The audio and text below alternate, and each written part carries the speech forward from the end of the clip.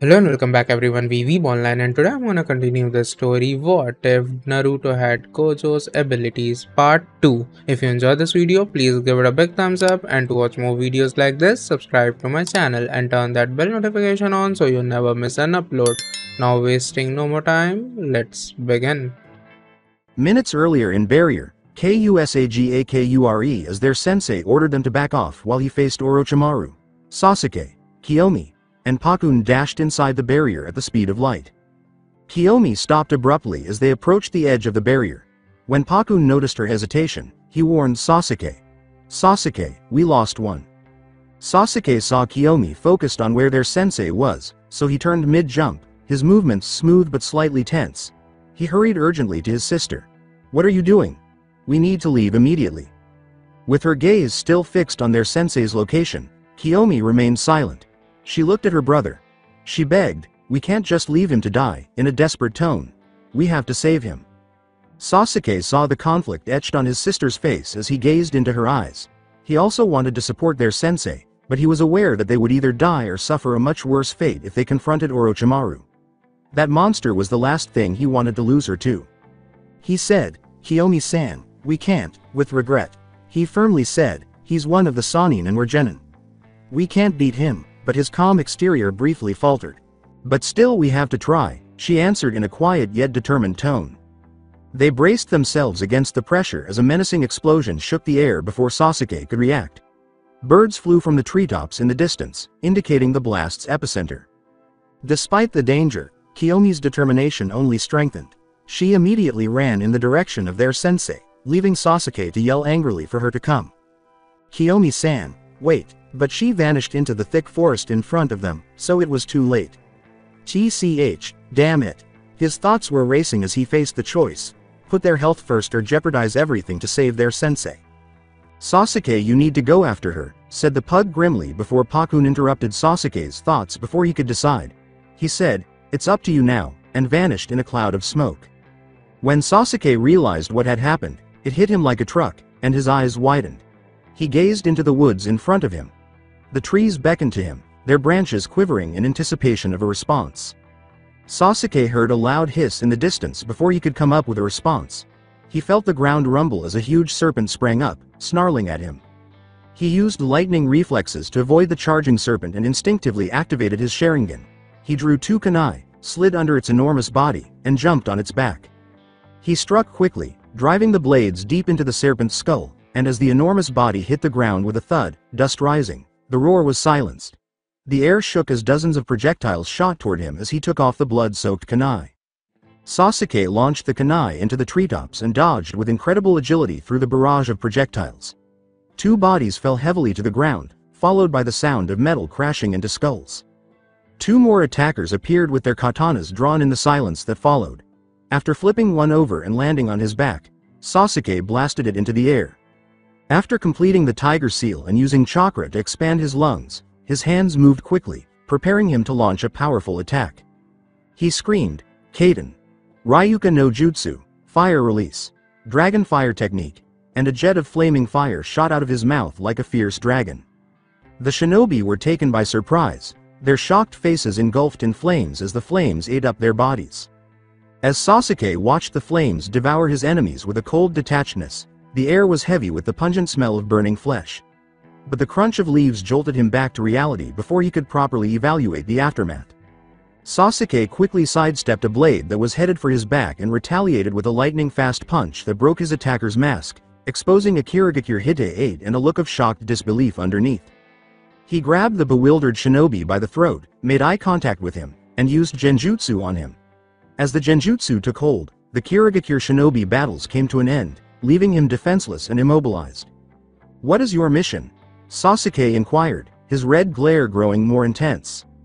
A dull voice said, "We are here to capture Kiyomi Uchiha and Kakashi Hitaki," the shinobi said.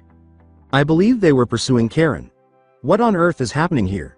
Biting the inside of his cheek, Sasuke thought to himself, "Who sent you?" The shinobi's body started to shake. They managed to say, "The Mizu," before a sharp, violent spasm tore through their body, causing it to twist unnaturally as their spines snapped, preventing them from saying anything more. Their final breaths were taken by an invisible force as they crumpled to the ground, blood dripping from their nose. Sasuke released the body and tossed it to the side. He said, "The Mizukage," out loud. With them, what does he want?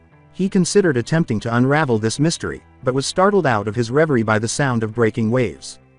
He glanced up and saw that Kiyomi was heading in the same direction as the sound. "I wasted too much time here, damn it." He called out, "Nu," and his Shikigami appeared. From his shadow, the owl-like creature emerged, snagged Sasuke in its talons, and raised him into the air before launching them into the forest's depths. Kusagakure, inside the barrier, is here with a burning pain shooting out of his chest. Kakashi staggered forward as the battlefield appeared to freeze. His eyes widened in horror as he looked down in shock and saw a katana sticking out of his chest. As darkness threatened to swallow him whole, blood dripped from the wound, staining his clothes, and the blade gleamed in the light. Orochimaru stated icily, "You put up a good show, but this battle was over the moment you decided to face me." With every second that went by, Kakashi's strength diminished, and his breaths came in ragged gasps. He was able to croak, "Why come here?" before he realized what was happening. "You're after the Uzumaki girl, aren't you?" Orochimaru's laugh cut like a hot butter knife through the dense air. When he said, insightful to the last breath, "Kakashi. I guess I'll tell you. It'll be my last gift before you leave the world of the living." His tone was brimming with condescension. "That Uzumaki girl possesses a rare gift, the ability to use reversed chakra." Reversed chakra? Kakashi wheezed, finding it difficult to understand what Orochimaru was saying. He only knew that this enigmatic power was strong and uncommon. Orochimaru went on, indeed, his eyes shining with fervent desire.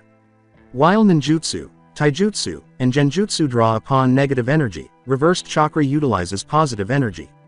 It grants the wielder extraordinary abilities, healing, regeneration, and much more. Only a select few, like Hashirama Senju and my dear old teammate, have ever mastered it. Orochimaru imagined the possibilities, and a ruthless smile twisted his lips. With the Sharingan and reversed chakra, I would be unstoppable. Every jutsu, every Kekkei Genkei, and every nation would belong to me. He yelled, trembling the air as the nearby animals fled from his insanity. With reversed chakra, one could become truly immortal and unstoppable. They would be a god among men. That is exactly why I want her and the Uchiha. The snake Sannin eventually recovered his composure and became sane again after several bursts of laughter. Unfortunately for you, Kakashi, you won't live to see such a world. The katana was carefully taken from Kakashi's chest, and a SCH click sound was produced. As the blade left his chest, Kakashi remained motionless. He attempted to push past his limits and move his body, but he was unable. Kakashi gasped in desperation and fell to his knees. As he struggled to stay alive, his consciousness began to fade away and the world around him began to fade into darkness. Kakashi heard a cry that was full of sorrow and desperation pierce the air just as he was about to leave this plane of existence. Kakashi-sensei. As he turned to face his student, who was standing in front of him with tears in her eyes and a distraught expression, Kakashi's breath became labored. Orochimaru scoffed and said, "Oh, I wasn't expecting you so soon, but I'm so glad you could join us. You've saved me the trouble of having to go out and find you." As Kakashi thought back on his life, his heart was heavy with grief and his mind was racing with regrets and unresolved business. He felt the icy blood on his fingertips as he touched the hole in his chest. Although he was aware that this was the end, he was at a loss for words. He wanted his student to remain strong and continue, not to be scared. Despite his deteriorating vision, he forced a smile under his mask as he gazed at her. He pushed out with his remaining strength, saying, "I believe in you, Kiyomi-chan. You are strong." With that, Kakashi collapsed to the ground, his body growing cold and motionless on the blood-stained ground as the world turned to darkness and the sound of his student's cries reverberated in his ears. Kiyomi's face began to well up with tears as she was unable to contain the agony any longer. She yelled, Kakashi-sensei, get up. Please, you can't be dead," in the hopes that her sensei would suddenly transform into a log and reappear beside her. It was deathly quiet, though, and nothing happened. Her sobs and the rustle of leaves were the only sounds.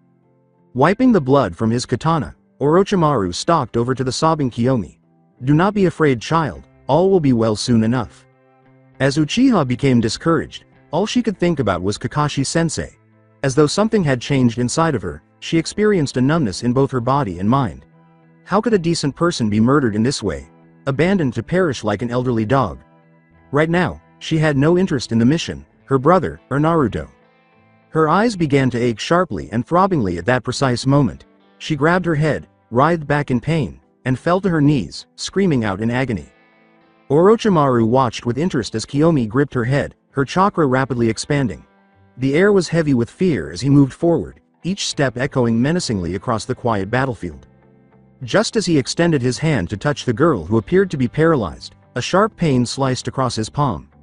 He looked at his hand and saw the blood dripping from a clean cut, startled by her sudden agility and speed. He saw Kiyomi throwing a kunai, his blood glistening on its metal, and then another one in quick succession as his eyes snapped up. As she dodged the jagged projectiles, Orochimaru pondered, it appears her Uchiha blood has finally boiled over. With a sudden surge of speed, Kiyomi delivered a whirlwind kick, causing the Sannin to spin around and easily grab the blow intended for his head. Kiyomi attempted a second kick with his arm as a pivot, but Orochimaru was unharmed by his quick reflexes. When he saw the deep red of Kiyomi's Sharingan, one Tomo spinning in a dance of resolve and rage, a smirk spread across his lips. He was eager to push her further, thinking it was fascinating. I must put her to the test further and elicit her animosity. In one motion, he grabbed her leg and threw her on the other side. Launched through the air, Kiyomi gracefully twisted her body and threw a barrage of shuriken at Orochimaru. Sparks flew through the forest as the Sannin's katana clashed with the shuriken, deflecting the metal stars. He exclaimed, "Senei Jashu," striking shadow snakes. A group of snakes leapt forward and clamped down on Kiyomi's neck. The air rang with a sharp scream, and then there was a sudden silence as a log took Kiyomi's place. Orochimaru's gaze darted about, trying to find his elusive foe. The sound of two demon wind shuriken slicing in his direction interrupted his hunt. Avoiding the spinning blades, he leapt to his feet. Orochimaru pointed out that she can maintain high genin speeds even with a single tomo, observing barely perceptible wires attached to the shuriken. The Sharingan's ability to elevate someone like her to this level in such a short period of time is truly amazing. Kiyomi yanked the wires down from the treetops. Orochimaru was the target of the shuriken's deadly spray of blades as it broke apart. As he drew closer to Kiyomi with terrifying speed, Orochimaru's body twisted inhumanely, dodging the barrage of blades. She was slammed against a tree's bark as his hand closed around her throat. He hissed, his mouth opening to reveal threatening snake-like fangs. "Impressive, truly befitting of a Uchiha," he said. Kiyomi gasped for breath and said, "GG got you," in a barely audible whisper, pulling hard on the loose wire she was holding. Just as the Kiyomi he was holding disappeared in a puff of smoke, more wires appeared out of nowhere, tangled him, and pinned him against the tree, causing Orochimaru's eyes to bulge in surprise.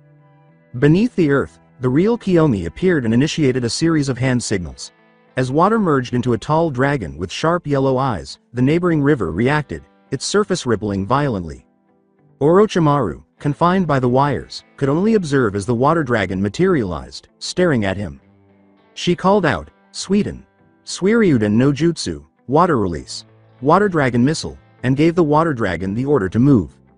With a roar, the dragon charged ahead, tearing through the terrain in the direction of Orochimaru. He only grinned malevolently as the water dragon devoured him, leaving behind branches, water, and leaves. Kiyomi collapsed to her knees as exhaustion and weariness began to seep into her body. She had launched a single attack using all of her chakra. Breathing heavily, she studied the dragon's path of destruction. She tightened her grip on the ground beneath her, her Sharingan fading. Her face started to well up with tears, which soaked the ground. Her cries reverberated throughout the neighborhood. "I apologize, Maki-san. We let you down," she thought. A sly voice asked, "What's the matter, Kiyomi-kun? There's no reason to be sad." When Kiyomi's head jerked up, she collided head-on with the uninjured Orochimaru. "A clever ruse, but did you truly believe it would be enough to defeat me?" he chided. Orochimaru's grasp was lightning fast, his twist cruel and vicious, but her arm shot up in defiance. Her arm was now a numb weight at her side, and her agonized scream drowned out the sound of breaking bone. Determined not to faint, she struggled against the approaching darkness. Orochimaru's laughter was a menacing tune as he slammed Kiyomi into the ground repeatedly, leaving a crater behind each blow, evidence of his ruthless attack. Kiyomi lay amid the debris, her body screaming in protest with each movement, her groans drowned out by the blood in her mouth.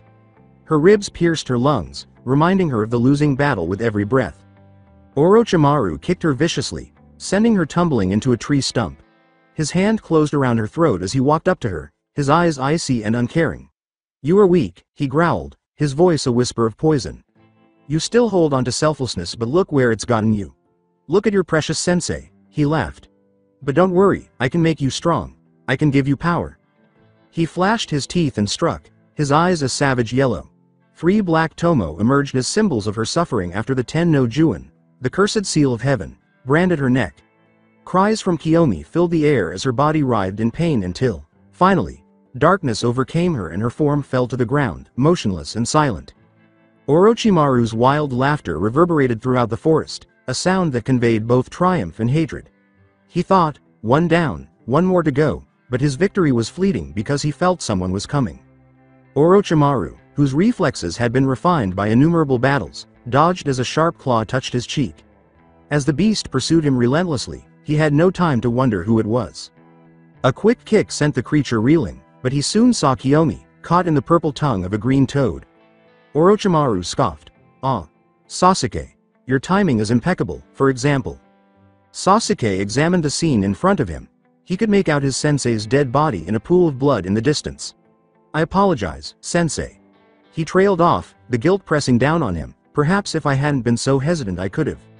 But a glimmer of doubt appeared in his mind as he looked back at Kakashi's motionless form. Is there any chance left? No, he pushed those ideas from his mind and focused on his sister. She was still alive despite having severe injuries and scarcely breathing. He was aware that fighting the Sannin would not be of any use and that his only hope was for a diversion, a chance to get away. Sasuke attacked while commanding Gyokukan, Divine Dog. Totality, Orochimaru was unprepared for the beast's ferocity. Its agility and speed were a blur of motion that would not give up.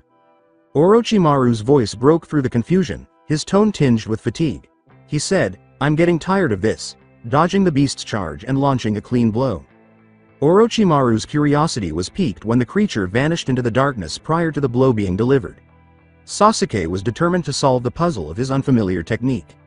Sasuke summoned his jutsu while creating elaborate hand seals. Tokusa no Kage Bojutsu. Seiteshirazu, 10 Shadows Technique.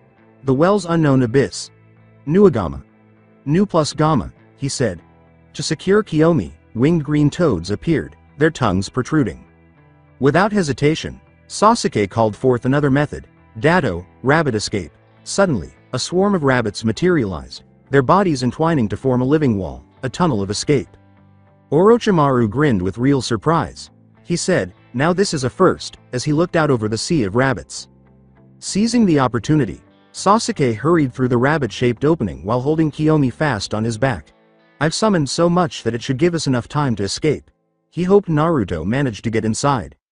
His thoughts were cut short when a loud hiss echoed through the air and a huge chakra signature burst forth. The formation of the rabbits was broken when a gigantic snake rushed through the barrier of protection. When Sasuke's eyes met Orochimaru's, who was standing imposingly atop the serpent, his heart began to race. Orochimaru said, "I see you," as the rabbit tunnel reshaped itself around them. How could he sense our location? Damn it. Sasuke considered running even faster, but his eyes were met with a terrible sight when he noticed his sister's neck bearing a curse mark. What on earth is that? Is he using this to follow us? As he continued to move, the Uchiha ignored these thoughts. He was traveling at great speed when he came out of the rabbit field on top of the treetop. He glanced over his shoulder and saw the white dome of rabbits. With a brief wave of relief, Sasuke reassured him, "Good, that should keep him busy." The break was short-lived, though, as a hideous snake with wide jaws and a silent threat of death sprang up from the ground below. They were saved by Sasuke's quick reflexes, but Kiyomi was firmly gripped in his arms as he fell from the canopy after the serpent's lung tore his left arm sleeve. Sasuke's body took the brunt of the impact as they fell to the forest floor. No bones were broken, but the pain flared. Determined to keep his sister safe, he endured the pain. Orochimaru reappeared, riding the serpent with a contemptuous expression. He teasingly said, "Amusing, but futile. That was decent, but I expected more from you." Even as he bit his cheek and tasted blood, Sasuke pretended to be ignorant in his response. He wished there had been more time. Orochimaru chuckled icily. "You think I wouldn't notice your little deception?" As Kiyomi and the rabbits vanished into the darkness, Sasuke rose slowly, His scheme was exposed. While Nuagama carried Kiyomi's and Kakashi-sensei's bodies to the entrance, he used Dado as a distraction. He combined Shikigami without the fear of their destruction by using Seiteshirazu, the well's unknown abyss.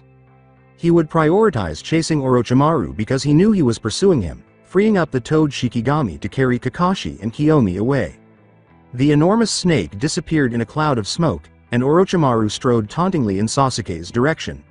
He sneered, "You should just give up," his desire to kill obvious. Sasuke maintained a firm stance despite his steady breathing and heartbeat that echoed through the quiet. "I just need to buy Naruto enough time to pass through the barrier. Can I, however?" Though his thoughts were racing, he firmly grounded them. "The question is not if I can. I must do it." Sasuke quickly formed the bird seal with his hands. He whispered, "Nu," and the chakra-charged air crackled. Nu's thunderous form emerged from the shadows, its screech piercing the tension. Orochimaru's brow twitched with mild interest. Toads, rabbits, werewolves, etc. And this now? His thoughts were racing to figure out Sasuke's strategy. Sasuke mirrored its charge as Nu screamed and lunged, a blur of speed and rage. They launched a coordinated attack of shinobi and beast as one. Unfazed, Orochimaru stood with a bored, amused expression. He dodged their blows with a smooth elegance, his movements a blur. With a casual flick of his wrist, Sasuke was sent reeling. His teeth gritted against the rush of pain as the young Uchiha's body skidded across the ground. Orochimaru hissed, pathetic, with venom seeping into each word. "Even your sister struck me and she's weaker than you. I expect more, Sasuke-kun." Sasuke's spirit was unfazed by what he said. He stood up and channeled his chakra into a serpentine seal. The ground shook, and a huge white snake with a tan underbelly and stark black markings erupted with a bellow that broke the stillness. Sasuke called out, "Orochi," and the giant came out with a hiss that could be heard in the darkness. Orochi hit in a sudden, quick motion. Its teeth were directed at Orochimaru, who was momentarily unprepared. The snake snagged the Sannin and threw it into the air, right in front of the Nu who was waiting. In perfect unison, the Shikigami pair launched their attack. Nu's wings crackled with a fierce purple lightning, aiming to electrocute the Sannin as Orochi, the giant serpent, swung Orochimaru around. Orochimaru, however, came out of the attack unharmed, his eyes flashing with a mixture of curiosity and rage. He roared, "Are you mocking me?" Orochi was torn apart in a sudden, vicious act, its pieces flying all over the battlefield. Orochi's form was destroyed, and Sasuke's eyes widened in surprise. But his astonishment was short-lived. He was abruptly brought back to reality by a tug at his jacket. Orochimaru had a firm hold. The Sannin hissed angrily, "Let me show you how futile your resistance is," they said. "You and your sister will be mine." He hurled Sasuke through the thick forest with a powerful heave. A human missile tearing through the trees. Sasuke soared above the canopy as he smashed through the forest. Nu grabbed him in a last-ditch effort to protect himself, creating a barrier against the assault. It goes beyond ninjutsu alone. His power and speed are unparalleled. Blood ran down Sasuke's face as his mind raced. Unrelenting, the Sannin descended upon them with a sly elegance. His blow was devastating, sending Sasuke and Nu crashing to the ground and smashing trees as they hit them. Sasuke opened his eyes to see Nu's shield over him. He looked down at his frog Shikigami, weighed down by Kiyomi and his sensei. Orochimaru had cornered them all after sending him back here. "I was counting on Naruto to make it through, but it doesn't appear to be a possibility anymore." His resolve was weakening, and his breath was labored. "What ought I to do?" Sasuke closed his eyes and thought. Gama was faltering, Nu was at its end, and Orochi was gone. "I'll let them go before they are also destroyed." Sasuke watched his Shikigami vanish into the darkness as he dispelled them with a sorrowful heart. Orochimaru thought, "I understand now," a glimmer of insight passing across his face. He wondered about the technique's uniqueness, not being constrained by summoning contracts but something much more flexible. Creatures born from shadows, Shikigami, correct? He asked. "Such a waste on you. I considered bestowing my curse mark upon you, Sasuke-kun, but your hatred is insufficient." Orochimaru pulled out his katana and twirled it with ease. His finality was sinister. "I'll end you now and claim your sister," he said. "How does that sound?" Sasuke's eyes moved from Orochimaru to the position of Kakashi and Kiyomi.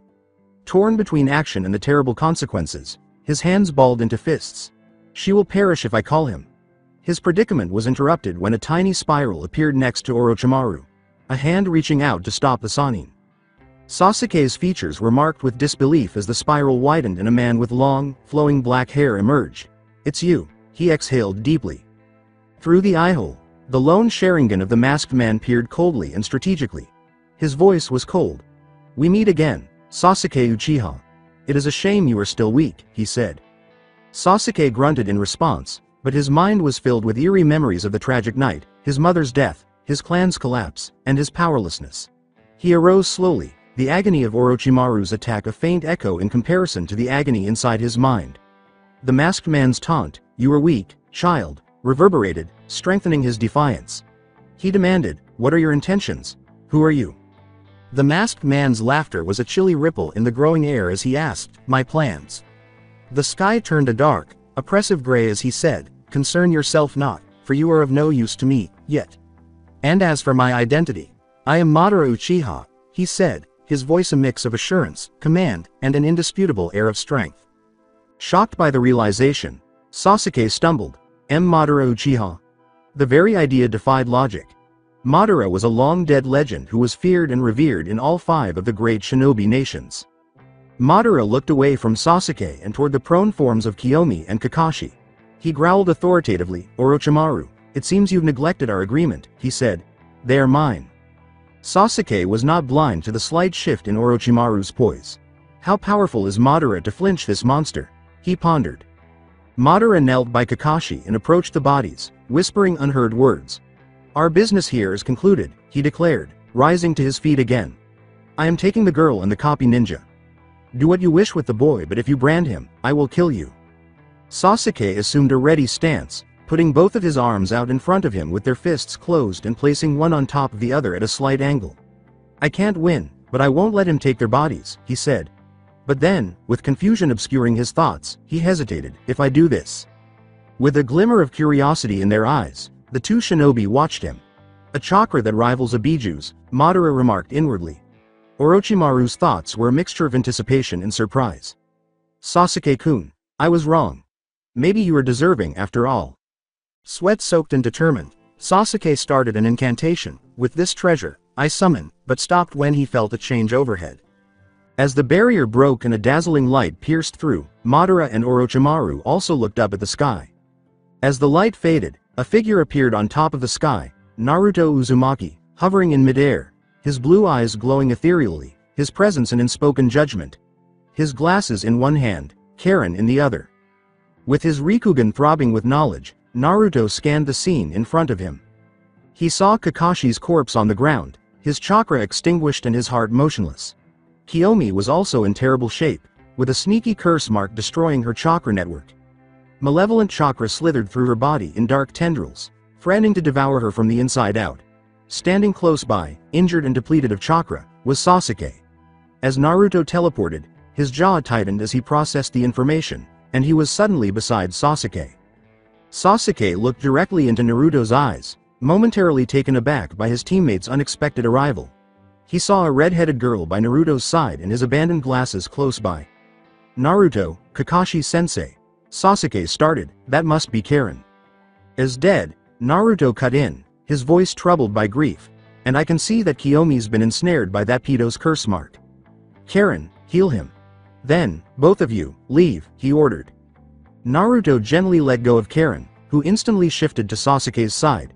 Sasuke felt a wave of relief that restored his strength and vitality, and white chakra surrounded him. Sasuke protested, "Naruto, you can't win. They're too powerful," in a voice full of fear and anxiety. Despite the steel in his voice, Naruto laughed. He said, "You've hurt my feelings, Sasuke. But don't worry," with unflinching confidence. A snake lunged toward the 3, its speed surprising Karen and Sasuke, its fangs bared, and a loud hiss sliced through the air. However, it was flattened in the slightest heartbeat, its blood smearing the ground. The serpent was reduced to a red smear on the ground beneath it, leaving the mark of an invisible force. Naruto stood with his hand outstretched and his eyes blazing with an unearthly radiance while Karen and Sasuke gaped. "I will win," he told them. "Now leave," he said, turning to his friends. "I'll be back once I've retrieved their bodies." Sasuke stood up reluctantly, his concern visible, but his faith in Naruto's skills overcame his reservations. "Let's go, Karen," he said, his eyes glimmering with resolve. After Karen gave a nod, the two sprinted across the terrain and vanished as they hurried to safety. Naruto examined the two opponents in front of him. A masked man posing as Madara Uchiha and one of Densetsu no Sanin. He thought this would be interesting. Orochimaru's voice, a mixture of laughter and rage, slithered through the air. "Oh my, you're going to fight us, Naruto-kun. Why fight when you can be mine?" With a tone brimming with contempt, Naruto sneered at the suggestion. He put his hands in his pockets and taunted, "No, I'll take a hard pass on that. I'm just going to kill you. Can't let any more of you child-liking weirdos keep breathing. Don't you think it's weird to go after an underage girl?" Laughed he. "Well, I guess with your looks, it would be difficult to find a woman who would want to be with you." Madara, who was wearing a mask, gave a deep laugh as he took pleasure in Naruto's remark about Orochimaru. Instead of smiling, Orochimaru's steely eyes were riveted to Naruto. He swore, "I'm going to enjoy killing you." Despite Orochimaru's threat, Naruto laughed. "We'll see," responded he. Naruto's mind, however, was aflutter with introspection. Madara was a mystery. It was said that she had 2 strong Sharingan and had competed with the first Hokage. Still, he was standing there with a single eye and a body that had been completely changed. Half of this guy's body is something else, and he has 1 Sharingan. I'm not sure. In addition, his chakra natures are everywhere. The majority of Uchiha are capable of using all chakra natures, but he has Mokuton? At the realization, Naruto's eyes widened and his mind began to race with potential outcomes. The real Madara Uchiha couldn't be this man. What on earth is he? He thought. Additionally, he observed that the man's Sharingan had an uncanny familiarity to it. Like, who? Wait. No way. Despite the whirling doubts, Naruto pushed them away. There are just too many unknowns, damn it. After I get Kiyomi and Kakashi-sensei back, I'll worry about this. The unknown weighed heavily on his shoulders as he readied himself to engage with steely resolve. Naruto was given unmatched processing speed by the Rikugan, which allowed him to analyze information in a matter of seconds even though it seemed like only a small amount of time had passed. Playfully mocking fate itself, Naruto held out a finger and asked, "Who should I take out first?" He chanted, "Eeny, meeny, miny," as his finger alternated between Orochimaru and Madara. "Mo," he said, giving Madara the final say. Naruto vanished in the next breath, only to resurface in front of Madara with a fist flying in his direction. Madara's shape started to change, but then something unexpected happened.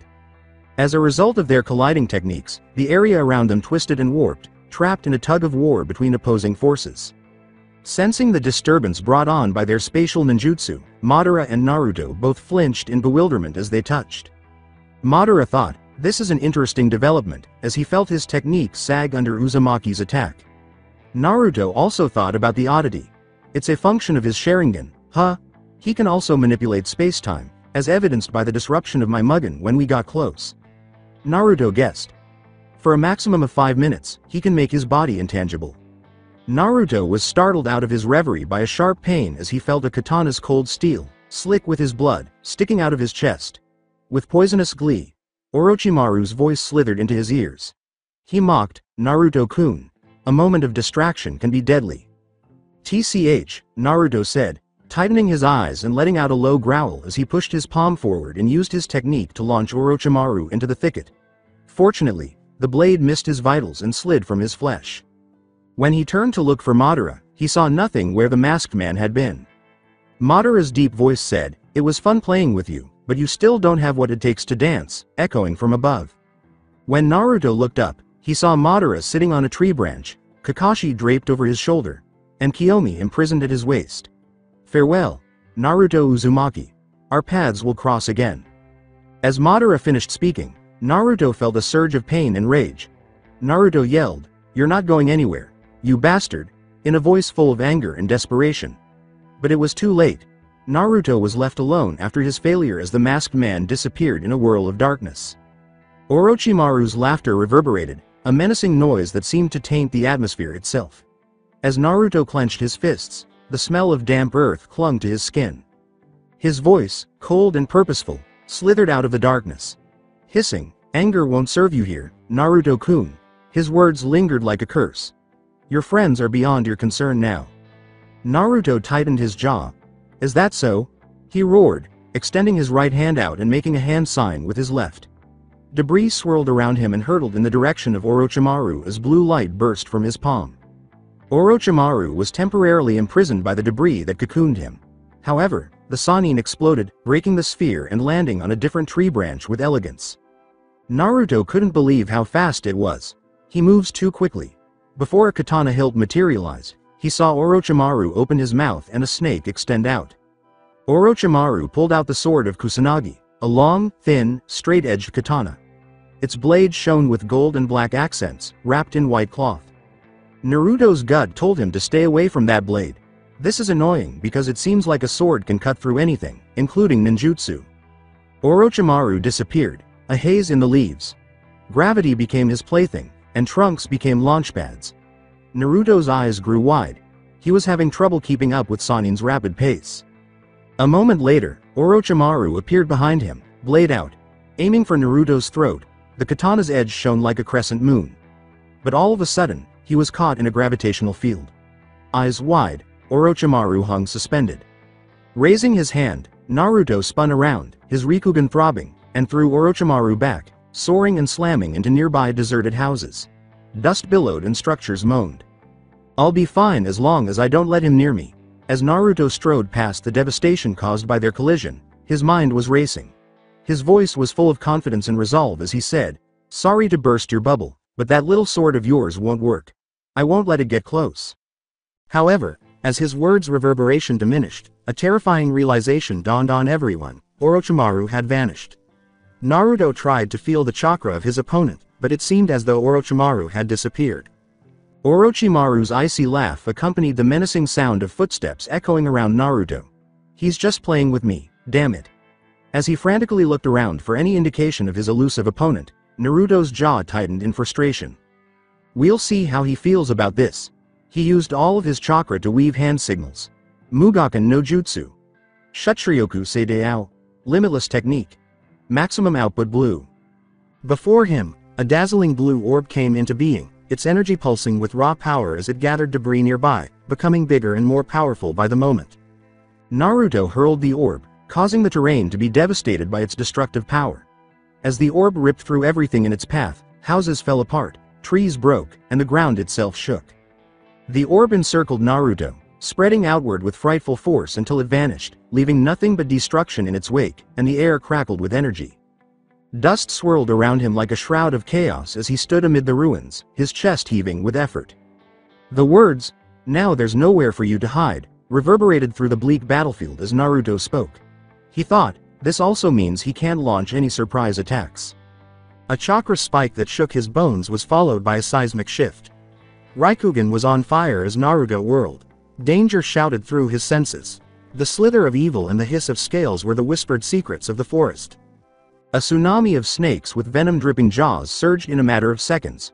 With eyes that reflected Orochimaru's vile intent, they gathered like a living tornado. They flooded into the crater surrounding Naruto's position. "I can't really tell where he is right now." As he looked for the Sannin in the sea of snakes, he thought, these snakes are hiding his chakra signature. Their venom sizzled against his barrier as they lunged, their fangs snapping. Mugen remained steadfast in the face of the serpent's hunger, while Naruto stood firm. As he waited for the next blow, perspiration ran down his cheeks. However, nothing. Where is he? Damn it.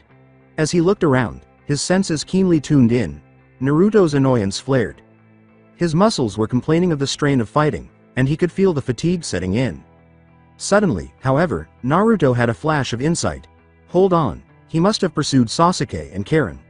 I must rid myself of these snakes. Naruto prepared another attack with a fresh sense of urgency so he could go save his friends. However, Orochimaru appeared behind him before he could move, his presence akin to a chilly whisper against Naruto's skin. Naruto shuddered as Orochimaru's voice brimmed with hate. You really should keep your eyes on your target at all times. You'll never know when it's too late. When Naruto turned to face Orochimaru, his eyes widened in horror, but it was too late. Orochimaru's blade sliced through Naruto's barrier with lightning speed. The cold steel screamed through his throat and out the back of his neck, tearing through infinity. The floor was covered in a crimson tide of his blood. As Naruto struggled to grasp at the weapon, desperation gnawed at his senses, but Orochimaru persisted. He moved quickly down Naruto's body, ripping through both fabric and flesh. As he struggled to remain conscious, Naruto's vision became blurry as his world whirled in a haze of pain and darkness. However, it was a pointless endeavor. Orochimaru's attack persisted, each blow accurate and ruthless. Naruto was rendered immobile by the agony that burned through his body, causing his legs to buckle under him. Orochimaru moved quickly, knocking Naruto to the ground and sweeping him off his feet. Orochimaru took advantage of the situation, his actions a blur of lethal intent. The faint light caught the glint of steel as he pulled a kunai from his cloak. He brutally thrust the blade into Naruto's head with a savage thrust. With a chilling finality to Naruto's struggle, the impact reverberated through the quiet. As he lay still amid the debris of their fight, blood gathered around his lifeless body, discoloring the ground beneath him. Orochimaru grinned triumphantly as he looked over his creation, enjoying his success. His laughter was a cruel symphony of victory that reverberated throughout the quiet landscape. With a mocking tone, he taunted, "It's such a shame I had to kill you. I would have loved to take your body and Keke Genkai." Naruto's lifeless body was forgotten as the sun emerged from behind clouds, illuminating the landscape with a faint glow. As the shadow of death engulfed him, snakes swarmed and slithered over his lifeless body. Kusagakure, Kannabi bridge as two figures darted at high speeds, urgency driving their movements. The sounds of footsteps and rustling leaves reverberated throughout the dense forest. Time passed as long shadows were cast through the trees by the sun, which was now starting to set.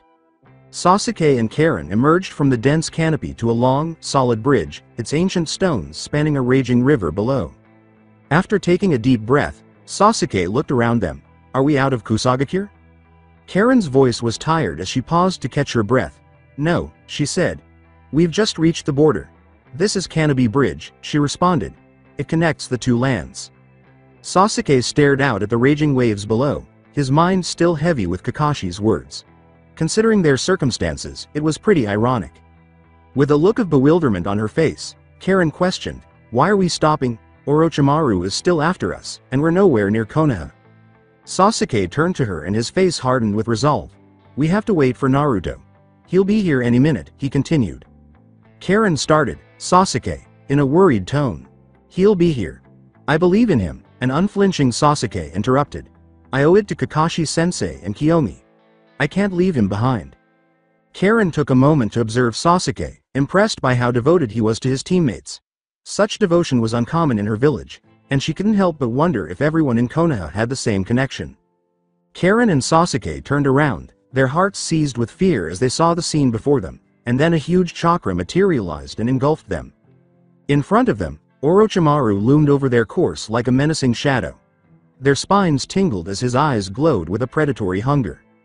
Sasuke demanded, his voice brimming with rage and defiance, "Why are you here?" Orochimaru's lips formed a sly grin, a gruesome expression of laughter. Why, you asked?" he said with a dark laugh, taking pleasure in their terror. "Isn't it obvious? I killed Naruto Uzumaki." Sasuke's fists clenched at his sides as he felt a wave of anger and agony. Karen's stomach turned over with regret and guilt as she stood next to him.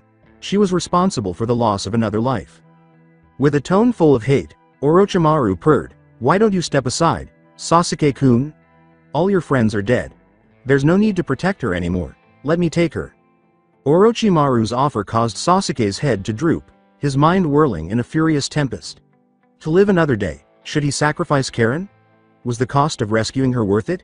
As he struggled to comprehend the seriousness of his situation, these questions plagued him. A metallic clang broke the silence as Sasuke's inner turmoil threatened to overwhelm him, causing him to look down. His Konoha Hite lay there among the grass. There had been little reason for him to proudly show off the emblem of a village that meant little to him. However, he was unable to ignore his feelings as memories of his family, his friends, Naruto, and even Itachi began to flood his mind. Sasuke whispered, "Naruto. You were right," at a volume hardly audible above a whisper. He reached down and wrapped his trembling fingers around the Hite, saying, "I'm weak and scared." The burden of his failures and the weight of his past increased with every second that went by. He stood up slowly, his hold on the Hite getting tighter. "I thought I could continue like this until I faced that man, but now, I see how foolish I've been." Karen, who was beside him, watched with tears in her eyes and a heavy heart, not wanting to see anyone else killed for her. With a worried pause, she said, "Sasuke, you don't have to." However, before she could say anything more, She sensed Sasuke's chakra surge. She felt its pressure, and her eyes widened. Orochimaru watched Sasuke with a mix of interest and expectation, noting the boy's firm hold on his Hite 8. An unfair reality is the only thing that is given to everyone equally. His mind was filled with memories of his mother, Kiyomi-san, and Kakashi-sensei, whose picture served as a sobering reminder of the abuses they had to endure. They were more deserving of happiness than anybody else. However, they still experienced negative outcomes. Tying the Hite 8 around his forehead, he closed his eyes and thought. As chakra started to radiate off his body and resonate with the core of his being, he spread his arms wide and assumed a wide stance. You could hear its hums on the other side of the bridge. His words cut like a blade through the tension. Evil people can only be judged under the law. They go through life harming others and not caring about the consequences. While Orochimaru remained calm, his eyes showing a hint of anticipation, Karen's eyes filled with tears as she watched Sasuke with awe and concern. His eyes sprang to life, revealing a mature, three-tomo Sharingan, blazing with resolve and determination. Shinobi are mere pawns in the cycle of retribution, but innocents still get hurt. I want more good people to enjoy fairness, even if only a few. That's why. I'll save people unequally.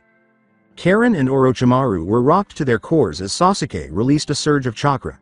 Karen was astounded by the immense force pulsing through the atmosphere, an experience she had never had before. When Orochimaru felt Sasuke's newfound strength, his eyes widened with excitement. Yes, that's it, he exclaimed with manic joy as he strode over to Sasuke, grinning menacingly. The true battle begins now. Show me, Sasuke Uchiha. With his weapons at the ready, Sasuke swore, I'll show you the true might of the Uchiha. But when he noticed a figure coming out of the forest behind Orochimaru, his determination faltered. His Sharingan deactivated in shock as his hands trembled. Sensing the abrupt change, Orochimaru turned to look at the unexpected visitor with a perplexed expression. His voice echoed, a little bewildered, what? Yo, it's been a while, asserted the figure. A man with white spiky hair, his ripped open jacket and white shirt underneath stained with blood, appeared in front of Orochimaru, Karen, and Sasuke, who stood frozen in shock. His blue, visible eye, adorned just below with dried blood, radiated a fierce glow. Naruto. Sasuke exhaled, clearly incredulous. Orochimaru's bewilderment reflected Sasuke's surprise. With a tone of disbelief, he demanded, how are you alive? I know I killed you, this isn't possible. Naruto said, but it is, as he pushed his hair back to show a healed wound that had once been fatal. I'm alive and kicking. Karen's eyes grew wide with insight. She said, he healed himself by using reversed chakra. Reversed chakra? Sasuke repeated, his tone betraying his surprise. He had never heard of such a notion before. Bingo! Naruto yelled, wildly enthusiastically tapping his temples. As he spoke, his gestures were erratic and his movements were exaggerated. When you stabbed me through the throat, I poured all my focus into the reversed chakra technique. Negative energy can do a lot, but it can't heal on a drastic level. Only positive energy can be used for such extreme regeneration. So, I multiplied that negative energy against itself to create positive energy. That's reversed chakra. Orochimaru paid close attention to Naruto's digressions and was fascinated by the boy's newly discovered talent. He was able to avoid death by using the positive energy from the reversed chakra. This was more than he had anticipated. As Karen observed Naruto's unpredictable actions, her anxiety grew. She moved closer to Sasuke for support and asked, is he alright? Sasuke grimaced as he shook his head. Picking Karen up, he said, no, he's not. We need to get away from here, and they left the impending battle. With every second that went by, Naruto's rambling grew increasingly erratic and illogical. Easier said than done, but I finally grasped it on the verge of death, he said, swinging his arms loosely and making dramatic hand gestures. The true essence of chakra. Ha ha ha ha ha. Now you're going to lose because you didn't cut off my head, you fool. Orochimaru prepared for what looked to be an exciting battle by taking the sword of Kusanagi out of its sheath. He said, you're just as insane as I am, with a smile on his lips. And don't be so sure of yourself. Our fight is just getting started. Oh, is it? Naruto threw his arms back, exaggerating his movements. Yeah, you're right, you're so right, he said, his voice resonating through the atmosphere and scattering birds from the surrounding trees. With blinding speed, the Sannin moved forward, leaving a trail of debris behind him. With deadly accuracy, his blade slashed through the air, hissing menacingly as it flashed toward Naruto's head. Unconsciously, Naruto shifted as the deadly blow sped by his face. Orochimaru counterattacked by twisting the blade, but the young shinobi disappeared in front of him. The force of his evasive maneuver stirred the dust, leaving only a swirl. When he turned, he saw Naruto hanging upside down in midair with a sly smile on his face. As Naruto exclaimed, "Gyakuten Mugaken no Jutsu," aka reversed limitless technique. Red, a small red sphere pulsing with raw energy appeared on his fingertips. With frightening speed, the sphere sped toward Orochimaru, streaking through the air like a comet of fiery red light. The air crackled with energy as shockwaves reverberated through the area as it collided with the sword of Kusanagi in a power surge. It was a violent blow. Orochimaru was hurled backward, his body slamming with bone-jarring force through the stone walls as he skidded across the river's surface below. He was left sprawled and confused in the middle of the flowing waters after a big rock finally stopped his momentum. Orochimaru's head began to trickle blood. He thought, laughing to himself, "No one's made me bleed this much in a long time." He got up from where he was crouching and looked up to see Naruto hovering in midair, staring up at the sky. Naruto's body appeared to transcend earthly limitations as he smiled with a smile of pure bliss. Orochimaru was overcome with excitement. With power beyond his comprehension, this boy was a true monster. With a more solemn expression, he extended his arms and stepped on top of the water. "I might have to believe him. HMPH, he grunted, realizing how serious the situation was. Orochimaru quickly assessed the situation and wondered about Naruto's skill set. Part of his Kekkei Genkai was the blast. He filled his Mugaken no Jutsu with the inverted chakra. He possesses the abilities to repel, aka attract, ow, and stop, Mugen. He was not deterred by this realization. The words, "This changes nothing," he whispered to himself. Naruto was a member of the Sannin and was merely a genin. However, Orochimaru experienced a sudden wave of uneasiness as Naruto's sharp blue eyes fixed on him. His fate seemed to be on the line as he stood in front of a divine judgment. There was a rare moment of doubt that made his heart skip a beat. He growled and shook off the feeling. "No," he said. "He, I will kill you." He clasped his hands together, and the earth obeyed, sending two serpentine forms flying gracefully upward and directly toward Naruto. Naruto dodged their predatory lunges with the dexterity of a dancer, his movements as smooth as a leaf swaying in the wind. The symphony of nature surrounding him, including the distant whisper of the wind through the trees, the rustle of leaves, and the chirping of crickets, overpowered the hissing threats of the serpents. Naruto's senses were enhanced as he flew through the air, allowing him to see every detail of his surroundings with striking clarity.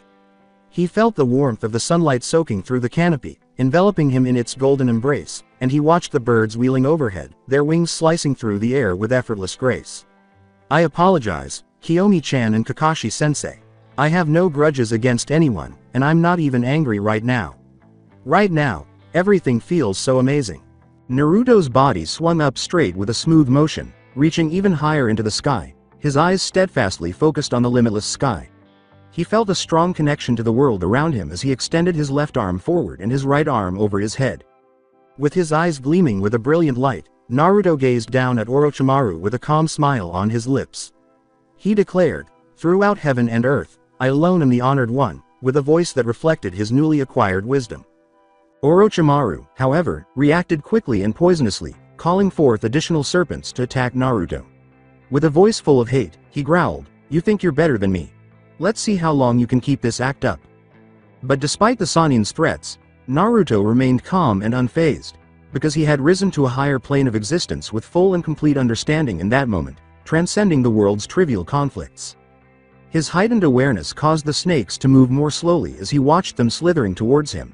He searched for clarity in the midst of the chaos of battle, delving deeper and deeper into his knowledge with every second that went by. Rasengan, a method that condenses and swirls negative chakra, Naruto thought to himself. It is the foundation of my skills. However, Naruto continued introspectively, his expression unaltered, "There's more to it than meets the eye." The Rasengan is inspired by a different method that perfectly balances the use of both positive and negative chakra. Naruto's comprehension became more firm as the snakes drew closer. Now more than ever, he realized the core of his skills. Fully conscious, Naruto raised his right arm forward, extending his ring and pinky fingers while holding his thumb down with his index and middle fingers. The attack I'm about to unleash, Naruto said to himself in a steady voice in spite of the danger that followed, is akin to the Bijudama. As Naruto concentrated his chakra and used his will to merge and shape it, the world appeared to come to a halt. To generate and expel imaginary mass, take the convergence and divergence of infinity and smash them together. Violet light radiated from his fingertips, forming a purple twinkle. With a flick of his fingers, Naruto proclaimed, Kiyoshiki, Murasaki, imaginary technique. Hollow purple, as a tiny purple sphere swiftly swooped down toward Orochimaru, destroying his snakes as it hit. The purple light was so bright that Karen and Sasuke shielded their eyes from it. Orochimaru watched as the purple sphere approached, stunned and immobilized. He was truly afraid for the first time in his life. Then he was consumed by the light. In sharp contrast to the chaotic battle that had just taken place, the battlefield was quiet and motionless. The eternal rhythm of nature appeared to continue unaffected by the turmoil caused by human strife. Naruto descended gracefully from the sky, landing amid the remains of the battle, his expression composed but preoccupied. With his hands in his pockets, he looked around, the only trace of Orochimaru remaining in the lone hand still holding the sword of Kusanagi. When Sasuke and Karen slowly opened their eyes, they saw the devastation caused by Naruto's attack. The once sturdy river was tarnished by a circular void, its earthy foundations broken by Naruto's power, but it didn't seem like much in comparison to the lives still in danger. Naruto yelled to his teammates, "It's okay for you guys to come out now," with a hint of coerced assurance in his voice. Karen and Sasuke came cautiously closer, their faces showing worry. Karen asked, her voice full of real concern, "Naruto, are you going to be alright?" Naruto forced a smile, his eyes revealing the turmoil inside him as he tried to hide his emotions.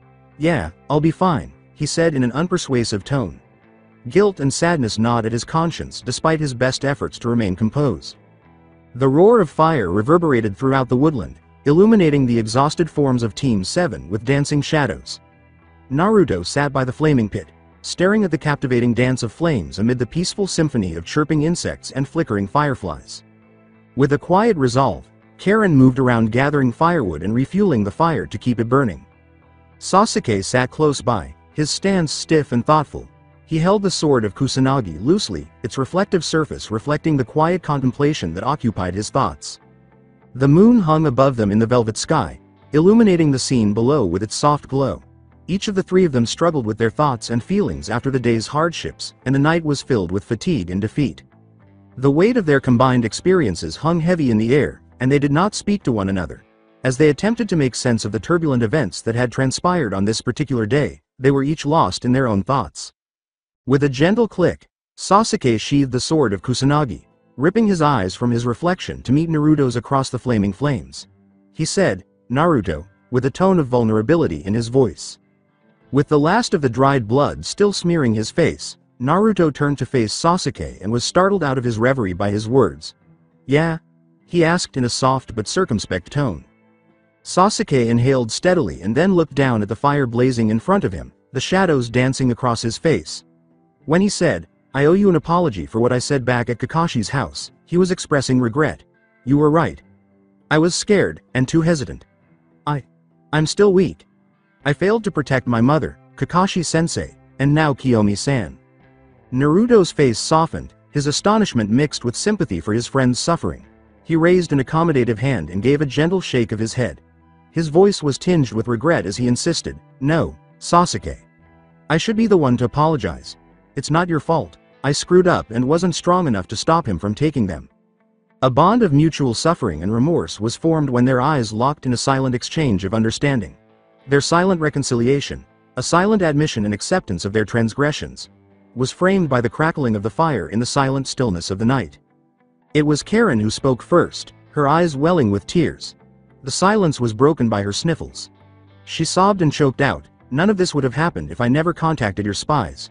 I don't deserve to be saved. I'm not a good person." Her cries were drowned out by Naruto's voice. He said, "I think you're a good person," in a firm but gentle tone. "We can't control the outcomes of our choices. We can only deal with the consequences. But you chose to help me break through the barrier and you chose not to abandon Sasuke." Naruto got to his feet and took something out of his pocket. He went on, his eyes unblinking, "You may not be perfect but you're better than most people I know," as he held out his Hite aid to Karen. "Here, take this." Karen gazed at Naruto, doubt and bewilderment shining in her eyes. Feeling unworthy of such kindness, she hesitated. However, her misgivings were allayed by Naruto's kind and sincere smile. Naruto stated quietly, most strangers wouldn't be willing to give themselves up for people they just met, with genuineness in his voice. A glimmer of hope began to stir within Karen as she reached out and took the Hite-8 from Naruto with a trembling hand. Then it occurred to her that perhaps, just perhaps, she was deserving of kindness. She took out her Kusagakure Hite-8 with a steady hand and threw it into the fire, observing as the flames ate up the reminder of her history. She proudly tied the new Hite-8 around her forehead while wiping away the tears that were still streaming down her face. With a voice full of conviction, Naruto proclaimed, "You are no longer a shinobi of Kusagakure. You are Karen Uzumaki, a member of Team 7 from Konohagakure." Karen nodded and sensed Sasuke's presence, who smiled slightly at her. Karen said in a worried tone, "But what about your other teammates?" Naruto boldly declared, "We are going to rescue her, of course," his resolve unflinching, "and bring back Kakashi-sensei's body." Naruto adopted a new appearance as he wrapped the cloth around his eyes, pulled his hair up, and took the bandage containing his shuriken pouch. He turned to Sasuke, who was still sitting, and invited him. "So, are you going to join us, Sasuke?" Sasuke raised his head and fixed Naruto with his resolute gaze. He stood up, his voice full of determination, and swung the blade quickly over his back. "Yeah. Let's save them." With a mischievous smile and mischievously sparkling eyes, Naruto made a dramatic pose and clasped his hands together. "Onward, Team 7. Let's journey forth to the land of water," he exclaimed, his enthusiasm contagious, his voice booming and exaggerated. A tiny smirk tugged at the corners of Sasuke's lips as he rolled his eyes at Naruto's antics. "You just had to go on and ruin the mood," he stated. Naruto pumped his fist into the air and exclaimed, "Oh, come on, Sasuke-kun. We're going to save Kiyomi-chan. Right, Karen?" Karen also pumped her fist, exclaiming, "Yeah," as she laughed at their antics. A cozy sense of companionship grew inside her. Sasuke left the two of them. "Will you two quit? Let's not waste any more time." Naruto yelled, "Hey, Sasuke. Why did Orochimaru open a sweet shop with a snake theme?" Not in the mood for this, Sasuke arched an eyebrow and started to leap through the forest, moving away from them. Naruto was the last to join, but Karen quickly caught up to him. "Because he wanted to serve his enemies a bite they'd never forget," replied Naruto. In order to avoid Naruto, the Uchiha jumped through the forest more quickly and gave him a straight face. Naruto sped up and yelled, "Hey Sasuke! Wait up! I've got another one. How many Uchihas does it take to kill a clan?" He chased after Sasuke, but the wind cut off his voice. Karen forced herself to follow their speed. She would stop at nothing to support her new team in their rescue effort. She was not going to disappoint them, even at her expense. Sasuke flew through the treetops as he proceeded through the forest, but Naruto's clumsy attempt at a joke made him smile. In spite of the task at hand, he had enjoyed Naruto's foolishness. It brought back memories of Kiyomi's constant taunting. "Perhaps," he thought, "things will finally work out for us. I promise to save you, Kiyomi-san." Kirigakure as two figures lived inside an arboretum. One perched on a cliffside overlooking the village below, the other seeking cover in the trees. The sky was overcast and the air was heavy. The smell of saltwater, fresh rain, and an earthy scent permeated the air as the waves in the area smashed against the shore. The area was shrouded in a dense fog that prevented anyone from seeing what lay beneath. In an attempt to stay warm, the figure near the coastal forest was leaning against a tree and rubbing her hands together while blowing breath onto them. "Through chills," she asked. "Where is that idiot? He should have been back by now." Sheathing the katana in his hands and slinging it over his back, the figure standing close to the cliffside closed his eyes. He was walking toward the icy girl. His voice was calm and firm as he said, "Be patient, Karen." He looked back to the cliffside and birds soaring in the sky, thinking back on their journey to this new land, and thought, he'll be back soon. Well, hopefully. They arrived at Nami no Kuni, the land of waves, in a little more than a week. After a few days at sea, they eventually found harbor on the main island's western side after having to board a ship to cross the Kaikoku Sea, which was not a pleasant experience. Their ultimate destination, Kirigakure, the nation's capital, is located on this main island. Karen said uneasily, "Yeah, I know Sasuke. I'm just worried about Kiyomi. I hope we can find her quickly." Seeing her anxious expression, Sasuke turned back to his comrade and smiled reassuringly at her. "We'll find her," he answered back. To be honest, though, he was also concerned about Kiyomi and their future in Konoha. A week prior, near Konoha, the three of them had reached the depths of the Land of Fire. However, Naruto decided to go on to Kirigakure when they came to a fork in the road to return to the village. "We can't return to the village, yet. We need to keep this little mission of ours a secret," said Naruto. Karen gave him a perplexed look. "But wouldn't it help to have more shinobi assist us in rescuing Kiyomi and retrieving your sensei's body?" "True," replied Naruto, "but we don't know who leaked the details regarding our mission and information on my abilities. If we go back without knowing who the traitor is, they can alert Madara, or whoever he is. He'll most likely move Kiyomi somewhere different," he thought. Karen gave his reasoning a small nod. Despite her lack of knowledge about their village, Naruto's statements made sense. "Wait, what about your village leader? The Hokage, right? Why can't we tell him? He's a naive old fool who puts too much trust in people. What we tell him would most likely get leaked. He won't admit it, but the Konoha Council has him wrapped up around their finger," Naruto said with an expression of disdain. "I honestly want to kill every one of those bastards, but that's for another time. But there's another reason why we can't send a large force into Kirigakure," he said after a brief pause. "And that reason is?" Karen inquired, unsure if Naruto was playing pranks on her or merely trying to be dramatic. The silence was broken by Sasuke's voice. "If we assemble a full squad of shinobi to infiltrate and invade Kirigakure, it could be seen as an act of war. Kirigakure is known for its isolation from the rest of the world. They are hostile and aggressive to all villages. Especially Konoha. The two villages share a bloody past. There are also too many unknowns on how and why Madara is involved with Kirigakure." When Naruto pointed at Sasuke, he said, "Correct, you are my emo friend," while Sasuke simply gave him a stoic look. "So you see, my dear Karen, we are the only ones who can do this mission. Fear not, even though you are weak, we shall protect you," he said, turning back to face Karen and rewarding her with a thumbs up. Naruto's antics caused Karen's eyelids to twitch. She was beginning to grow tired of his incessant jabs, extravagant behavior, and constant joking. "Did my words hurt your feelings, Karen-chan?" Naruto teasingly said.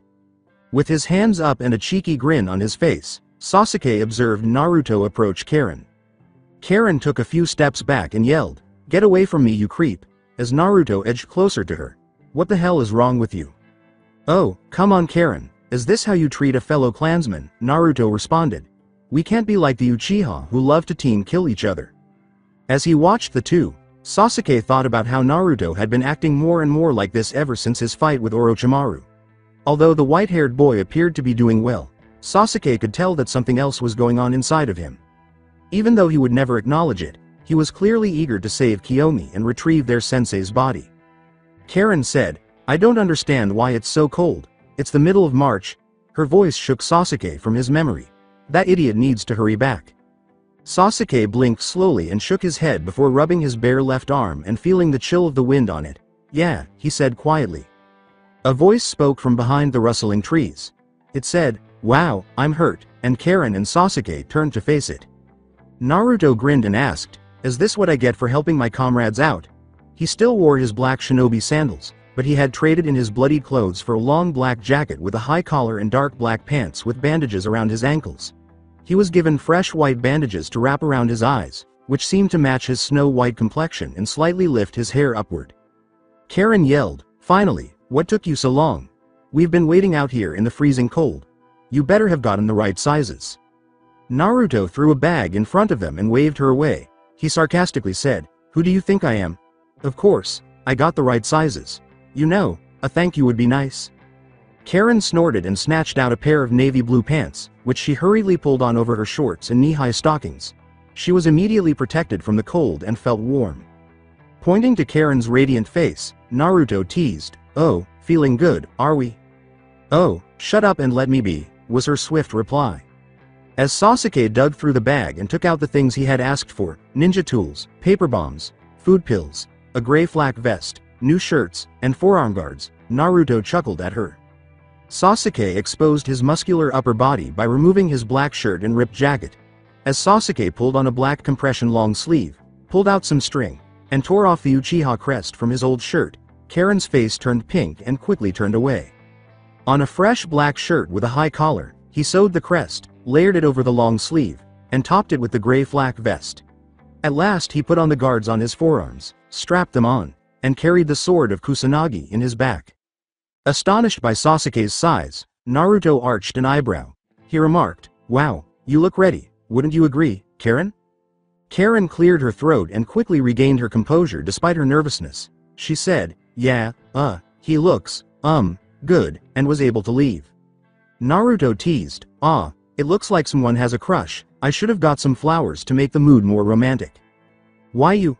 Karen exclaimed as a tick appeared on her head and she rolled up her arm sleeve to hit Naruto with a haymaker. Sasuke said, "That's enough," gravely. "We need to focus on finding Kiyomi-san and Kakashi's body."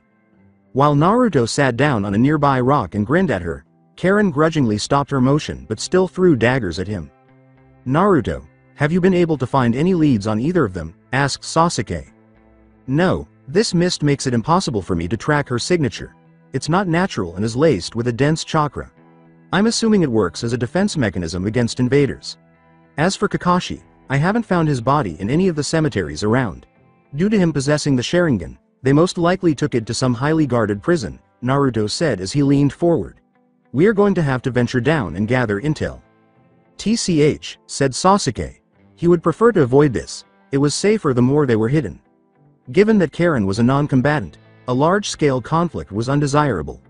During their time on board the ship, they had attempted to teach her a few moves, but she just lacked the fighting skills.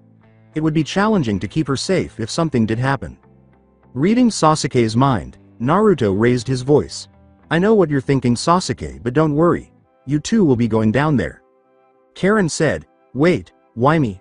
I can't fight, also how are we going to communicate with you?" Naruto reached into his pockets and took out 2 earpieces, saying, "These to stay in contact," before throwing one to Karen and the other to Sasuke. "If we go and you stay, someone could sneak up on you, which would be annoying to have to go rescue you also. Besides, Sasuke isn't a censor. You are. I'll be close by, and we'll use," he said. Karen stared at Naruto in disbelief as Sasuke began to set up the earpiece. "How are we supposed to be stealthy with these things in our ears?" Naruto sighed and placed a hand on his head. "Do I really have to explain everything? You're a shinobi, aren't you? Use your brain." Sasuke extended his arm in front of Karen as she was about to throw a nearby rock at Naruto. Calmly, "We'll use the henge no jutsu to blend in with locals," he stated. "We can gather intel discreetly and without suspicion." Karen threw the rock at Naruto, who just put a hand seal up and caught the rock inside his muggen. Naruto's response, "See, at least Sasuke's got a brain," drove Karen's annoyance over the edge. "Hee, too slow." West Gate of Kirigakure Team 7 relocated to a lower altitude, close to a bush with a view of a trail that leads to Kirigakure's western gate. Merchants and shinobi passed through a checkpoint that was heavily guarded. As they gathered papers and documents, guards stood to control the flow of people coming in and going out. Naruto said, "We're lucky they let merchants pass through," and then he retreated into the tree lines. Karen and Sasuke did as he said. He produced a pair of passports and presented them to Karen and Sasuke. As Naruto described the plan to them, they looked at their identities. "So, you two will be acting as an old married couple from Udon no Kuni, the land of noodles. You are here to sell your products. That product will be noodles, of course," he continued. "Your names will be Megumi and Shoko. Any questions?" When Sasuke glanced down at his passport, he saw the face of an elderly man with black hair and gray flecks in his mid-60s. An elderly woman in her early 70s with wrinkled skin, red hair, and baggy eyes served as Karen's disguise. Karen questioned, "Why do we have these names? They sound weird. Also, where did you get these pictures and why am I so much older than Sasuke?" "Cut me some slack, they were the only names I could think of in a short time," said Naruto. "Being older makes you less of a target for any degenerate scumbags out there, hopefully. As for the pictures, let's say I borrowed them from a nearby cemetery." "You really have no shame at all," Karen said, blinking slowly at Naruto.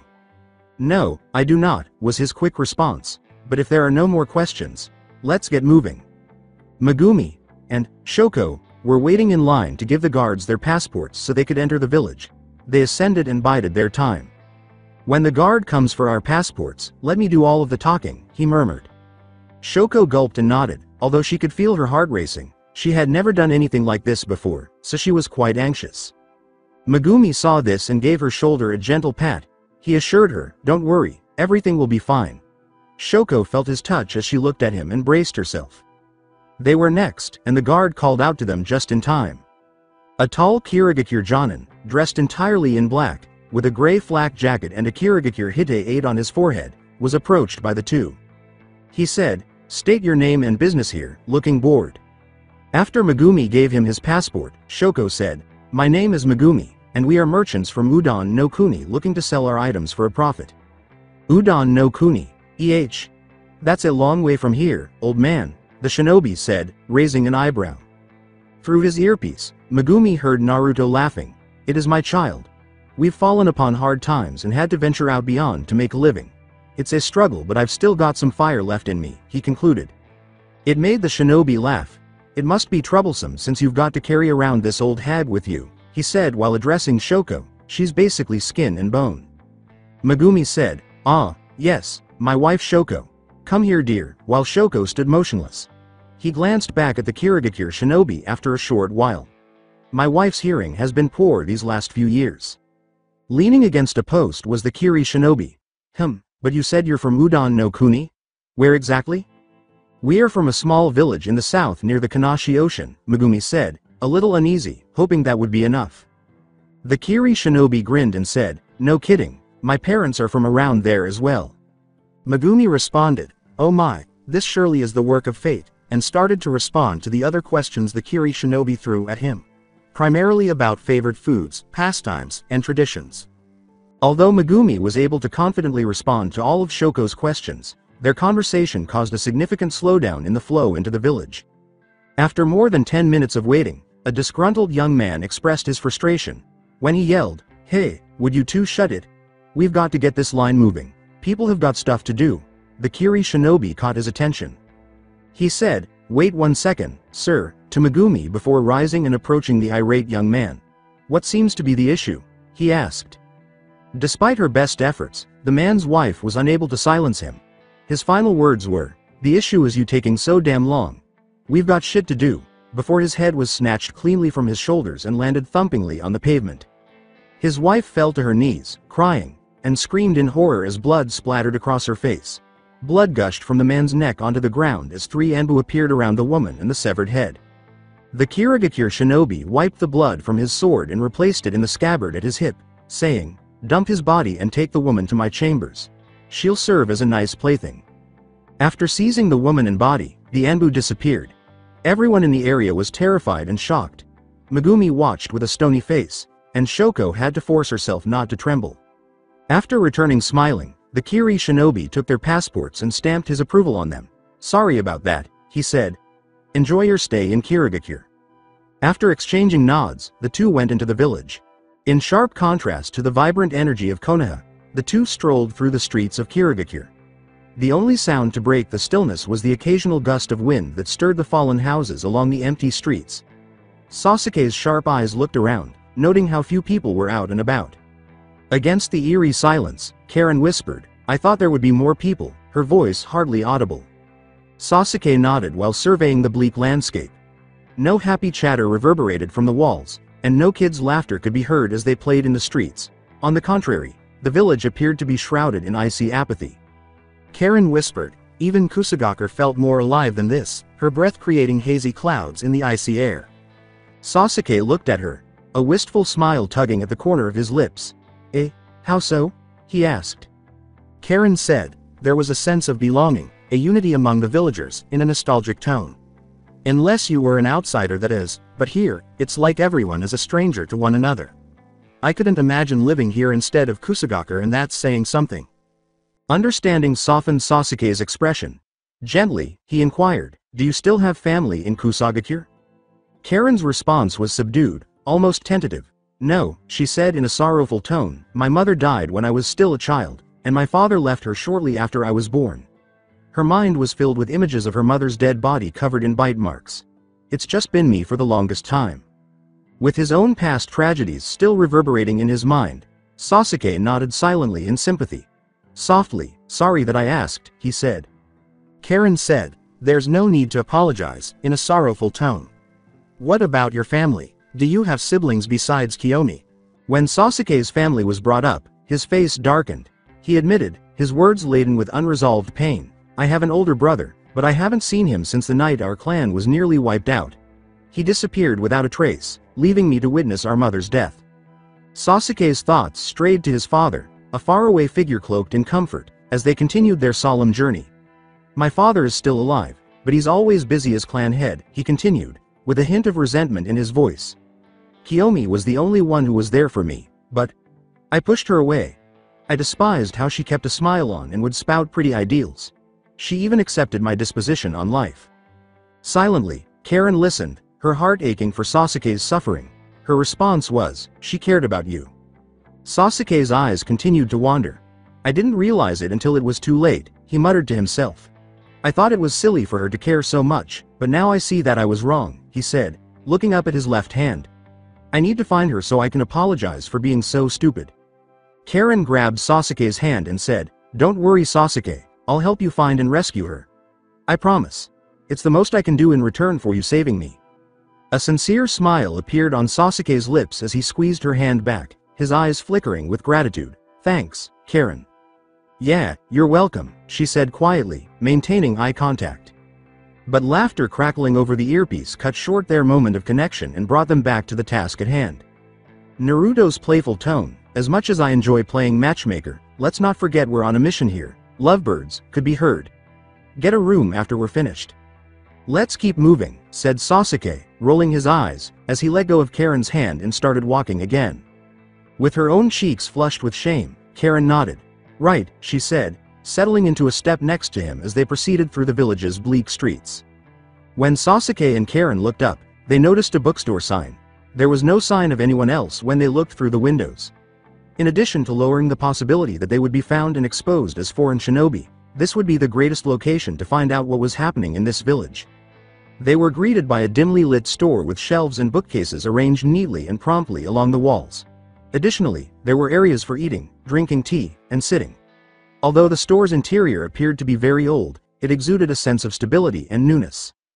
They could see the dark outline of a man reading a huge book at a counter a good distance ahead of them.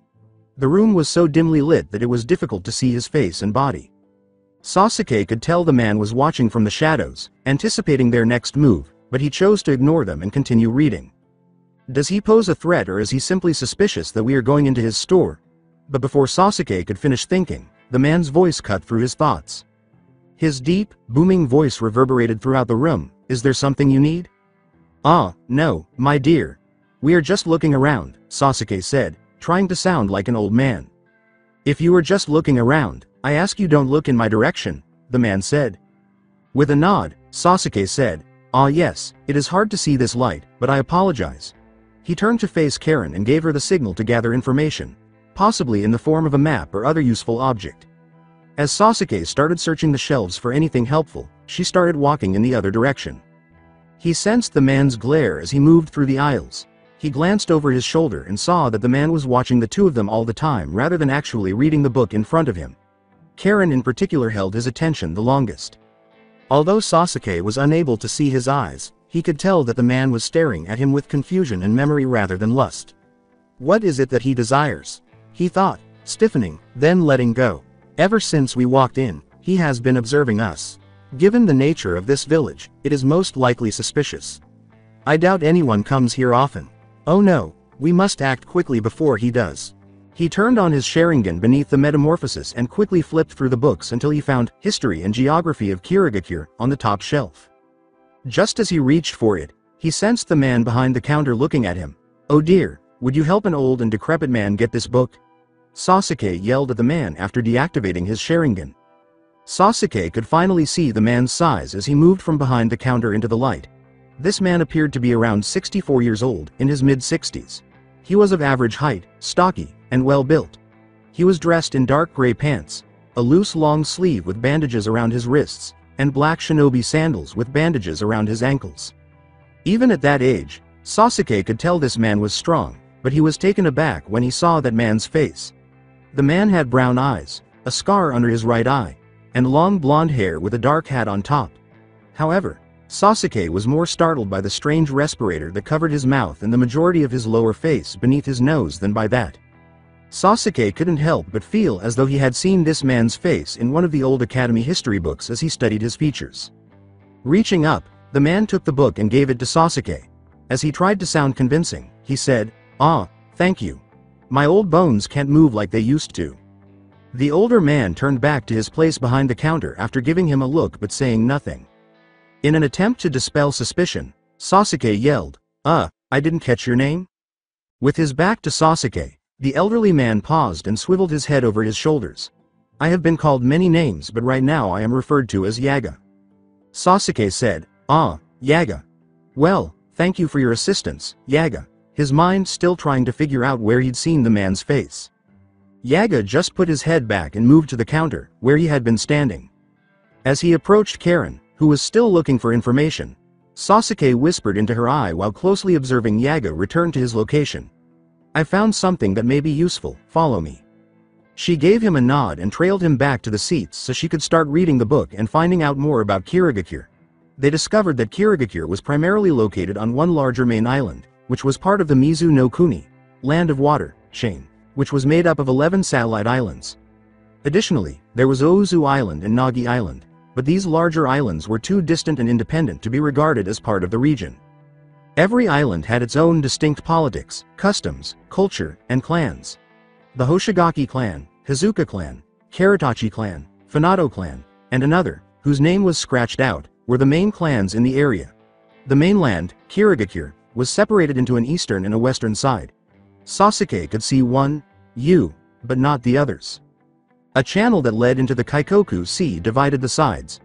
Kirigakure's eastern and western regions have a lengthy history of civil war, and it appears that they are currently engaged in another one. At least that's what the book suggests, but they didn't fully understand because it was written 15 years ago. Sasuke whispered, "This doesn't have anything of value," and let go of the enormous textbook. Air rushed out of his nostrils as he inhaled deeply and exhaled, indicating his frustration. His fists clenched in silent anger.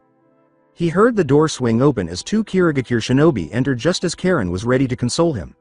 They appeared to be around 10 years older than them and were dressed similarly to the checkpoint guard. "Oi, old man, come serve us some tea," one exclaimed. Yaga got up slowly and moved toward the seating area before making his way to a back room behind another counter. Leaning across the countertop, a good distance from Karen and Sasuke, the two shinobi chuckled at him. Sasuke stayed composed and looked directly into Karen's eyes as they said goodbye without saying a word. Karen tensed at their presence. But just as they were getting ready, Sasuke heard something that made him stop. One of them asked, "You heard about that new girl that was recently brought in?" A nefarious smile spread across the other. "Yeah, I heard. Got a beauty on our hands, tall, fair skin, and has long raven black hair," said the man. "Supposedly she possesses a strong Kekkei Genkai." With a raised eyebrow, the other said, "A powerful Kekkei Genkai, eh?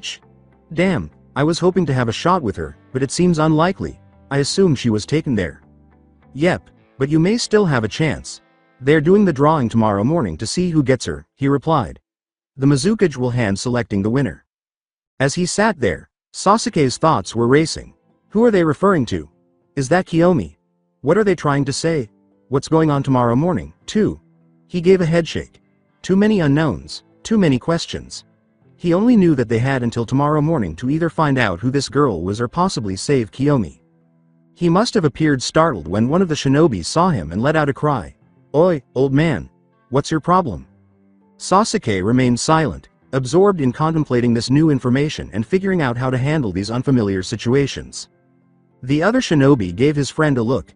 After calling out, the shinobi went to Sasuke and Karen and said, "Cat must have caught his tongue." As the Kiri shinobi reached their table, Karen noticed this and touched Sasuke's hand, jolting him out of his reverie. The shinobi smiled at Sasuke and slammed his hand down, causing the table to tremble. "Didn't you hear me, old man? I asked you a question?" "Apologies, my boy. My hearing isn't quite what it used to be," Sasuke said, pretending to be uninformed, as he rubbed his ear. The shinobi said, I don't think I've ever seen you two around here before," as his friend sat down at the table with him. Sasuke began to say, yes, we are travelers from Udon no Kuni but was cut off by another loud slam. "I don't care where you are from. We don't like outsiders here," the shinobi complained frowningly. Sasuke examined the scene in front of him. Why is this man acting so hostilely? He sighed inwardly. I have to soothe him without revealing our identities. Sasuke said, we mean you no harm, my child, as he lifted his hands from the table. We are simply visitors. The shinobi said, I don't think so, and he approached them to retrieve the book from their table. Oh, History and Geography of Kirigakure, EH. Why would two travelers from Udon no Kuni need to know this? After moving behind Karen, the shinobi swiftly grabbed her and put a kunai to her throat. With a sly smile, he asked, unless your spies are from another village? They were surrounded by the two Kirigakure shinobi, one of whom was holding Karen hostage and the other in front of Sasuke. Before things truly got out of control, Sasuke tried to maintain his act but soon realized he needed to do something different. Clear communication didn't work. They became even more tense as a result. What ought I to do? He thought. The village would know they were there if he attacked and took away their cover. However, Karen would most likely die or worse if he did nothing. Sasuke swore to himself for allowing himself to be in this predicament. A voice said, enough. The words rang with authority, piercing the tension like a knife, before anyone could move. When Sasuke and Karen turned, they saw Yaga standing close by, his face slashed by shadows. He was intimidating but oddly soothing. Yaga was taunted by the shinobi in front of Sasuke. Get a load of this guy, he said, chuckling as he produced a kunai with an edge that flared inward. Who do you think you are, old man? With his eyes narrowed and slightly disapproving, Yaga took a step forward. In an annoyed tone, he questioned, is this how modern shinobi truly act? Release them and leave. Karen was being held by a shinobi who paused and looked anxiously at the other. There was a horrible sensation in his stomach. But his friend did not experience the same emotion. Before being slammed into the adjacent bookcase, he exclaimed, wow, you've got some balls to challenge me. You better get ready because I'll fucking murder you. The shinobi's body struck the bookcase with bone-jarring force, causing it to buck and splinter as it moaned under the impact.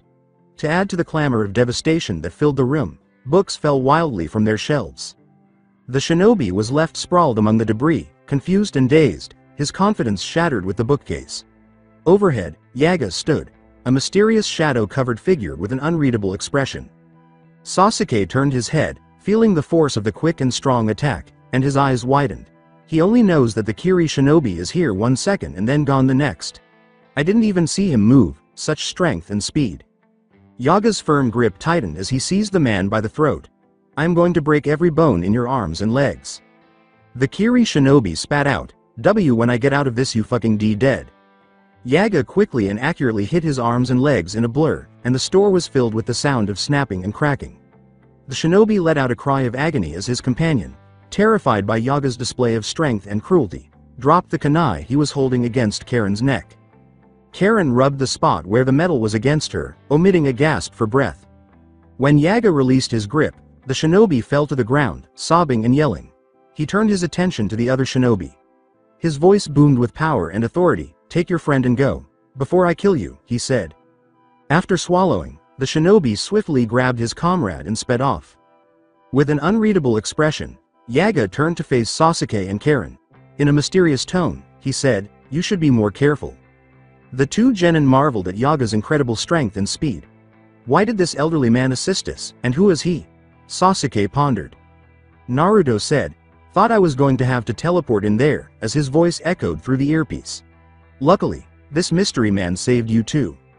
After the tense encounter, Sasuke exhaled a sigh of relief as his muscles relaxed. Thank you, my friend. I thought we would surely meet our end by their hands. Yaga just nodded, reaching for 2 cups of steaming tea with an unreadable expression. He calmly responded, do not thank me, while maintaining eye contact with the cups. With the tea's aromatic scent filling the air, he set the cups on the table in front of them and said, but here, take this as compensation for your troubles. Karen drank it without hesitation and wasted no time. Before hesitatingly picking up the other cup and sniffing it, Sasuke studied her, his eyes darting between her and Yaga. He didn't drink a lot of tea, but it smelled nice, and the man had just saved their lives, so why not? Sasuke cautiously took a sip, and as he finished it all, the warmth of the liquid calmed him. That was good, he said, looking at Yaga, who said nothing, his enigmatic eyes still fixed on Sasuke. But as the seconds went by, his vision blurred and his limbs became heavy, and he suddenly felt an odd sensation creep over him. I should have known better, shit. Karen sagged in her chair across the table, her cup falling out of her hand. He attempted to get up and reach for her, but his body failed him, and he fell from his chair and onto the chilly floor. Naruto's voice cut through the mist. "Hey Sasuke, is everything good?" Sasuke, but it quickly vanished into the abyss as the darkness threatened to swallow him whole. He made every effort, but his body remained immobile.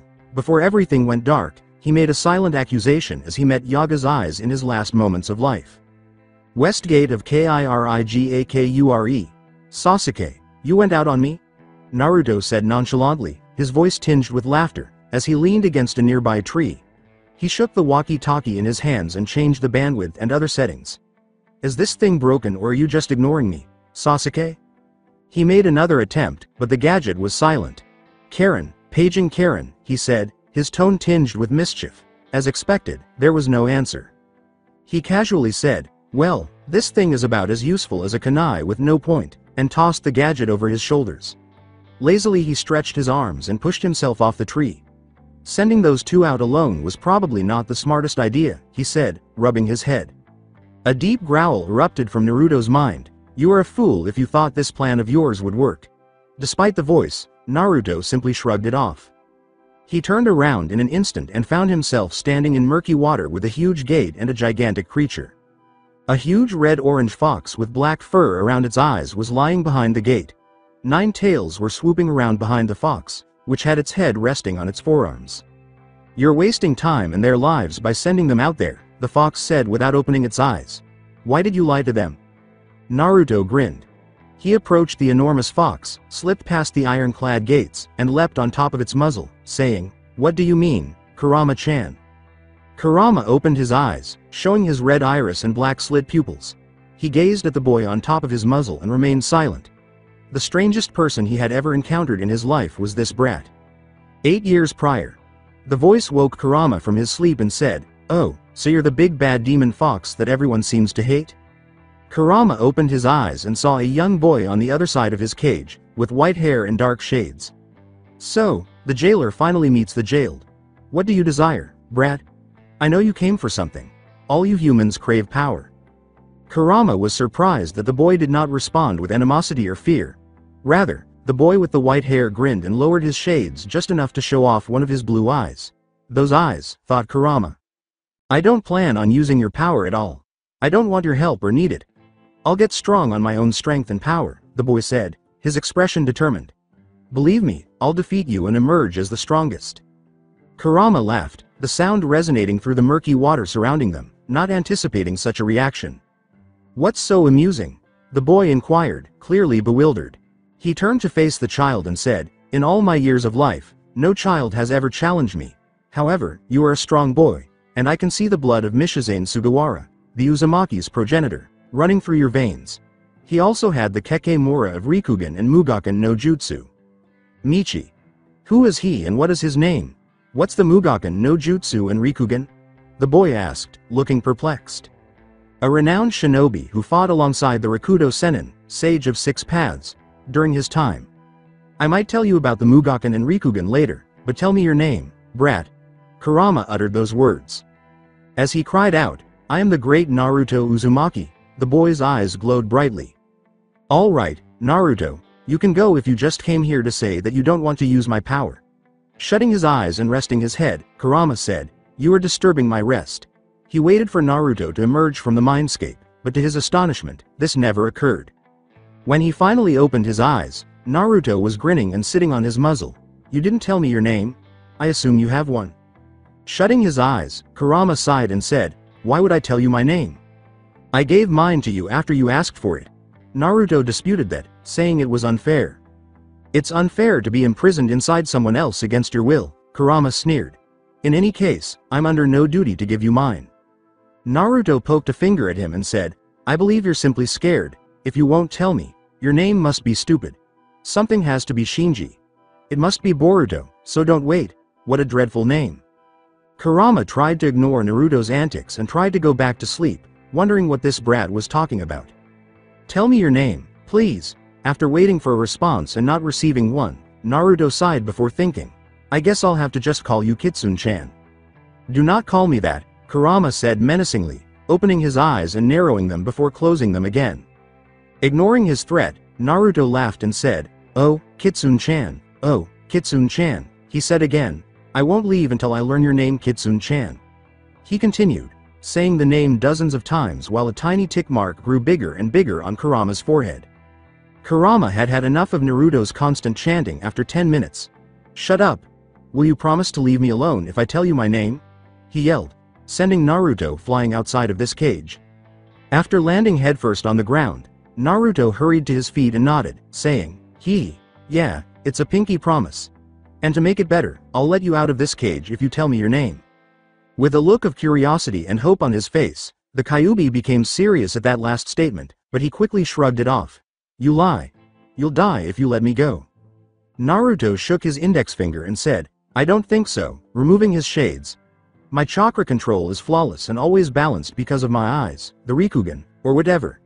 It's fortunate that I was born with these eyes because otherwise, you would have been stuck with me until death." He put the shades back on. "Basically, my eyes have stopped our chakras from mixing." He held up his little finger and said, "Come on, let's shake on it." Kurama gave him a puzzled look and said, "You would really do that for me? How is your village doing?" His voice was laden with hesitation and skepticism. "I doubt they would allow me to roam free." With a contemptuous smile, Naruto dismissed Kurama's doubts, saying, "I don't give a damn about this village or those old fools. It would be amusing, in my opinion, if you simply strolled around the village or something and everyone there, including Gigi, noticed you. Their responses would be invaluable. What do you say, then?" After considering the boy's offer for a moment, he decided to accept it with a grudging but hopeful sigh.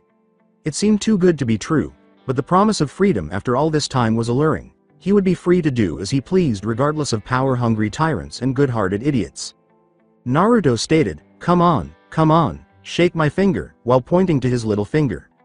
For the first time in a long time, he smiled as he examined Naruto's little finger, flashing his sharp teeth and fangs.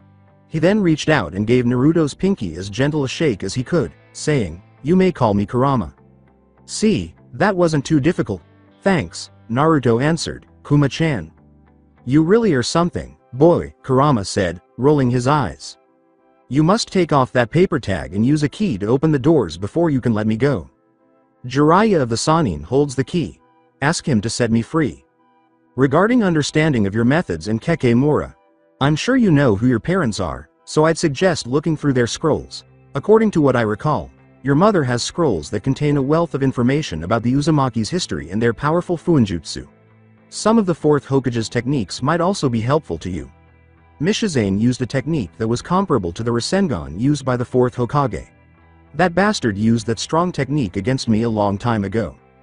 Naruto grinned at Kurama and said, "Kurama-chan, thank you. You've been of great assistance." Kurama sighed and said, "Please stop adding the chan at the end of my name. You're not using the honorific correctly." "Kuma-chan, what do you mean?"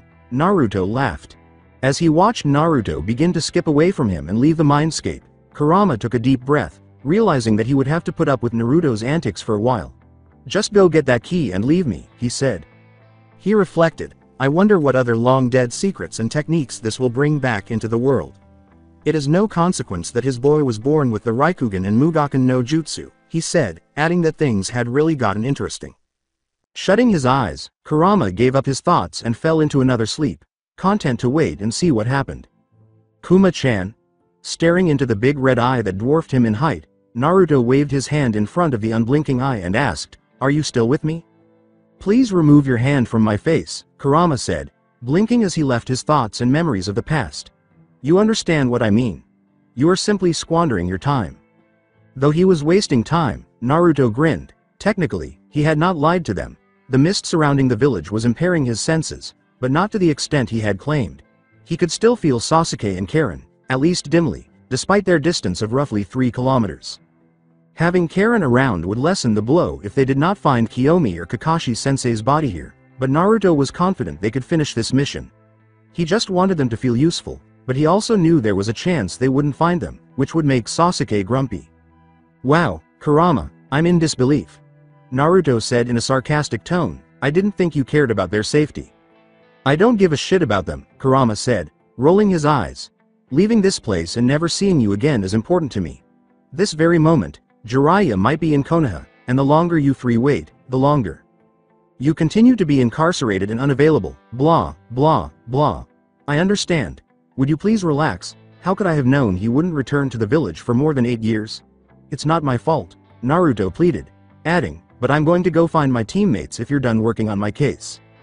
Kurama thought, this brat is truly an idiot, as Naruto leapt off his snout, left the cage, and vanished from the mindscape. That's what I heard, Naruto's voice reverberated. Stop talking. The Kyuubi retaliated with a bark, hearing Naruto's laughter as he sat down once more, exhausted by his antics. The location of Kirigakure is unknown.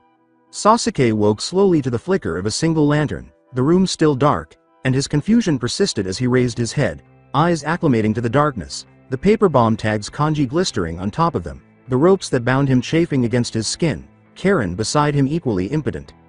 Karen! He yelled, but the hollow, unanswered sound of his voice reverberated back. A deep voice said, do not struggle, as Yaga, with an intimidating yet oddly serene figure, stepped out of the darkness. Really, who are you? And what do you want? Sasuke asked in a piercing, suspiciously edged voice. The ancient wood creaked beneath Yaga's weight as he sank into a chair, his eyes piercing Sasuke with wisdom and age. Who I am is of no concern to you, replied Yaga. But what I want, that depends on how you answer my questions. Sasuke's thoughts were racing. We must leave. I must wait for an opportunity. If I move now, Karen and I will perish. With Sasuke's ninja registration ID in hand, Yaga went on, tell me, what is a Konohagakure genin, let alone Uchiha? Lurking in Kirigakure. Are you here for something else, or is Konoha using kids to do its dirty work?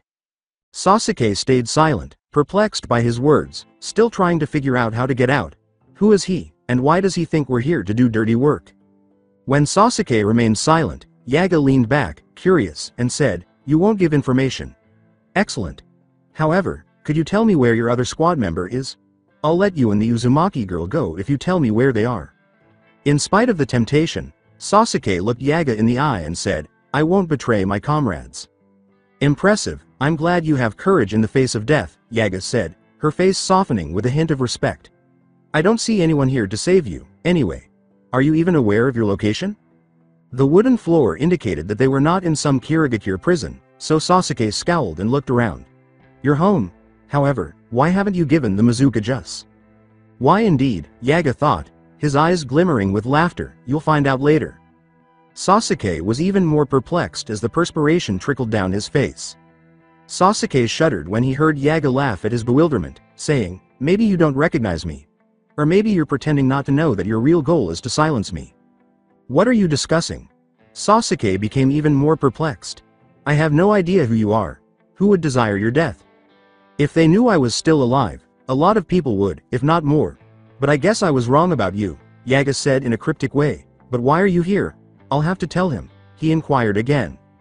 Sasuke tried to summon his Shikigami, but his chakra was unresponsive. Frustration simmered beneath his calm exterior. Perhaps I should wait until Naruto arrives, assuming he is aware of our predicament. I assume he has a history with the leaf, but I have never seen an image of him in the village's history. Yaga's expression was severe and solemn. It will take some time for the poison I put in your tea to go away. I won't kill you, so don't struggle. Why are you here, I ask you again? Feeling Yaga's intense stare, Sasuke paused and said, why would I tell you? You look for answers, but you keep them close, Yaga said, leaning forward and speaking in a deep, low voice. Keep in mind that not every conflict involves the use of swords. He looked at Sasuke thoughtfully and said, I can see that you are smart, but coming to Kirigakure was not a wise decision. The greatest battles are often fought over the will and convictions of others. This village is a degenerate, nasty, and disgusting place. It must be a personal matter because you are not here to kill me, invade, or gather intelligence. This village must have claimed your life. Sasuke stiffened, but before he could react, Yaga went on. A friend, teacher, or comrade? Maybe family? Perhaps a sibling. Sasuke's jaw tightened, but he said nothing. Yaga nodded his head, realizing why the Uchiha was present. So, it is a sibling, I see now, he said. You must have a sister that was captured. Those Kiri shinobi must have been referring to that girl. Your desire to protect your loved ones is noble and admirable, but you, your sister, and the Uzumaki brat would all die if you were taken prisoner by someone else. He narrowed his eyes at Sasuke and said, why come save her? This mission of yours could also result in war and the deaths of many innocent people. He took a deep breath, refocusing himself. I'll just have to go along with it. The Uchiha bit the inside of his cheek. His mind was racing with questions, doubts, and conflicting emotions. What's his strategy? I wish to rescue people in an unfair manner. Whether it's right or wrong doesn't matter to me. With a determined edge, Sasuke said, I want to be a tool to spread fairness to good people in an unfair world, and my sister is one of these good people, so I'll do whatever it takes to save her. Your conviction is admirable, Sasuke Uchiha, Yaga said, leaning forward and staring into Sasuke's eyes through the room's dim light. However, it is based on shaky foundations. What do you mean? A wave of uncertainty swiftly overshadowed the flicker of defiance that ignited within Sasuke as his brow furrowed. I mean, Yaga said in a resolute and steady voice, that while you may believe in saving people unequally and serving as an instrument for karma and retribution, there is still an objective right and wrong in this world. We determine what is right or wrong based on our own experiences and beliefs, Sasuke said in a reflexive, nearly prepared response. This world is not governed by any moral laws. If it were, there would be no evil people. With a reflective tone, Yaga shook his head and said, Sasuke, subjectivity impairs our judgment and free will creates the potential for evil. However, we all know in our hearts that some behaviors are either good or bad. We are defined by the decisions we make. Sasuke remained silent, his mind spinning with opposing ideas, Yaga's words creating a storm inside his heart. Consider this, Yaga added in a serious tone, his words piercing the quiet like a knife. Consider saving a good person, but killing innocent people in the process. Is this really fair? Does your belief that there is no objective right or wrong still stand up? Would what you did be right or wrong? Sasuke's face was thoughtful as he considered the speculative situation. Ultimately, my actions would be bad, he acknowledged. Exactly, Yaga said with a nod. Because deep down, you recognize the existence of objective morality. Intentions alone don't absolve the consequences. The outcome of an action determines if it is right or wrong. You may see yourself as a harbinger of justice, but even justice has its boundaries. Sasuke's eyes wavered. A doubt began to grow inside of him. No, he wouldn't.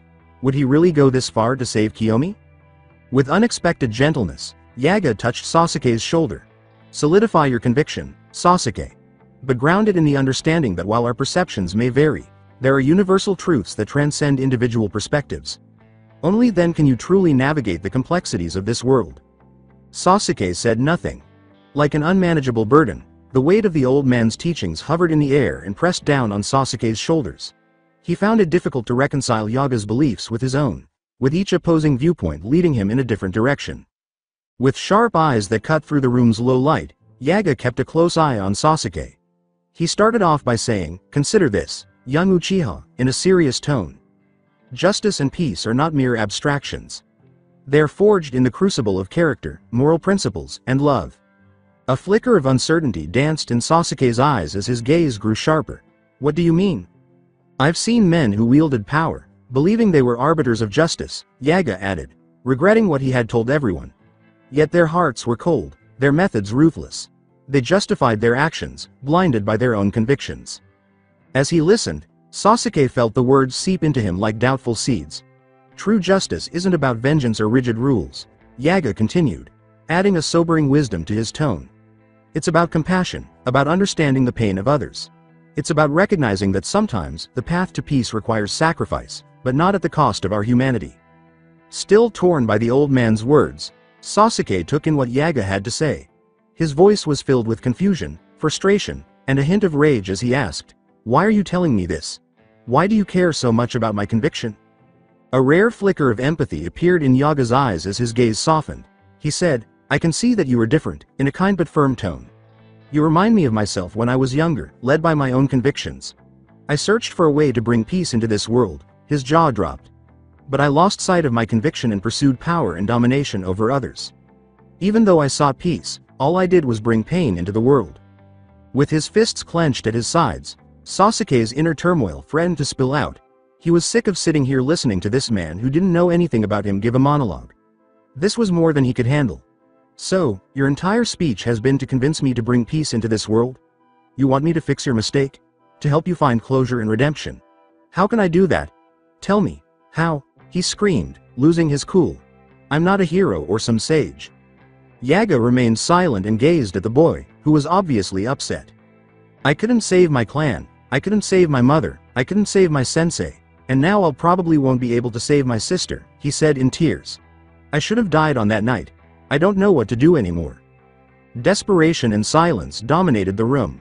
Yaga's words, listen here, death is not the end, cut through Sasuke's hopelessness. The loss of conviction is the end. When you lose purpose and meaning, this is when you truly die. Don't lose sight of it, Sasuke. Even shadows can find their purpose. Do not make the same mistake I did. And do not fear, you'll find your sister. I believe you can. Yaga got out of his seat and started to leave. It seems the poison is wearing off soon. When you awake, you'll find something that will help you in your quest to save her. Wait, screamed Sasuke. How did you know I was searching for my sister? There's no way you could have known that from looking at my face. And how did you know we were using a disguise? Yaga looked around, impressed by Sasuke's intelligence and critical thinking skills. Beneath his respirator, Sasuke's lips had developed a smile that he was unaware of. Let's say someone who cares about you deeply is watching you and wanted me to check up on you. As for knowing that you two were using a disguise. Your Uzumaki friend took the picture of my dead wife who recently passed, Yaga murmured. She too was an Uzumaki. Sasuke's gaze expanded. He had also gone through loss, and at the time, he was unsure of how to feel. He had gained more questions and doubts about himself and his purpose, but he had learned nothing. As he looked down, he noticed that Yaga was still walking away while paper tags were igniting. He asked in an attempt to elicit information, wait, who sent you? What's your plan? With a simple laugh, Yaga continued to walk, saying, all your questions will be answered in due time. As a great white light filled the room, blinding the Uchiha and engulfing them, Yaga vanished from Sasuke's view. Sasuke's thoughts swirled like leaves caught in a tempest, his mind buzzing with broken memories. He kept thinking about Yaga's mysterious remarks, which made him question the foundation of his recollections. But a familiar voice snapped him back to reality. As he slowly opened his eyes, a feminine voice called out to him, Sasuke, Sasuke, Sasuke. Karen was kneeling next to him, her tear-streaked face reflecting both relief and worry. Her arms encircled him, providing comfort and warmth in the midst of the chaos. Before getting up off the dusty floor, Sasuke gave her a gentle shoulder pat and said, hey, his voice hoarse with confusion. He scanned the familiar area as his eyes adapted to the dim light of the deserted bookstore, noticing the damaged bookcase where the Kirigakure shinobi had been sent. At the periphery of his mind was the memory of their meeting with Yaga. A voice said, welcome back to the land of the living, and Sasuke turned to see Naruto standing close by, his hands casually in his pockets. Thought we'd lost you there, Naruto added, his face displaying a mixture of relief and worry. When I lost contact, I hurried over here to find Karen holding your body trying to heal you. You've been out for a couple of hours. There was poison in your system. It wasn't deadly, but it took a while to get out. Thank Karen for that. With a throbbing pain, the Uchiha held his head. He said, where's Yaga? Who? Naruto asked, his brow furrowed beneath the bandages covering his eyes in bewilderment. Sasuke clarified, the owner of this bookstore, in an urgent tone. He saved Karen and me from 2 Kirigakure shinobi. Where is he? Naruto and Karen exchanged a bewildered look, both of them equally baffled by Sasuke's persistence. Karen said, we don't know what you're talking about, in a worried tone. We never got attacked. We entered a tea shop and drank some tea. That's when you passed out, and Naruto and I brought you here. As his mind struggled with the contradiction between his memories and the present, Sasuke's bewilderment grew. He whispered, more to himself than to the others, what is going on? I am aware of what actually occurred prior to my drinking that tea. The earlier damage to that bookcase is still visible. Karen can't remember, I suppose. Yaga, who are you really? He thought. Who sent you, too? A furrow appeared between Sasuke's brows as Naruto studied his puzzled face. You good? He inquired, his voice full of sincere concern. You must have hit your head pretty badly to not remember what happened. Sasuke shook his head, temporarily putting the residual perplexity aside. Yeah, I'll be fine. Before dismissing Sasuke's odd behavior, Naruto thought, I should probably ask him what happened later. Anyway, did you find any information regarding Kiyomi or Kakashi-sensei? As Sasuke felt something in his pockets, Karen began to talk to Naruto about what she had discovered, which was nothing. A persistent curiosity pulled at Sasuke as his fingers touched the sealed scroll in his pocket, but then he recalled what Yaga had said. Leaning over, he unfolded the scroll. When he opened the scroll completely and touched the seal with his palm, a puff of smoke appeared. Karen and Naruto's conversation slowed down as they turned to Sasuke in response to the rustle of paper. When the smoke cleared, the contents of the scroll were visible. A map of Kirigakure with marked locations, a stack of documents labeled, Darkness in the Light, a sickle-like weapon with a chain attached, and a kusarigama. Naruto leaned in to examine the map and documents, his excitement palpable in his voice as he exclaimed, "Whoa, where did you get this?" The answer from Sasuke was as subdued as ever. "I'm not sure," he muttered, his voice tinged with silent reflection as he thought about what Yaga's enigmatic gift might mean. He hid the kusarigama in his shadows and sealed the papers again, intending to examine them later. "Well, whoever gave it to you has labeled a boatload of information on it. Locations of prisons, residences of high personnel, and even supply caches," Naruto went on, "but we still don't know where Kiyomi-chan is." Sasuke took the map from Naruto and said, "I think I have an idea. Give me the map." Despite having a lot of information, the map appeared simple at first glance. Sasuke activated his Sharingan and swiftly scanned the surface, thinking, "I wonder." He was shocked to discover secret writing close to a prison by the Mizukage's tower. Sasuke pointed to a location on the map. Kiri no Kankoku. Ona no Yoshi no Boru, Mist Gulag. The breeding grounds of women, and said, "She's here." Karen's face twisted in a mix of shock and incredulity as Sasuke's revelation sent a shiver down her spine. Something inside of her twitched when the Mist Gulag was brought up. Shaking with repressed rage and disgust, she whispered, "Kiri no Kankoku. Ona no Yoshi no Boru. I can't believe such a place exists. It's barbaric." Naruto's expression hardened with resolve, and his smile vanished instantly. His muscles tensed as a wave of resolve swept through him, and he clenched his fist. He said, "I'll kill those bastards," in a low, ferocious voice that exuded strength and confidence.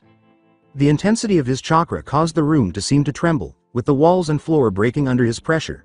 He continued, "This is truly a degenerate place," his voice echoing with conviction as he emanated a sense of firm resolve. Sasuke interrupted with a reassuring tone, "Don't worry," which calmed Naruto and Karen's feelings. He spoke with the weight of a solemn vow. A ray of hope in the midst of the darkness. "We've got until 9 a.m. tomorrow before anything bad happens to her. We still have time. We will save her." After regaining his composure and smiling, Naruto said, "HMPH, yeah, I guess you're right." He got up and brushed his pants off. He clasped his hands together and disappeared in a haze of white. "I'm going to go check out vantage points near the prison. I'm working on a plan that's mostly finished. You two stay here. It'd be best to crash here for the night. Don't worry, I'll be back with food. Ciao," he said. Sasuke's eyes lingered on his teammates leaving form, his mind returning to Yaga's enigmatic remarks and the gravity of their implication. He noticed a tiny grayish-purple salamander sitting on the window frame as the low angle of the sun illuminated the surroundings with an orange glow. There was a silent charm to the creature's elegant movements as it moved through the shattered glass, a brief reminder of the secrets that hid in the darkness. Karen's gentle voice broke his gaze as she beckoned, "Sasuke, are you all right?" With a head rub, Sasuke said, "Yeah, I will be." He had a lot of questions that needed to be answered, but for the time being, he could only concentrate on the here and now. The grayish-purple salamander moved through Kirigakure's streets, its fragile feet easily negotiating the maze-like walkways. When it finally arrived at the shore, Yaga was waiting there, his silhouette against the Kanashi Ocean. Yaga lowered himself and let the salamander land on his extended finger. He whispered, "It is done," as the soft sea breeze carried his words away. A figure stood nearby, its image distorted and refracted in a variety of ghostly hues, its presence mysterious and ominous. Speaking to the figure, Yaga said, "I'm surprised you didn't deliver the message yourself," in a curious tone. "Unfortunately, he wouldn't have reacted well to my presence," the figure said in a mysterious way. "It's been too long since we last spoke. You were the better choice, Hanzo." With a grunt of recognition, Hanzo continued to stare at the warped figure. He walked into the water without saying another word, and a big salamander with wide-open jaws appeared. He vanished into the salamander's maw. HMPH, I knew about that Uzumaki kid and his potential, but I can tell Sasuke also possesses something greater. I guess that shouldn't be a surprise, given that you're his older brother, Hanzo remarked. The distorted figure was left alone on the beach as the creature closed its mouth and sank under the waves. Itachi stood in silent reflection, his red eyes staring at the lowering sun, his mind obscured by shadows as the pink and orange light turned to night. Kiri no Kankokukirigakure 4 guards were playing a game of cards in the center of Kirigakure's Kiri no Kankoku prison, which is an odd hobby. Takeshi, the rough and tumble veteran, frowned as he inspected his hand, and his younger colleagues laughed at the older man's look. One of the younger guards said, "You're not looking so good, Takeshi. Looks like luck isn't on your side," as he observed Takeshi's face and his smile grew. Takeshi responded with a grunt before smiling. "You young folks sure love to get ahead of yourselves, this game is far from over." Just as another guard was about to reply, a faint but distinct sound emanating from a nearby cell briefly distracted him. "What in the blazes? Can he keep it down in there? I can hear the bed shaking from over here." "He needs to hurry the hell up, I'm next," the final guard remarked irritably. According to the other guard, "No, I'm next." He answered, "What do you mean, you're next? You're last." Takeshi raised his voice, fed up with their squabbling. "Will you two shut it? Neither of you are next. Whoever wins this game gets the next crack at her. So, stop talking and finish this game." The guards ceased arguing and turned back to their hands. After a few draws and moments, Takeshi grinned. He was going to win the game because he had a royal flush. Takeshi heard a voice calling out to them before he could put his cards down. "Planning to win with that hand? How quaint. Too bad this game had to end so soon," said the individual. The guards were startled and grabbed their weapons, looking around the dark for any indication of an intruder. They were drawn to the center of the table by an alluring force, but it was too late. The snapping of necks was audible as their 4 heads collided. As the 4 guards bounced off one another and gradually dropped to the steel floor, their bodies went numb. Before the cell door opened, the noise of a zipper was heard, and the trembling bed from the cell stopped. The guard rubbed the back of his head sheepishly and said, "Sorry fellas, I went overboard." He rambled, "Takeshi, you owe me 4, upon noticing the corpses on the ground. A tall, black-clad figure with white hair stepped out of the shadows. "You," Naruto uttered with a smile, but it was not a happy, joyful, or humorous one. There was nothing but murderous intent in this smile. He reached out with his right hand. The prison guard sensed that he intended to kill. As he prepared himself, time seemed to stand still. A drop of perspiration dropped to the ground from his chin. As the guard charged forward, the droplet exploded. "Die," he roared. Blood spattered from his arms and legs as they spaghettified, turning into noodles, and he crashed into the cell door before landing on the filthy floor due to an invisible force that swept over him. Red liquid poured out from beneath the heavy door, which moaned before crashing down with a thunderous force, leaving a crater on the floor. Without a word, Naruto stepped on top of the door and peered into the cell room, where he saw a disgusting scene. A young woman's chakra network was destroyed, her ankles and wrists were chained, she was dehydrated, and her exposed skin was covered in bruises. Her heartbeat was very slow, and Naruto could see that she was near death. He approached her cell bed and unchained her, giving her a brief reprieve before the end. The bed below creaked under the weight of her body. She coughed out ragged breaths and wheezed as she slowly turned her head to face Naruto. Croaking, "TT thank you." As she continued to gaze into the ceiling above, Naruto saw her body become motionless on the mattress and her eyes become hazy. He closed her eyelids and stood beside her still body. As he exited the cell and returned to the main room, he experienced a mixture of anger and, somewhat unexpectedly, sadness. As he prepared for the next phase of his attack, Naruto removed the bandages from his eyes, enabling his left eye to see light and look around. The drawing begins in about half an hour, and fortunately, nobody else heard my little interruption. He scanned the area around him with his Rikugan, looking through walls and absorbing as much as he could in a half-kilometer. His maximum range was 2 kilometers, but for the time being it was limited by the fog that surrounded the village. There were a few in the courtyard outside, but he could see that there were a lot of guards inside the prison, roughly 30 shinobi. The majority of the guards appear to be inside, but they shouldn't be too challenging. It appears that 2 or perhaps 3 female inmates have been moved outside. It's unclear if Kiyomi is one of them. Though I'm not entirely sure, I can feel Suiten, Raiden, Futon, and another chakra emanating from them. With 2 of them having more chakra reserves than the typical shinobi, they appear to have more than Kiyomi. Naruto let out a frustrated groan at himself. I need to train like never before when I return to Konoha because that Orochimaru bastard showed me that I am incapable of doing anything at this level. Naruto thought that if he had really understood my technique, he would have won, but he was distracted from his thoughts by a newcomer outside. Just then he saw another chakra, bigger than the others.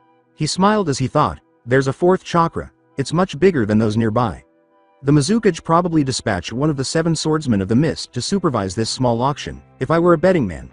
This is getting interesting, he thought to himself, laughing. Naruto stretched his arms and legs in preparation for the impending battle.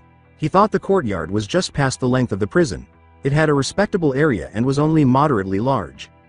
He thought, I could just teleport to the top of the prison, but his mind flicked to the image of the young woman shackled to the cell bed. Examining his right fist, he clenched it. Rewind to last night. As Team 7 reviewed their strategy, the map of Kirigakure, provided by Sasuke's enigmatic friend, was spread out on the tabletop. Due to my superior sensory and fighting capabilities, I'll break into the prison and hopefully rescue Kiyomi-chan. My attack will be loud and very violent, but this will draw a bunch of attention away from the Mizukage's office. You two will have little resistance to sneak in, Naruto stated.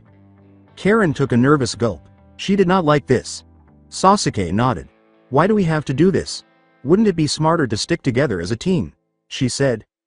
I mean, if you want to face off against dozens of deadly shinobi, then be my guest, but I'm guessing you don't want to do that, Naruto replied with a smug smile. Karen gave Naruto an irritated look, wondering why he had to joke around all the time. Is he aware of when to take things seriously? Karen, your sensory abilities allow us to avoid enemy detection but also to locate the Mizukage, Sasuke replied. Naruto will be busy, so you're the only person who can guide me through the area. After hearing Sasuke's words, her mood lightened, but she quickly returned to her original focus. Wait, why are we looking for the Mizukage? Karen said uneasily, I don't think it's smart to engage him. Yeah, thanks, Captain, obviously, but we already went over this, Naruto said, staring at her blankly. To prevent the Mizukage from interfering with our small rescue effort, Sasuke will use genjutsu on him. Karen's head developed a tick mark, but she forced herself not to strike Naruto. Clown, you didn't tell me that. How could I have known? After inhaling deeply, she refocused and said, I'm just concerned that the genjutsu won't hold him. We just need to hold him for roughly 10 minutes, so don't worry. You two should have enough time to look through his office and obtain any crucial documents that could lead us to Kakashi's body. This will be a piece of cake, Naruto said, grinning. After I grab Kiyomi-chan, I'll teleport to your location and then we get out before he even notices what happened. Karen's eyelids quirked as Sasuke nodded. Sure, I'm going to sleep, she yawned, laying down on some covers Naruto had stolen from a nearby store. Make sure to wake me up. She closed her eyes and fell asleep, not understanding why he had to be so annoying about this. Though he didn't express it, Naruto was becoming nervous about the entire situation as he stood motionless, staring down at the map in front of him. He had betrayed Maki-san, but perhaps if he could save Kiyomi and retrieve their sensei's body, then things would be a little better. He was so absorbed in his thoughts that he didn't even notice Sasuke placing his hand on his shoulder. Naruto, is everything okay? Sasuke inquired. After blinking a few times, Naruto turned to Sasuke and grinned, saying, Yep, my enthusiastic friend, why do you ask? After attempting, without success, to break through Naruto's mask, Sasuke's expression softened. Just checking in, he said, pausing. Anyway, from what I've been told, this prison is used to store kunoichi with powerful keke genkai. Elite shinobi who have been handpicked by the Mizukage for breeding purposes are then given these kunoichi.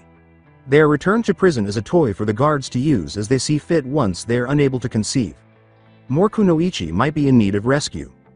This realization surprised Naruto, but he knew they couldn't waste time saving others. Even though what they are doing is abhorrent and vile, he stated in a voice devoid of empathy, we're here to save Kiyomi, that's it. We are under no duty to save others. We are shinobi, we are not heroes. He said, you should just like the village elders and higher-ups you despise so much, which caught Naruto off guard.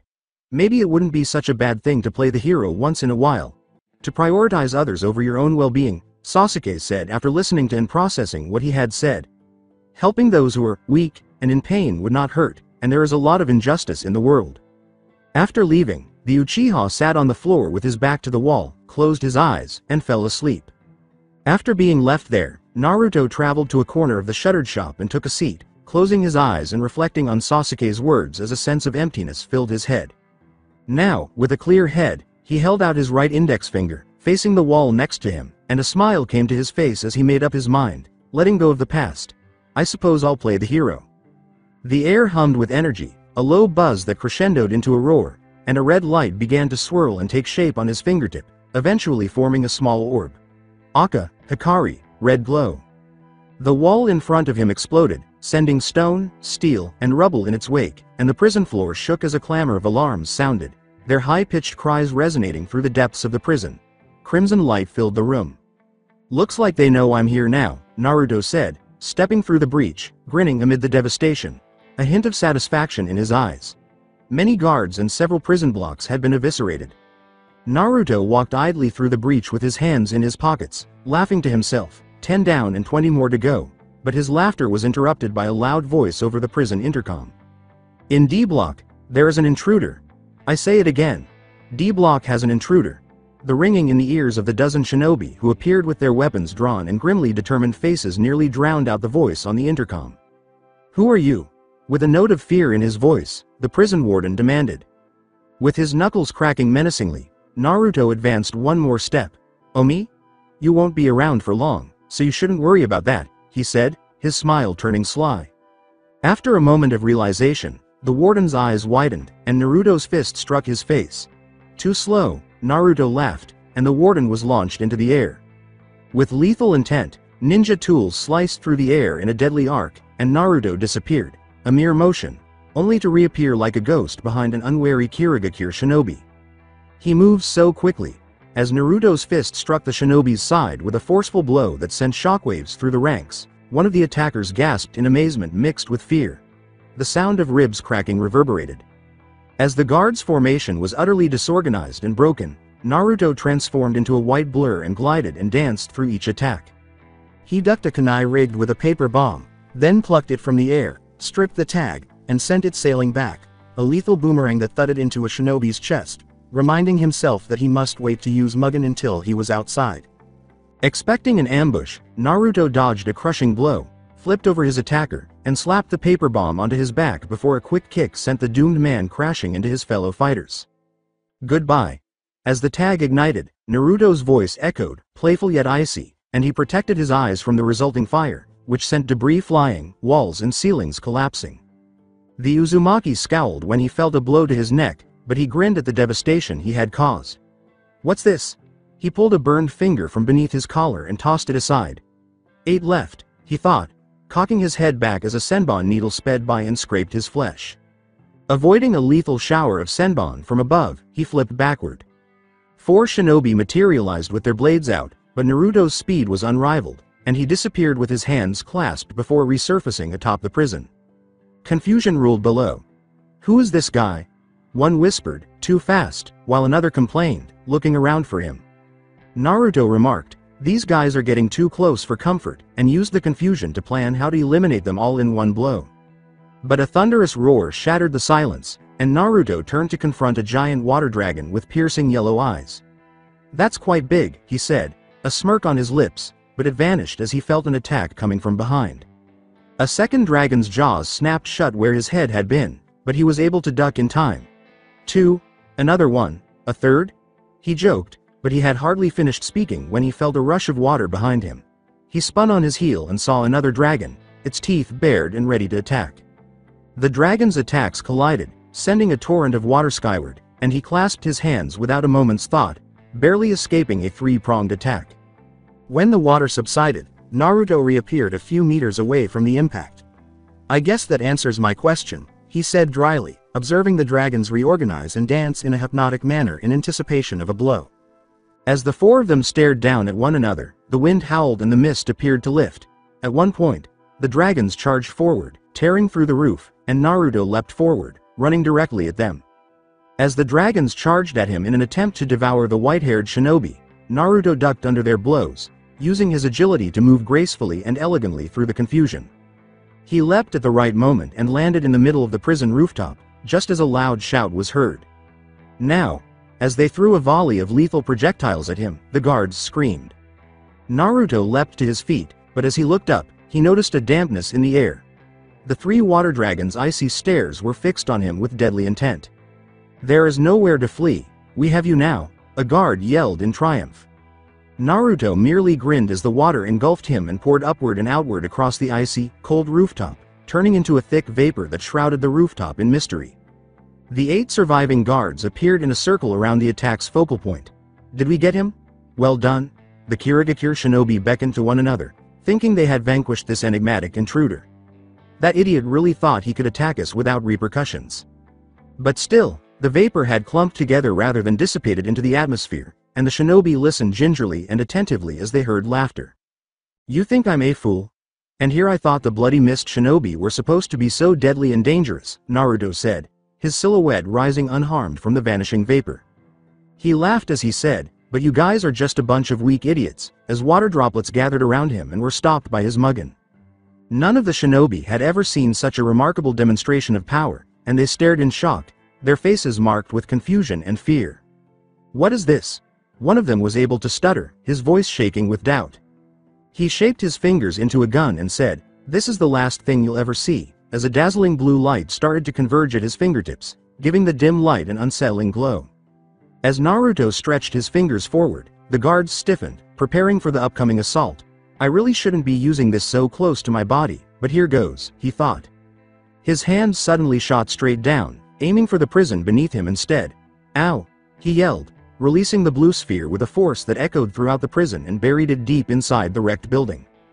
There was silence for a while as the guards looked at each other in confusion, not knowing what had just happened. Did he miss? They mumbled, becoming more perplexed by the moment.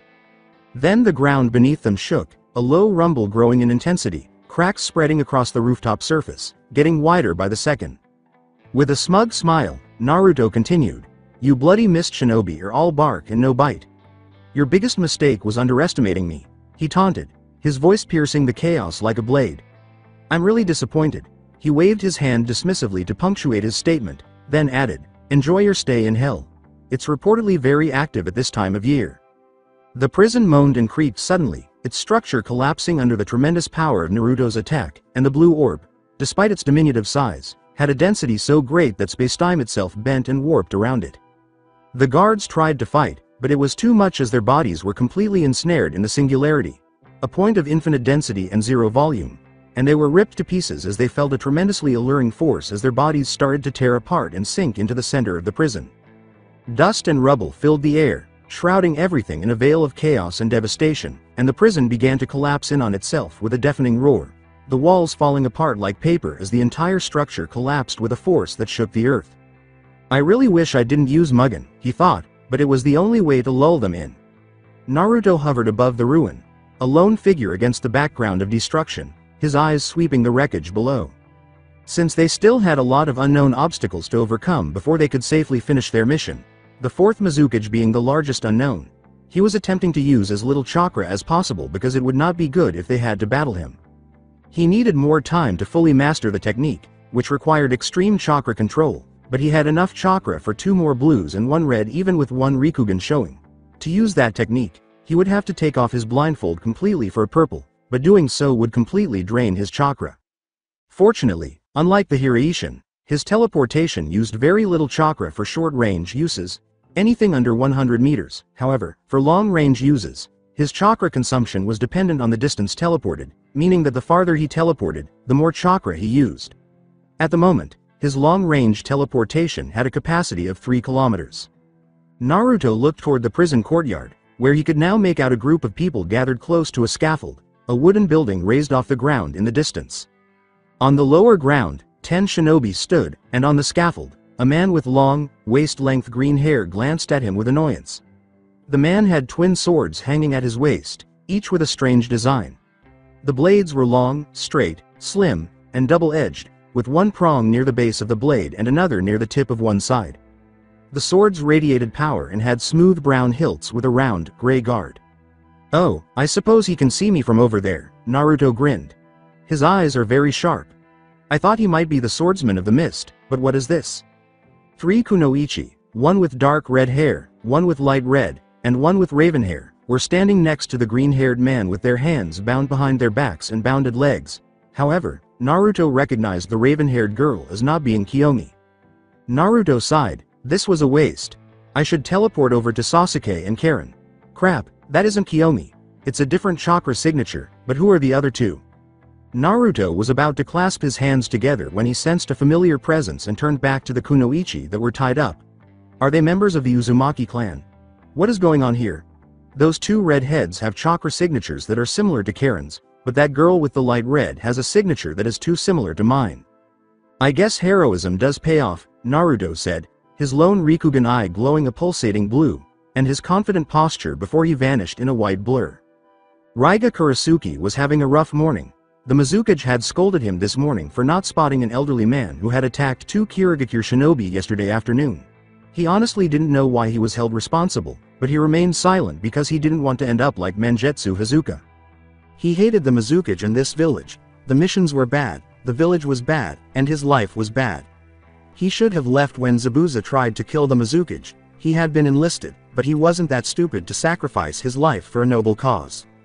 He opened his eyes with a sigh, for it was very cold this early in the morning, and he had been told to supervise this drawing instead of the Mizukage. He was a member of the 7 Swordsmen of the Mist, but the blades were in his current possession, even though there were likely only 4 of them left. The sound of metal clanging could be heard as Kiba, the legendary twin swords, swung his belt. This was because of Amayuri Ringo, the other factor that made his morning miserable. This short, fierce, red-headed girl was caught attempting to flee the village this morning but was caught and brought here to participate in the auction. 2 more girls were brought in, but they were members of the Shinku no Choryu, the Crimson Tide, an opposing force led by a woman named Mei Terumi that had been fighting for more than 15 years to overthrow the 4th Mizukage and the Chigiri no Sato, village of the Bloody Mist. They suspected that the girl with the fiery red hair must also be from the Shinku no Choryu and was trying to save her comrade, but they caught her sneaking early this morning after capturing the girl with the raven hair a few days ago. Gazing out into the prison courtyard, Raiga studied the 10 shinobi before him, all of them lustful and drooling over these 3's lips. When he cleared his throat and looked up to see where the sun was, he thought, the Mizukage is one sick bastard. It was approximately 15 minutes before 9 o'clock, and the Mizukage was still nowhere to be seen. So, Amayuri, do you have anything to tell me before one of these nice men here uses you as a plaything? Even though they were comrades, Raiga asked sarcastically. He had no sympathy for her because they had been taught from an early age to never value the lives of their comrades, no matter how they felt. Wearing a loose, pinstriped long-sleeved shirt with a dark obi around the waist, black pants that got much looser near the ends, striped leg warmers, loose bandages around her neck, and a long, red-crimson hairstyle with pink eyes and a Kirigakure Hitaiate, the short woman smiled, revealing her jagged shark-like teeth, but she remained silent. At 17 years old, she was the youngest member of the group, but she was also the shortest, standing just over 5 feet 0. Cat caught your tongue? Don't tell me you gave up already, he said, his derisive tone lingering in the air as Raiga arched an eyebrow. In response, Amayuri displayed a steely, icy edge of defiance. She said in a low, uncompromising voice, "You take my silence for submission. But don't worry, when I'm free, you'll be the first I kill." "Yeah, sure. I'll be waiting," Raiga said with a laugh as he crossed the elevated platform to join the other inmates. The next was a girl about Amayuri's age, with red hair that was similar but lighter, almost pinkish, and wild. She also had gray eyes, and her complexion was the ideal combination of pinkish red and light fiery red. At 5 feet 4 inches, she was shorter than Amayuri but taller than her, wearing a black shirt underneath a tan tunic with sleeves that reached her elbows and black skin-tight shorts, black arm warmers, traditional black shinobi sandals, and bandaged calf-length leg warmers. Her bangs were held in place by a Kirigakure forehead protector, while the rest were pushed back behind her ears and down her back. She was frowning quickly, and Raiga knelt down to touch her, saying, "Oh my, you've got a pretty face. I'm going to kill you." As he swiftly made amends, she roared at him, her anger evident and her eyes blazing. He said, "But you've got such a nasty temper," as he got back up and turned to face the final prisoner. Wearing a simple prisoner outfit, the final inmate had dark brown eyes, long lashes, pale skin, and long black hair. She had remained silent throughout the ordeal. "Well, at least you don't talk. That'll help," he trailed off, turning back to face the sun, which had hardly moved. Raiga moaned, "Screw it. Let's get this shit started so I can leave this godforsaken place." He took a piece of paper with words written on it out of his pockets and said, "All right, guys, we've got 3 kunoichi with some powerful bloodlines today, so calm down and hope for good fortune. We have Hikuyuki, a member of the Yuki clan, who has the rare and potent Hayatan ice release. There were murmurs among the shinobi.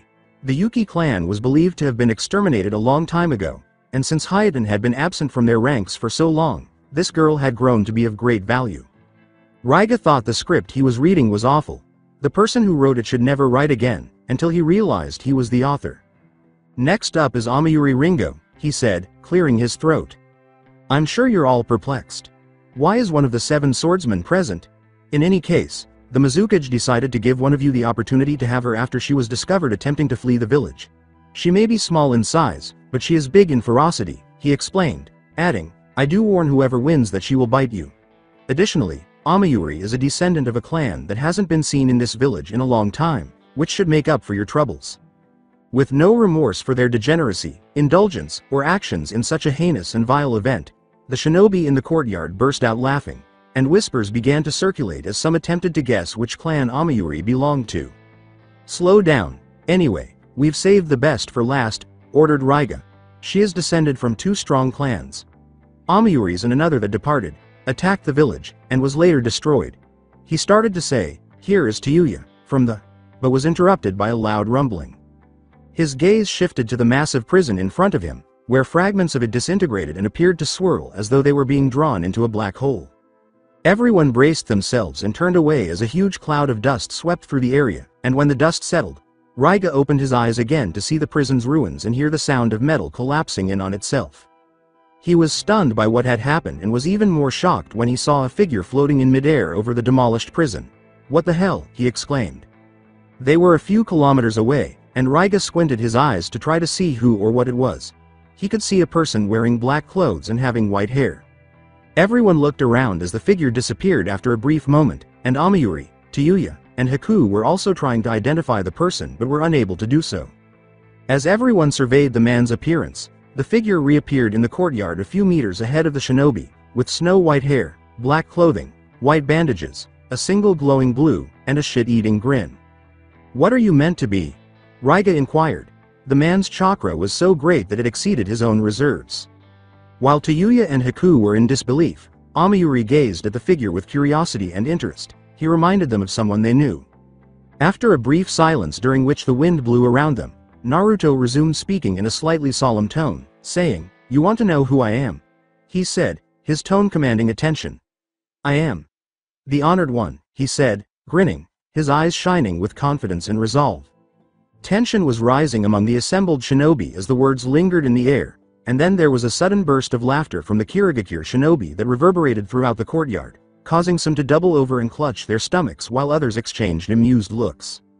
Great, he muttered under his breath, pinching the bridge of his nose, this is just what I needed to add on top of a shit morning.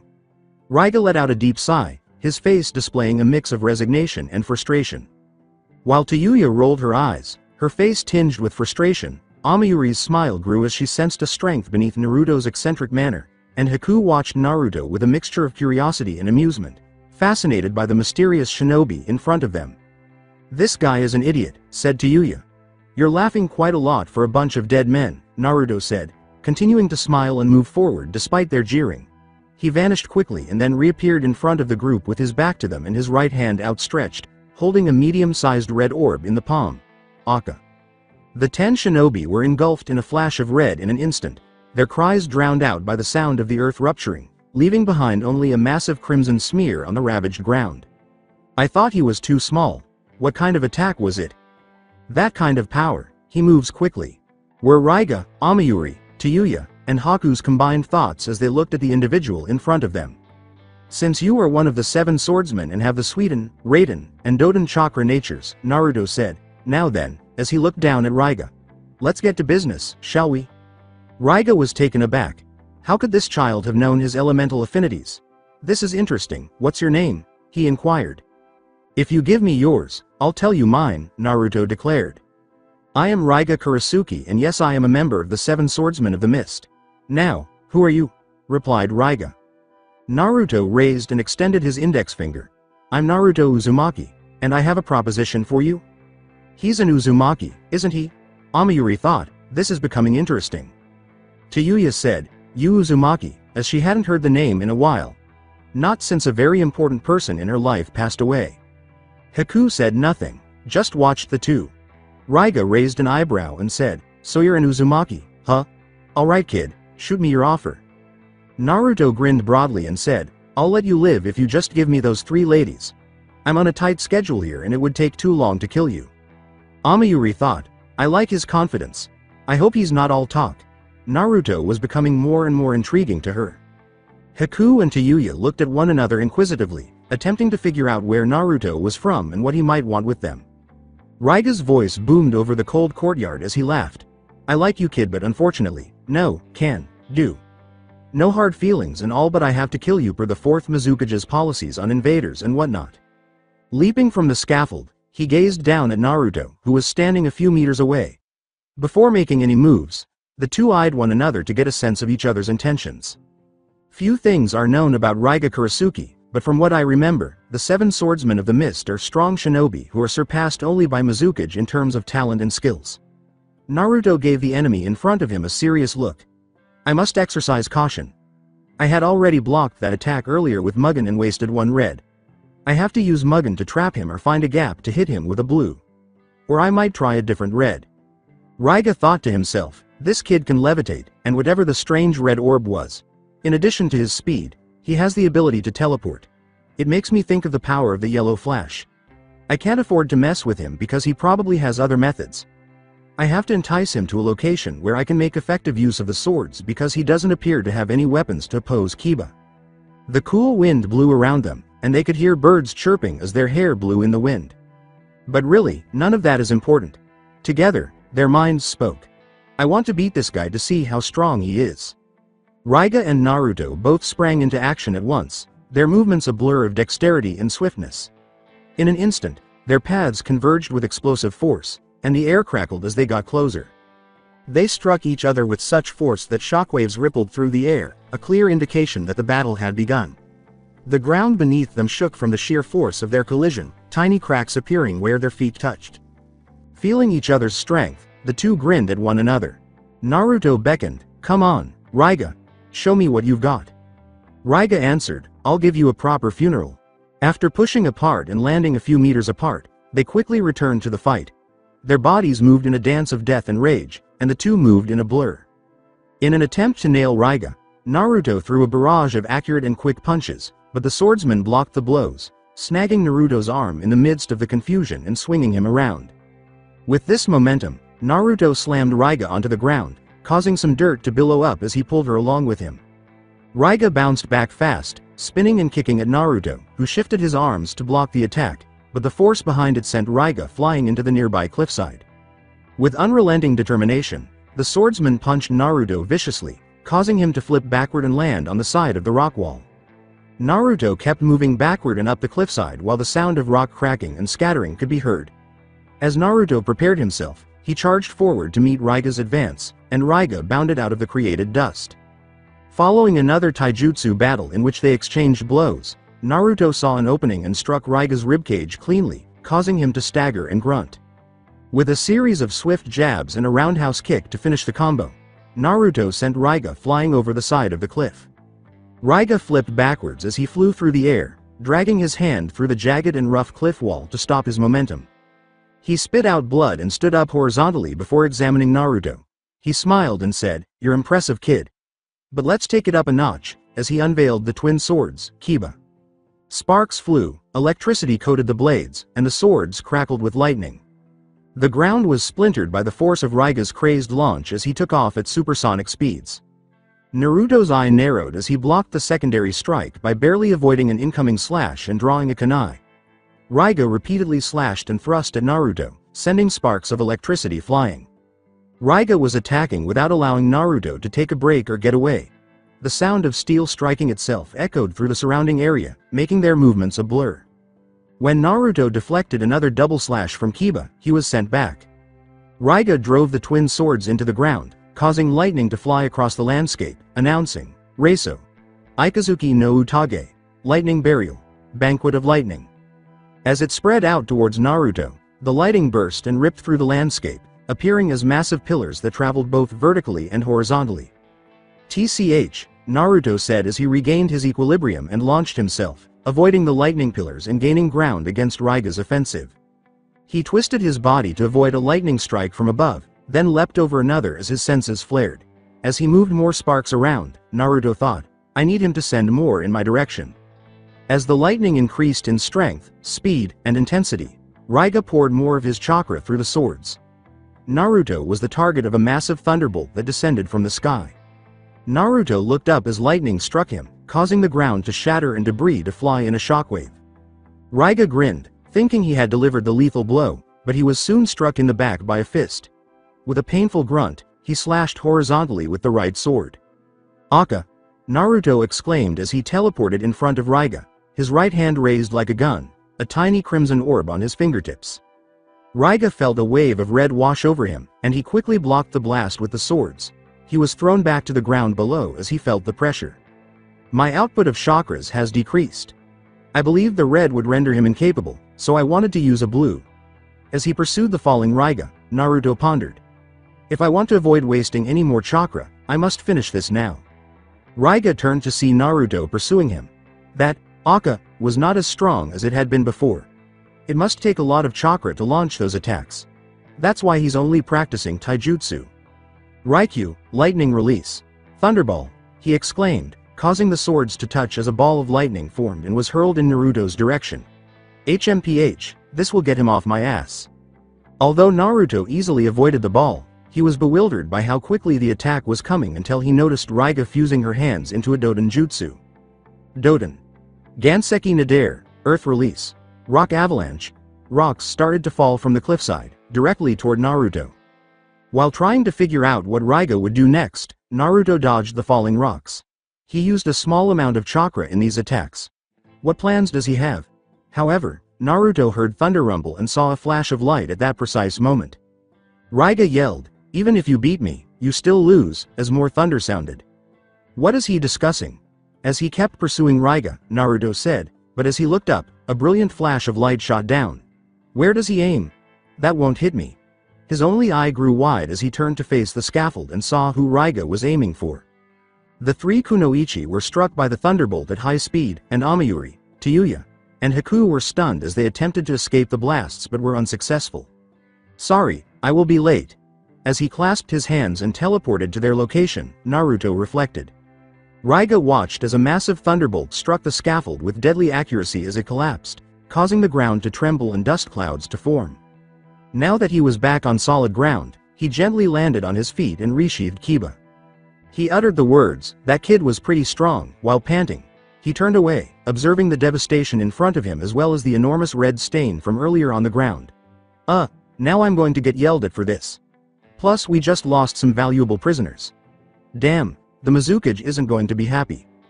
I'll just let someone else deal with this mess, he said, shrugging his shoulders as he left the battlefield. A voice exclaimed, phew. That almost got me, after he had taken a few steps. Naruto was visible when the dust settled and cleared, but his body was hurt. His black jacket was ripped, his face and hair were singed, and his bandages were completely destroyed. Despite using Mugen to shield the three kunoichi, he managed to arrive in time and took the brunt of the damage. Steam rolled off Naruto's body as his face and hair healed themselves, and he turned his head to face them. His smile was confident as he asked, "You three alright? Who would have thought I'd have to use reserved chakra so soon? This healing sends a tingle down my body," he said. Tayuya stared at Naruto, enthralled by his brilliant blue eyes, but she would find the confidence to say something. She questioned, "Why did you save us?" She found it incomprehensible that this stranger would put his life in danger to save strangers. Haku agreed with the idea, saying that she had known someone else who had put themselves in danger for her. However, Amayuri was unsure of how to feel. Although it was foolish to risk one's life to save another, she was surprisingly grateful to still be alive. Naruto turned to face Raiga, who was looking shocked. "I don't know, HMPH, maybe one day I'll find out," he said, turning back to Tayuya. With a tone of bewilderment, Raiga asked, "How are you still alive? That blast should have killed you." Naruto tore off the majority of his jacket, exposing a form-fitting black shirt underneath. He laughed and stretched his shoulders, saying, "I've already died once, so it'll take more than that to kill me. But don't get scared, Raiga. This is where our fight truly begins." Naruto shot out like a missile and punched Raiga in the face with a powerful blow in a split second. Raiga's face fell in from the blow, and he thought, His speed and power have increased. He had no time to respond. Without slowing down, Naruto seized Raiga's shirt collar and pulled him through the dirt, shattering the earth as he went. He swung Raiga around, allowing the swordsman to fly while uprooting more dirt and rock fragments. Raiga steadied himself, but when he looked up, he saw Naruto clenching his fist as the rock fragments surrounded him. Raiga and Kiba swung through the rock dome, sparking blue electricity as he advanced to attack Naruto, and the lightning crackled. He slashed, thrust, and sliced at Naruto, but his clumsy movements demonstrated his exhaustion as Naruto easily sidestepped the blows. Before spinning him around and twisting the left arm as Raiga screamed in agony, Naruto grabbed Raiga's left arm and pulled him closer while delivering a strong knee to the chest. As Naruto proceeded to destroy Raiga, there was a loud grunt followed by a sharp snap. Naruto slammed his left fist into Raiga, taunting her, "Is this the best you've got?" Naruto ducked as Raiga swung a horizontal slash at his head, then slammed his right fist into Raiga's chest before kicking Raiga in the ribs with a sharp, forceful kick. Upon impact, Raiga's face twisted and blood spurted from his mouth, and the sounds of numerous bones breaking could be heard. With a final, powerful uppercut that sent Raiga reeling back in agony and put some distance between them, Naruto grinned. Before he stopped his movement by stabbing the ground with Kiba, Raiga skidded across the dirt, smearing his body and clothing with mud. He was exhausted, had broken ribs, a bruised right eye, and was barely able to hold one of Kiba in his left hand. He left bone piercing his lungs and wheeze. Naruto had not spared any part of his body. He said, "This kid," and then he threw up a lot of blood. Raiga spit more blood and wiped his mouth, "Is pissing me off." Raiga grimaced and slowly stood up, then burst out laughing. When Naruto looked up, he noticed that the sky had grown darker and that lightning had streaked through the clouds. Around them, tiny lightning strikes were occurring, the wind was howling, the leaves were rustling, and rain was beginning to fall. Whatever he has planned must be his last move. Naruto could see that the chakra was moving quickly as it passed through his tenketsu points. Near the swords and all over his body, there was a massive accumulation of Raiden chakra. Raiga lifted Kiba just as lightning struck him in the blades, encircling him with armor lightning. Sweden plus Raiden. Raryu Suiryu Tatsumaki no Jutsu, Water plus Lightning Release. Lightning Water Dragon Tornado. Raiga's body was enveloped in tumultuous clouds of water and lightning as a vortex formed around him. The concoction resembled the head of a dragon with red eyes that glowed fiercely. From inside the whirlpool of water and electricity, he yelled, "I'll give you a worthy funeral. Now die, Naruto Uzumaki," as the dragon approached Naruto at breakneck speed. With his Rikugan glowing ethereally, Naruto charged forward, his eyes fixed unwaveringly on the lightning water dragon's demonic eyes. Naruto's instincts guided him with uncanny precision as he ducked under the dragon's onslaught, making time seem to bend around him. The dragon's momentum was dispersed as Naruto's form blurred into motion with a quick and decisive motion. Raiga's eyes went wide when he saw Naruto standing right in front of him, crouching with his right fist out, ready to strike. The intensity of Naruto's stare unnerved the swordsman of the mist from the bottom of his heart, sending a shiver down his spine. Space started to bend and warp around Naruto's fist as it advanced with deadly accuracy and blinding speed, slowing down time for him. His strike struck Raiga's chest, and as it did, red and black lightning burst forth, crackling with destructive force. Raiga coughed up blood as the blow's force propelled him across the courtyard, his body tumbling and crashing with a loud crash that reverberated through the air into the broken remains of the prison. As Naruto watched the path of destruction, a loud crash shook the courtyard's atmosphere. Uncertain of what that black flash was, he looked at his hand. What was that? Whatever it was, my mind was operating automatically, which accelerated my chakra recovery rate and increased the damage of my most recent attack. Naruto dismissed these ideas and turned back to the kunoichi in captivity, each of whom had a unique expression on their face. The person with dark red hair appeared amused, the person with pinkish red hair appeared anxious, and the person with raven hair appeared composed. His Rikugan scanned them, looking more closely at their chakra networks to check for any unusual activity. Amayuri wondered if he could see chakra with those eyes. "What the hell are you doing? Are you checking us out, you pervert?" Tayuya yelled. Her accusation caused Naruto to look at her blankly before he burst out laughing. He said, "That was funny," as he wiped away a tear. Tayuya yelled, "Are you mocking me?" as she attempted to break free and choke Naruto. "So are you going to continue to stand there or are you going to free us?" Amayuri asked, interrupting their developing argument. "Oh yeah, Almost forgot about that. Naruto severed Amayuri's hands and legs from the rope with a kunai. He liberated Tayuya and Haku from their enslavement by moving to them. Amayuri disappeared into thin air as soon as the rope came loose, leaving Naruto momentarily perplexed. Feeling relief from the rope, Tayuya and Haku grasped their wrists and extended their legs. I'm assuming you're not from Kirigakure. I've never seen you around before. Where are you from, Naruto Uzumaki? Tayuya said, emphasizing Uzumaki, after giving Naruto a wary glance before speaking. Naruto laughed and saw a frown forming on her face. Why should I tell you, Pinky? He asked. You really do have an attitude problem. Tayuya's face was marked with a tic. You piece of shit, I'll kill you, she yelled as she moved forward, but Haku stopped her. Haku bowed slightly to Naruto. She interrupted herself after glancing at Tayuya and saying, Thank you Uzumaki-sama for saving us. My name is Haku Yuki and this is Tayuya, Her chakra network indicates that she is an Uzumaki, but she also possesses some odd Kekkei Genkei. Is there another reason they don't want me to know? Naruto thought. In particular, he wanted to figure out why their chakra signatures were so similar, but he had to return to Sasuke and Karen first. It took too long for him to fight Raiga. Naruto waved nonchalantly, at least someone has manners, but don't mention it, he said. Then he said, but, I have to leave. My friends are waiting for me. Bye, and turned to leave. Wait, Uzumaki-sama. I must ask why did you come here? Haku responded. With his back to them, Naruto turned his head. A friend of mine was captured, per the Mizukage's orders. We learned about a prisoner with long, raven hair and thought it was her but it turned out to be you. Haku nodded slowly. Ah, I see, but why did you save us? Naruto's lips curled into a tiny smile.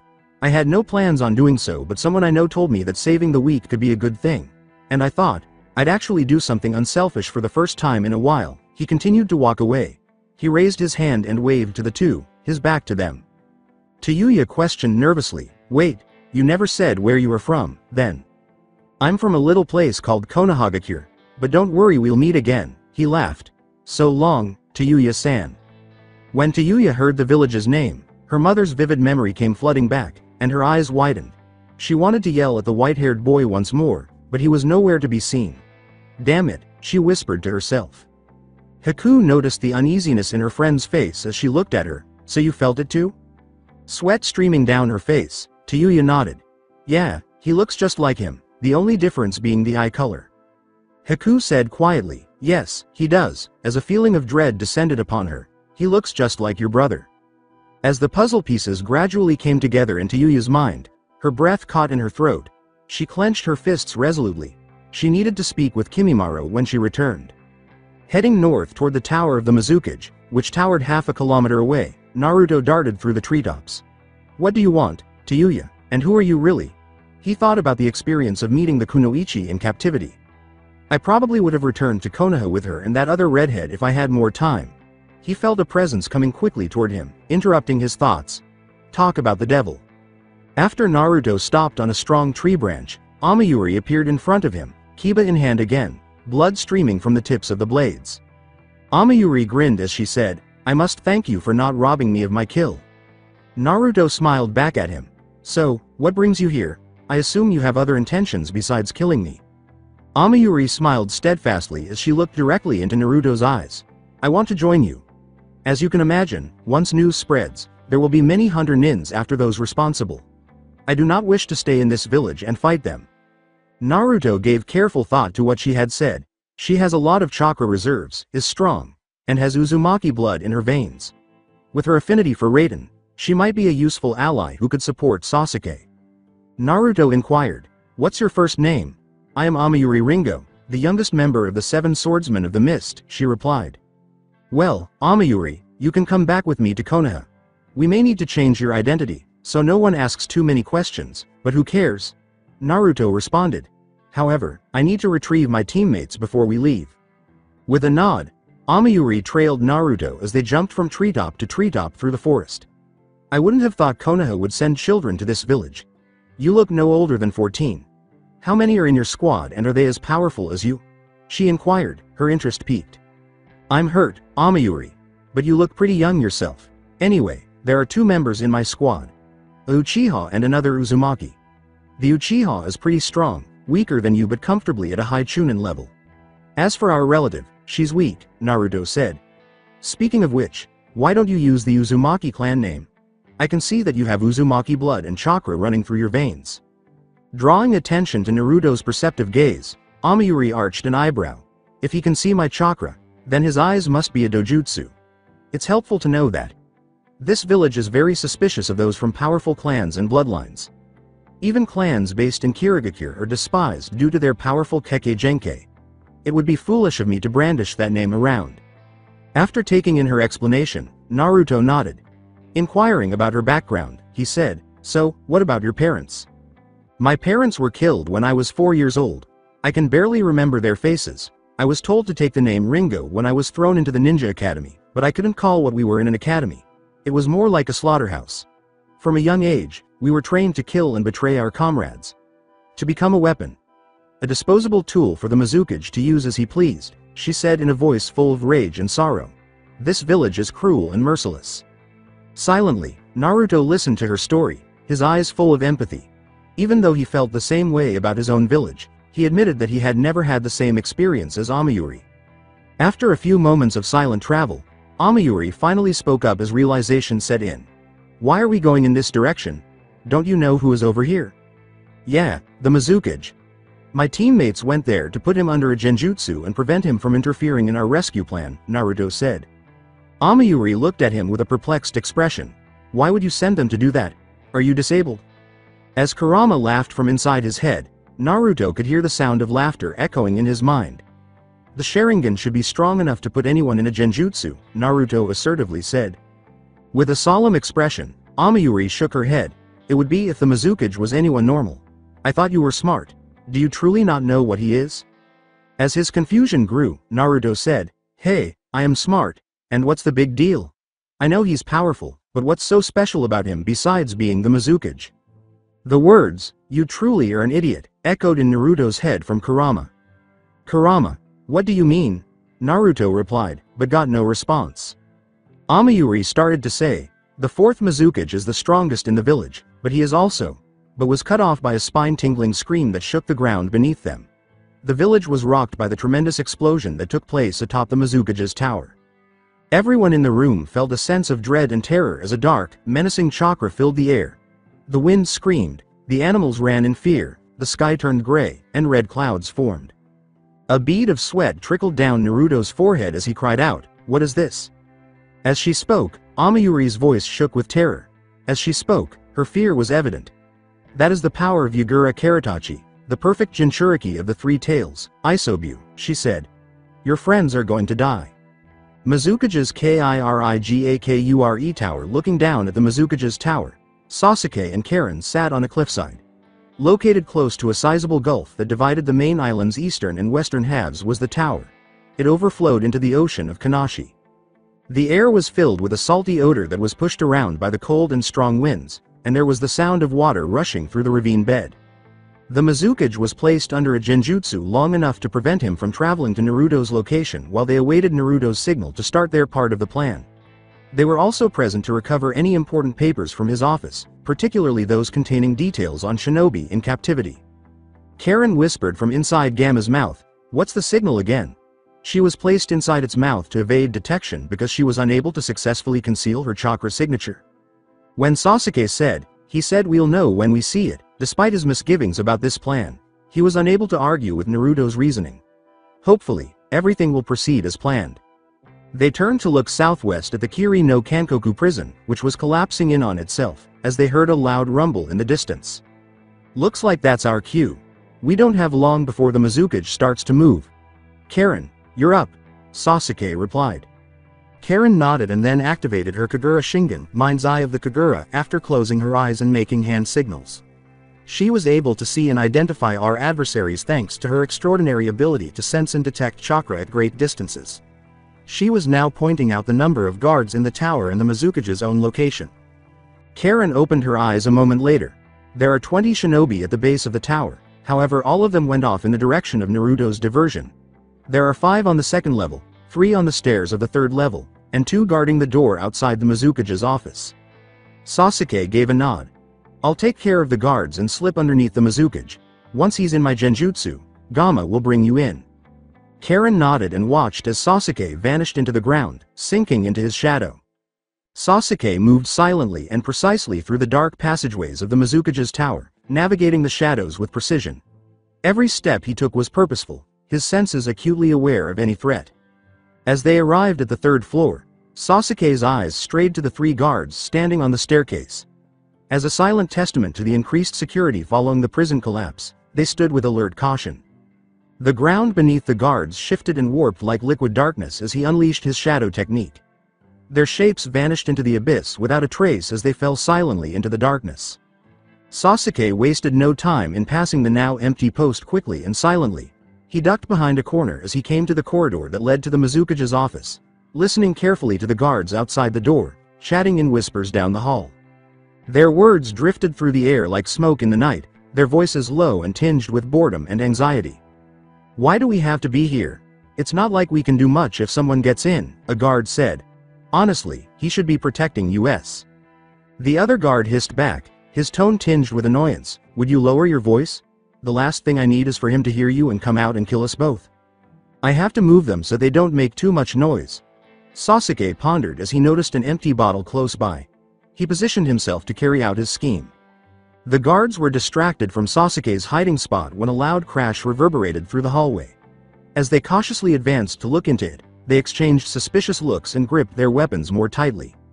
Sasuke took advantage of the situation and moved with ease and accuracy as he moved silently out of the shadows. In a swirl of darkness, he appeared before the guards, his Sharingan blazing with a ferocity that seemed to pierce the very fabric of reality.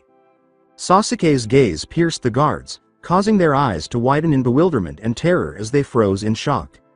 Sasuke moved swiftly, slowing their descent and preventing the Mizukage from noticing him as their bodies crumpled and fell to the ground. After carrying their bodies to a safe room that was empty, he dumped them inside and locked the door. His body trembled, his breath was quick, and his heart was pounding as he stood in front of the Mizukage's door. "Get yourself together, please," he told himself. "This is the last stretch." Sasuke let out a long sigh, prepared, and retreated into his shadow. Yagura Karatachi stood close to the window, staring at the vast forest below, unsure of what to do next.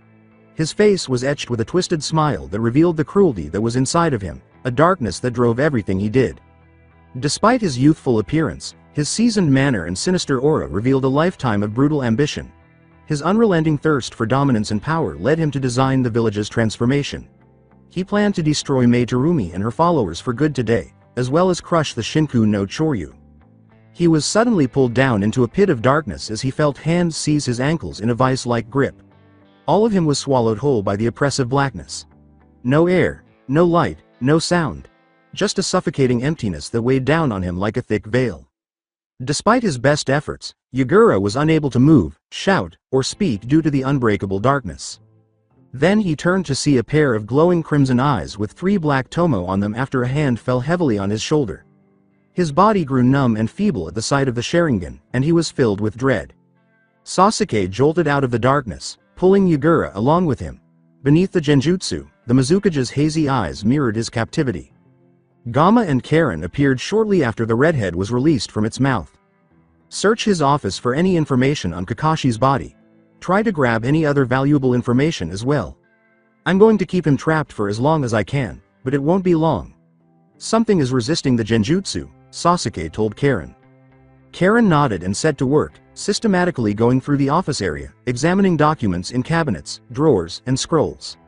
Returning his attention to Yagura, Sasuke watched for any indication that he might break free, but as he gazed into his eyes, Sasuke was drawn into a transcendent realm by an unanticipated force. His senses tingled with confusion as a mist quickly formed and engulfed him. He staggered ahead, looking around him at the hazy terrain. A path beckoned him forward, illuminated by the soft, bioluminescent glow of coral formations. As he continued down the path into the mist, Sasuke whispered to himself, "What is this place?" He followed the bioluminescent trail to a dense mist wall that concealed a secret room. Sasuke tentatively extended his hand and touched the barrier, sensing an odd energy throbbing beneath his fingers. Is this the way out? With little other option, he stepped through the fog, the darkness obscuring his vision. He continued to walk in the dark for what seemed like an eternity until he came out on the other side and saw something that made him feel afraid. A monstrous creature, encased in a white cloth adorned with seals and chains, hung above the murky waters. The creature's 3 shrimp-like tails were twitching menacingly, and Sasuke could feel the overwhelming chakra radiating from it, making his heart race. Sasuke's voice echoed in the uncanny silence as he whispered, "What is going on here?" A shiver ran down Sasuke's spine as the sound of another foot striking the water broke the silence before he could think any longer.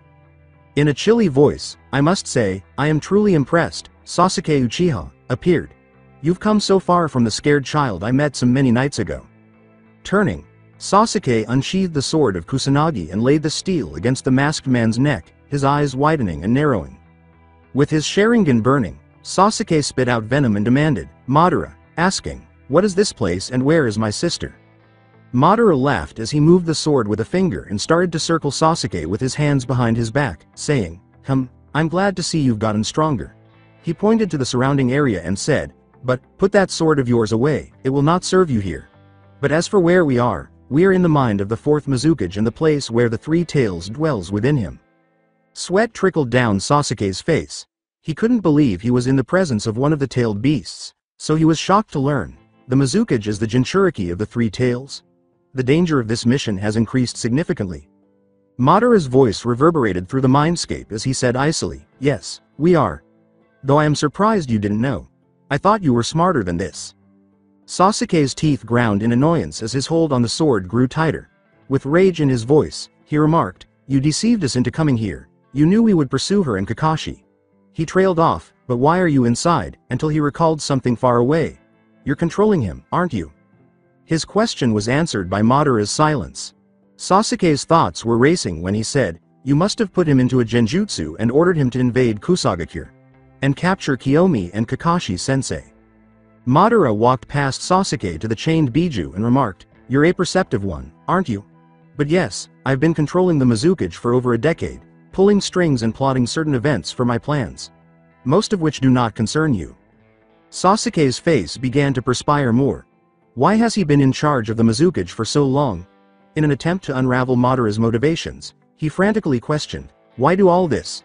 Why attack the Uchiha clan? Why go after them? What are you planning?" Madara looked at Sasuke, his lone Sharingan shining through the hole of his mask, asking, "Why would I tell you, a mere child, of my plans?" He paused and said, "HMPH, perhaps I may tell you, listen here. If you survive this, come to a Megacure and find me. I'll reveal everything to you there." Sasuke yelled, "Damn it, at least tell me where my sister is." His hand rested on his chin.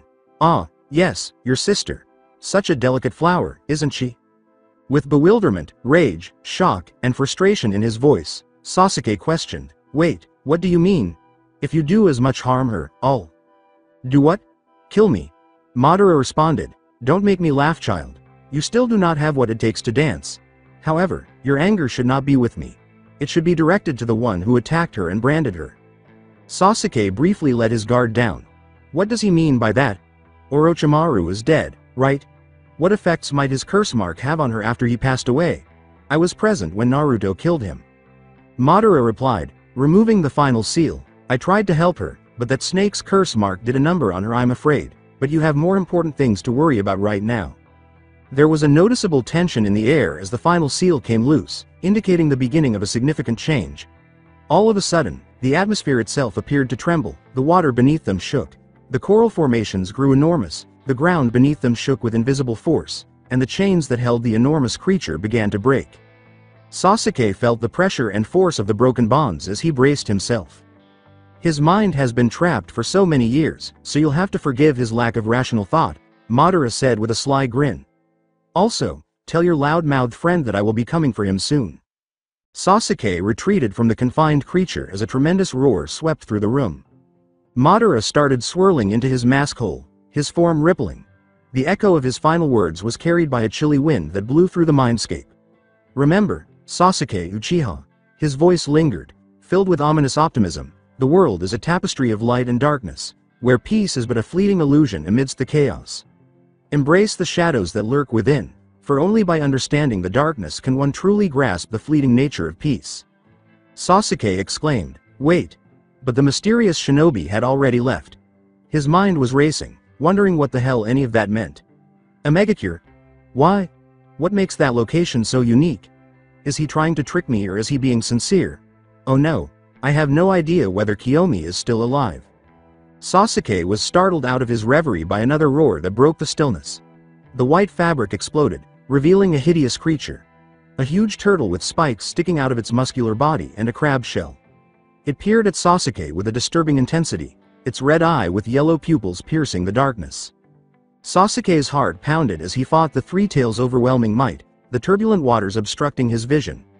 The torrents dragged him farther into the abyss, the pressure increasing with every second, accompanied by a thunderous roar. He drowned in the depths as darkness engulfed him. Sasuke stumbled backward with a start, his senses reeling from the confusing change. He inhaled deeply, blinked quickly, and tried to process the familiar sight of the Mizukage's office while attempting to make sense of his surroundings.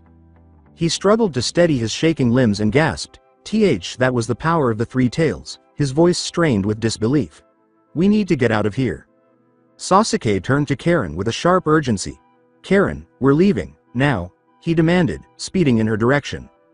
Karen gripped a scroll that listed former Kirigakure prisoners with strong clan bloodlines and powerful Kekkei Genkei. Wait, Sasuke, I've got something, she said urgently. Sasuke's face was tense with anxiety as he looked at the document. With a curt reply, we'll sort that out later, he glanced back at Yagura, who was starting to break free from the Genjutsu's hold. Sasuke pushed them toward the window in a fit of desperation. However, as they stepped through the doorway, corals, sound, and a dazzling light surrounded them as the office space exploded with a thunderous roar. When Amayuri said, "Your friends are going to die," Naruto gazed at her anxiously, his heart pounding as he observed the mayhem until he noticed something. Wait, I think that's them. He saw Sasuke emerge from the swirling smoke and dust, holding Karen in his arms, both of them miraculously unharmed by the explosion. Naruto felt a wave of relief as he saw them safely escape, but his relief was short-lived because a second figure, clad in dark turquoise chakra, jumped from the tower's wreckage and pursued them. He witnessed their descent and their likely landing in the enormous gulf that separated the main island's eastern and western regions on the opposite side of the tower. The Mizukage must have changed into that form. This is not good, Naruto thought somberly. His expression was determined as he turned to face Amayuri. Well then, are you going to join me? Are you mad? Didn't I just say that he is the strongest in the village? He far surpasses any of us. It is suicide. Amayuri sighed. We should just leave and escape while we still can. Naruto smiled resolutely at her. Let me tell you something. Our village isn't the greatest, and honestly, the political scene might be as bad as it is here, but unlike here, we don't abandon our comrades. Regardless of whether you like them or not, you never abandon your comrades. His face looked serious at that point.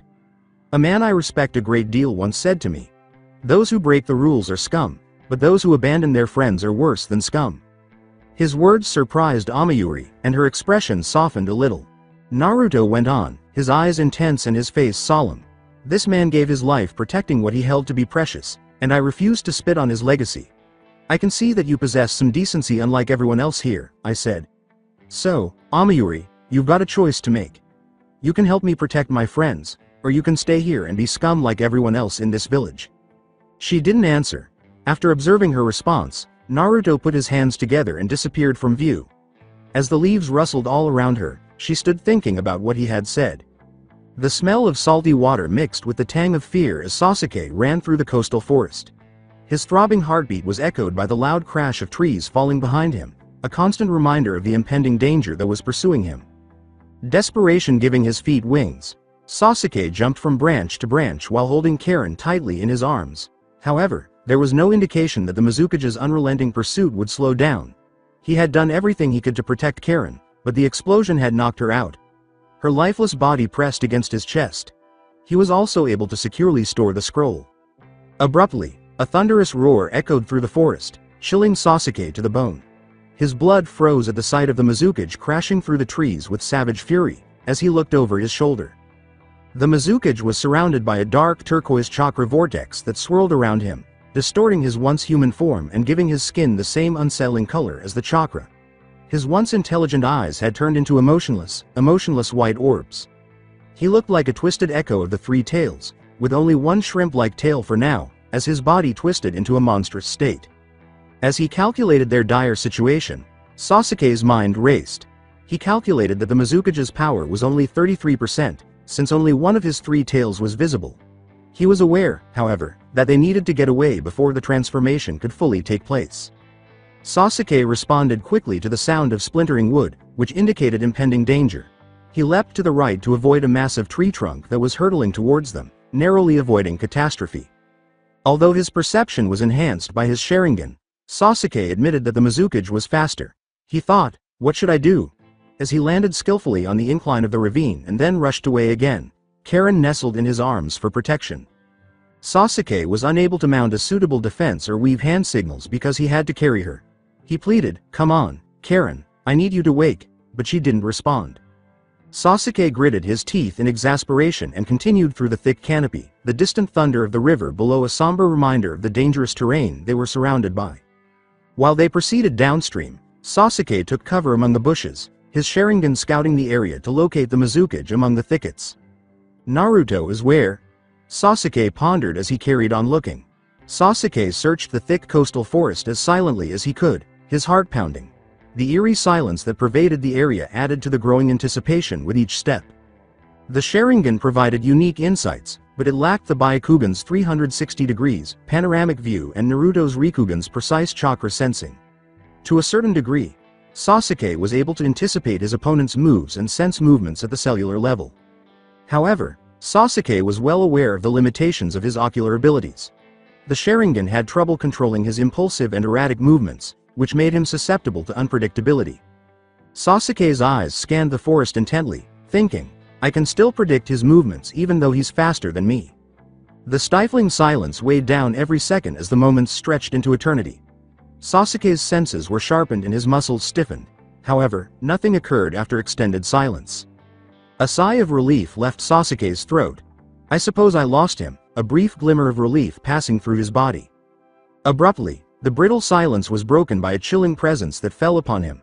Sasuke turned to face Yugura, his instincts screaming danger as the Jinchuriki's evil smile sent chills down his spine. With lightning-fast reflexes, Sasuke jumped back to avoid Yugura's lunge. His respite was brief, though, as Yugura charged forward with unwavering resolve, his hideous body rushing at Sasuke with terrifying speed.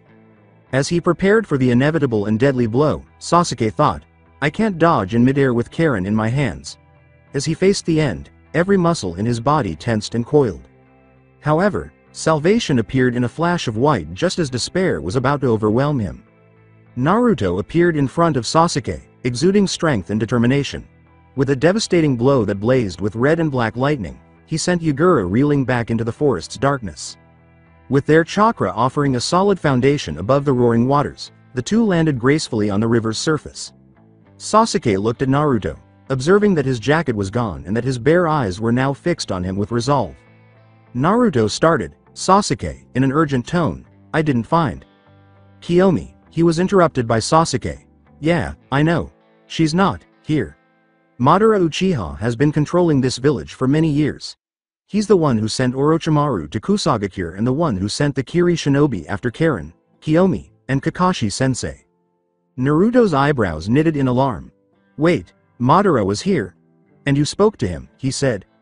Sasuke answered, "Yeah, I'll explain later. We've got a bigger problem," turning his attention to the menacing threat that was peeking out from the tree line. Full of anger, Yugura sprang forward on his hands and knees, his growls resonating menacingly. A second tail appeared as he stepped onto the river's surface, his rage trembling the air itself. The force of his voice sent shockwaves across the water. "You think you can escape after imprisoning me? Taking away my freedom? I'll chase you to the ends of the earth. I'll flay you alive, drink on your blood, and devour your flesh," he yelled. Naruto joked, "Gah! This is awesome," in a sarcastic tone. "What did you do to tick him off?" Sasuke's expression darkened as he explained, "Madara said he's been stuck in a genjutsu for over a decade, thinks I'm responsible." "Fantastic," deadpanned Naruto, assuming a prepared position. Karen woke up in the middle of the confusion, blinking blearily as she realized Sasuke was staring down at her. She muttered, "I am dreaming," but then heard a rumble and turned to face Yugura, who had changed. She jumped up and shuffled behind Sasuke. "Ah!" she cried. She frantically pointed at Yugura, asking, "What is that?" With a playful gleam in his eyes, Naruto teased, "Looks like you're finally awake. Did you enjoy your beauty sleep?" But when he saw how scared she was, His smile grew softer. "Oh, sorry, my bad. I couldn't just pass on such a golden opportunity to mess with you." She yelled at him, "This is no time for jokes." She frantically pointed a finger at the two-tailed man-beast and said, "Is that the M. Mizukage?" "Yeah, that's him. Turns out he's the Jinchuriki of the Three Tails, Isobu." Naruto replied, "And what's worse is that he's hungry for some Uzumaki and Uchiha sushi." Karen's face took on a terrified expression as her eyes widened in horror. Sasuke stepped forward, close to Naruto's position, and drew the sword of Kusanagi. The two of them said, "Don't worry, Karen. We will protect you," simultaneously. With a quick movement, Naruto surrounded Karen with a shield of Mugen. With a comforting smile, he urged her to find a cozy bush to hide in or something. Karen nodded hurriedly and ran off to find safety elsewhere. Naruto waited for the impending battle with a smile on his face. "Are you ready, Sasuke?" "Yeah, let's go, Naruto," Sasuke said, assuming a prepared position. They were all three frozen in place. Sasuke's Sharingan swirled, Naruto's smile grew, and a dense mist rose from Yagura's mouth. Suddenly, a number of enormous coral spikes shot up from beneath the water, rushing in the direction of Naruto and Sasuke, and Yagura slammed his hands to the ground. Reacting quickly, the two swerved and dodged among the reef formations, barely avoiding the sharp spikes as they rose. Sasuke kept his gaze on the fast-moving objects, his Sharingan spinning as he determined their paths. Skillfully, he dodged a coral spike that was headed for his face and jumped back to escape being swallowed by others. Sasuke's mind was racing with tactics as he tried to gain a foothold atop a spiraling formation of coral. What is his chakra level? I have to get closer, he thought, his resolve driving him forward over the uneven ground. Sasuke slashed at the coral beneath him with the sword of Kusanagi, sending pieces flying in the direction of Yagura and Naruto. With the intention of taking advantage of the confusion and pressing their advantage, he started weaving hand seals for a Kaden Jutsu as he descended. But Naruto was going for the kill. He yelled, "Aka," as the coral formations in front of him broke into pieces, surprising Yagura with a dazzling red light emanating from his palms. Yagura wondered, what was that? In a flash of movement, Naruto appeared in front of him, and his eyes widened in realization.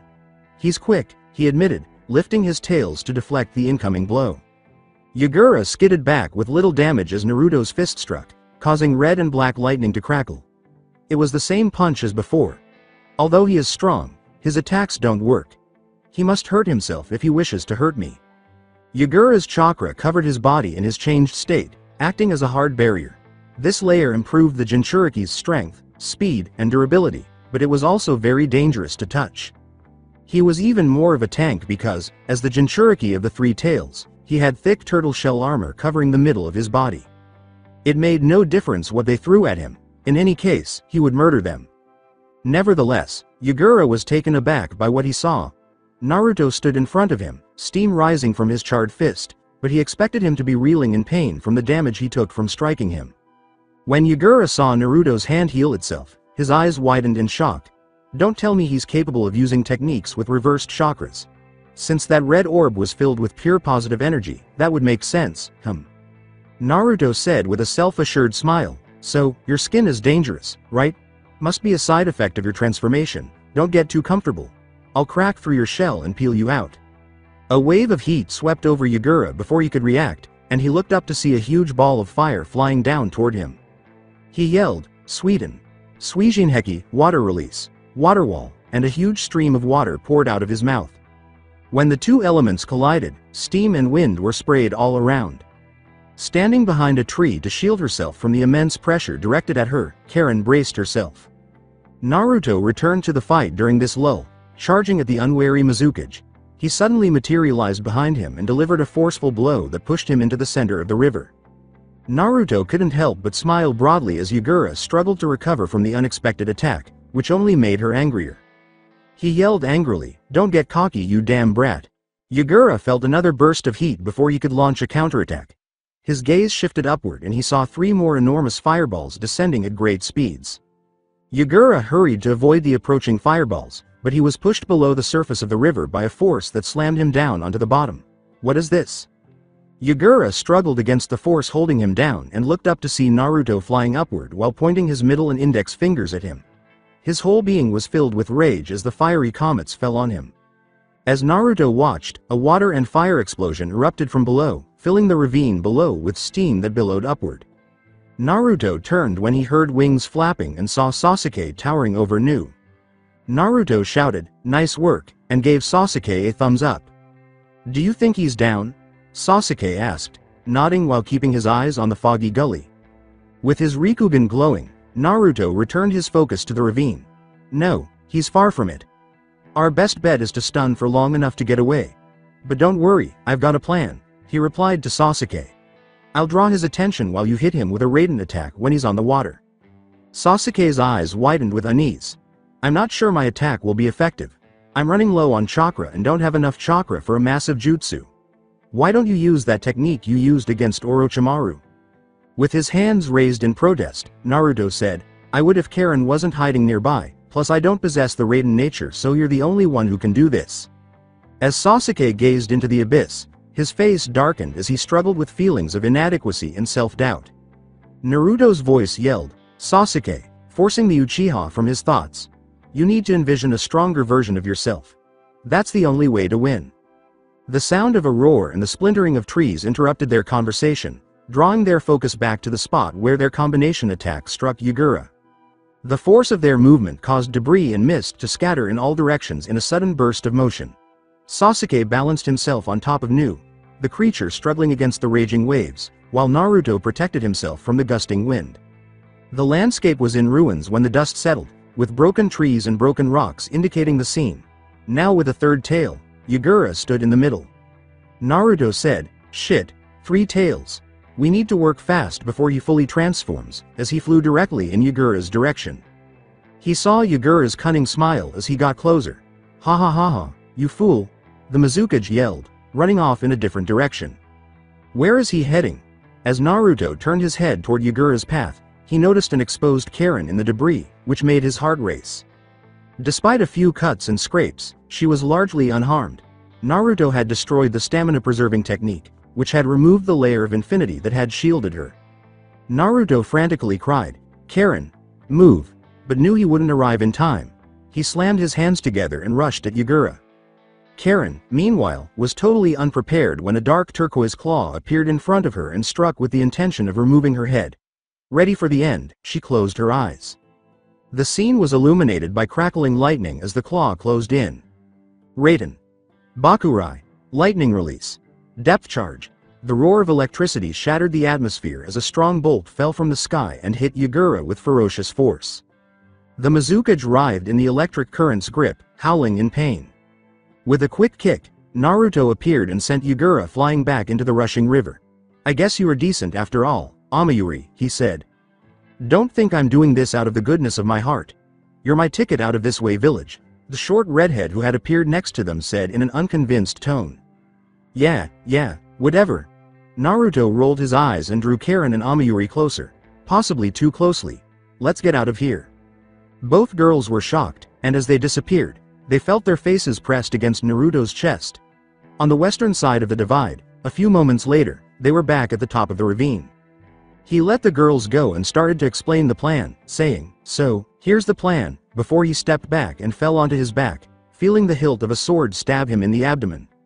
He held his stomach and looked up at Amayuri's red and agitated face while brandishing one of the Kiba swords close to his face. "OWW, what was that for?" he cried. Karen was standing to his left, her face just as red. "If you ever hold me like that again, I'll turn you into a human pincushion," she yelled, her pink eyes glowing fiery. "What's wrong with her? What was it I did?" He stood up, wiped the dust from his trousers, and muttered something about red-headed, short, irate women. As the creature vanished back into his shadows, Sasuke reached their destination and dismounted from Nu. He nodded to Amayuri and said, "Who's she?" Naruto quickly responded, "She's, a friend," adding, "Anyway, she's coming back with us to Konoha but right now." Naruto's explanation was cut short by Yagura's thunderous roar. "She'll support you while I deal with Mr. Grumpy over here," Naruto said as he walked to the edge of the gully. With a two-finger salute, he said, "Don't keep me waiting," and he fell backward out of sight. "He didn't even tell us the plan," Karen moaned as she slammed her palm against her forehead. After examining the two, Sasuke adopted a resolute gaze. With composure, he said, "I have an idea. Follow my lead." Uncertain of what Sasuke was contemplating, Karen and Amayuri exchanged eager looks. After saluting, Naruto leaned back from the edge, spun around in mid-fall, and charged at the still-recovering Yagura. Yagura roared, "I'll kill you first, then that traitor, and then that Uchiha bastard." His words were filled with anger. Naruto's descent into the ravine caused the ground to tremble beneath him, and as he made contact with it, the earth cracked open with a loud crash, sending debris flying upward. The crash didn't deter Yagura. Instead, he lunged forward, intending to kill, but his claw struck an imperceptible barrier, leaving him perplexed. Naruto reflected, "I'm glad I stopped using Mugen to protect Karen because I can now reactivate it and stall some time for Sasuke." His taunt was directed at Yagura's face. "I guess your seaweed brain can't comprehend my technique," he said. He was shocked to see that Yagura was unfazed and hit Naruto with a quick tail strike in return. Naruto saw how resilient Yagura had become. He has undoubtedly improved his skills. "I guess I'll have to put in a little more effort," he thought, practicing his technique to repel Yagura's unrelenting attack. Then, however, something unexpected happened. Naruto braced himself, expecting Mugen to hold firm as Yagura's tail surged forward. To his surprise, however, the appendage ripped straight through eternity.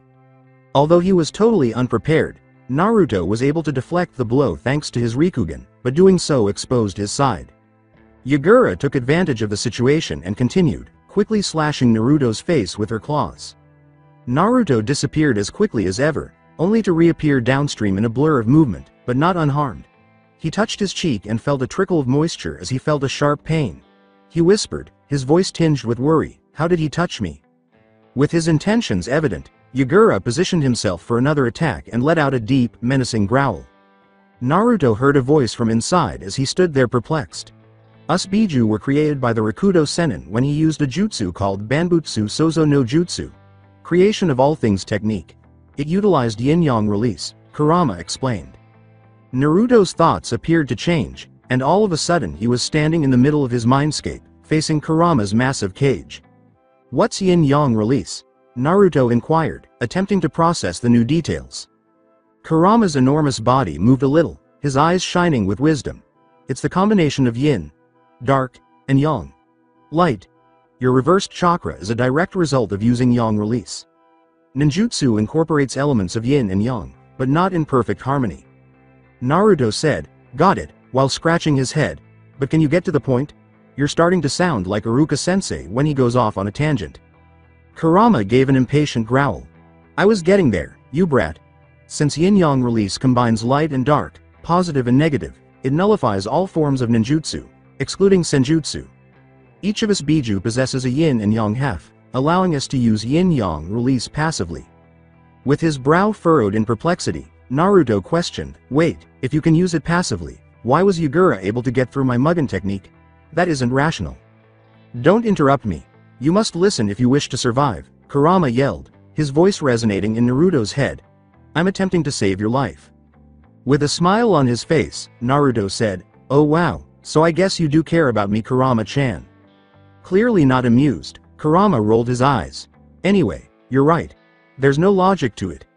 We are unable to use yin-yang release actively. Isobu's behavior is peculiar because it enables him to counter your technique and strike you."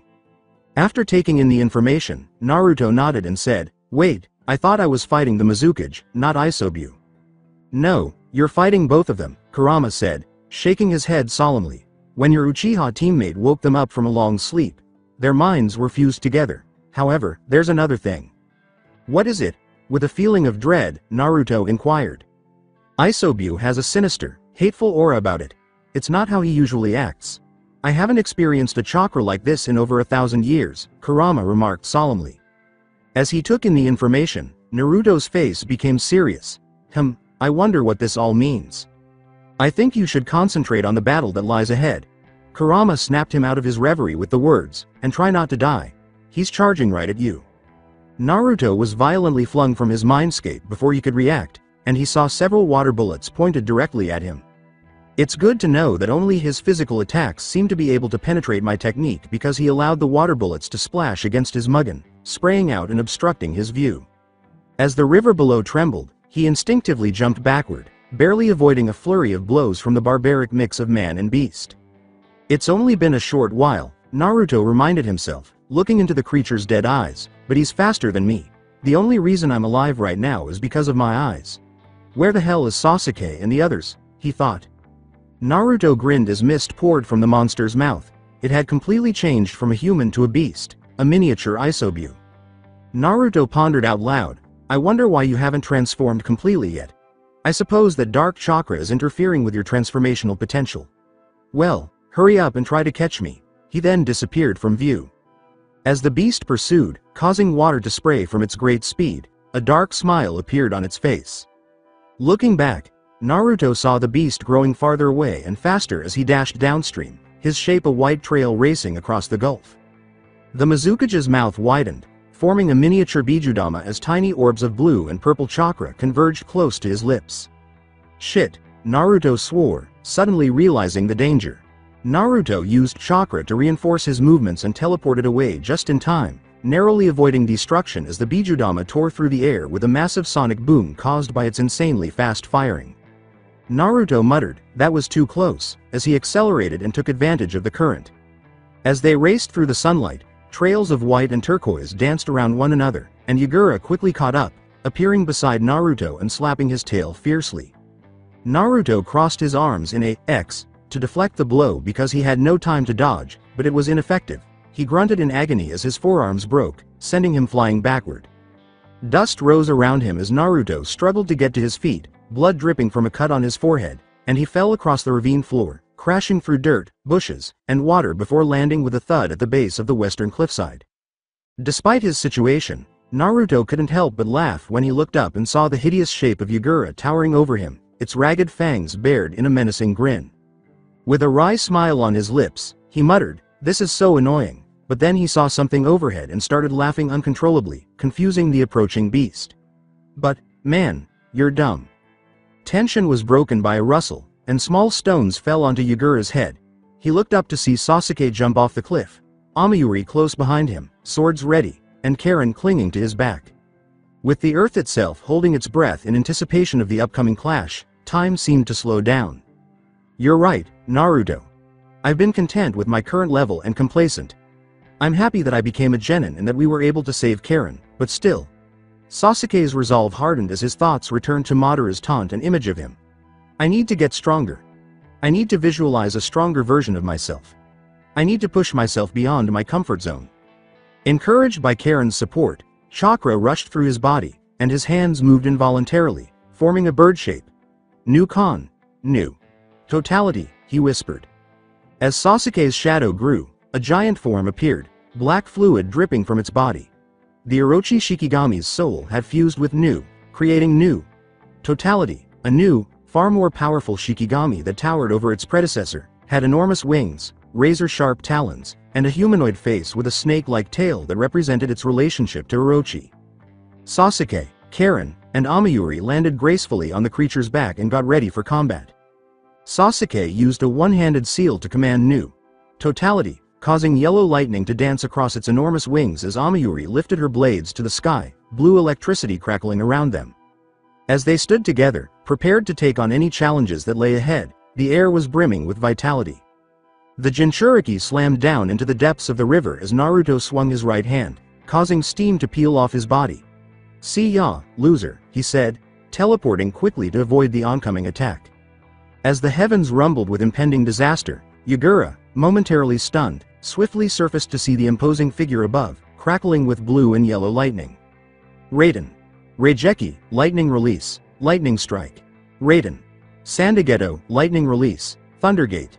The air was filled with the sound of Sasuke and Amayuri's voices as their combined lightning struck their target with deadly accuracy and speed. All Yagura could do was watch as a thunderous funeral sealed his fate with a blinding flash of light and deafening thunder. The attack's aftermath left the ravine in ruins, with lightning destroying rocks, setting trees on fire, and leaving a clean hole in the middle where no life was found. A scarred wasteland had replaced the once beautiful landscape. With sweat trickling down his face and his breath coming in short gasps, Sasuke fought to keep himself upright on Nu's back. Without Karen serving as an external battery, he doesn't think he could have accomplished this. Despite being less worn out than Sasuke, Amayuri still paused to breathe out, silently appreciating their productive collaboration. Even though she didn't like it, she couldn't ignore these three's potential. Naruto swiftly joined them, appearing beside them in midair before stepping atop the enormous beast. He gave them a thumbs up and smiled as he said, "Good work, everyone. I knew you could do it." But his focus soon turned to the horizon, where he could feel a large contingent of shinobi approaching from the east. The small silhouettes of a few hundred Kirigakure shinobi were visible to him. Sasuke questioned, "What is it?" after noticing Naruto's eyes focused on something far away. "Looks like there was supposed to be a battle or something. There are a couple hundred shinobi coming in from the eastern side," said Naruto. "But they are pretty far off, so we should be fine." "What about the Mizukage?" Karen responded, "Is he dead?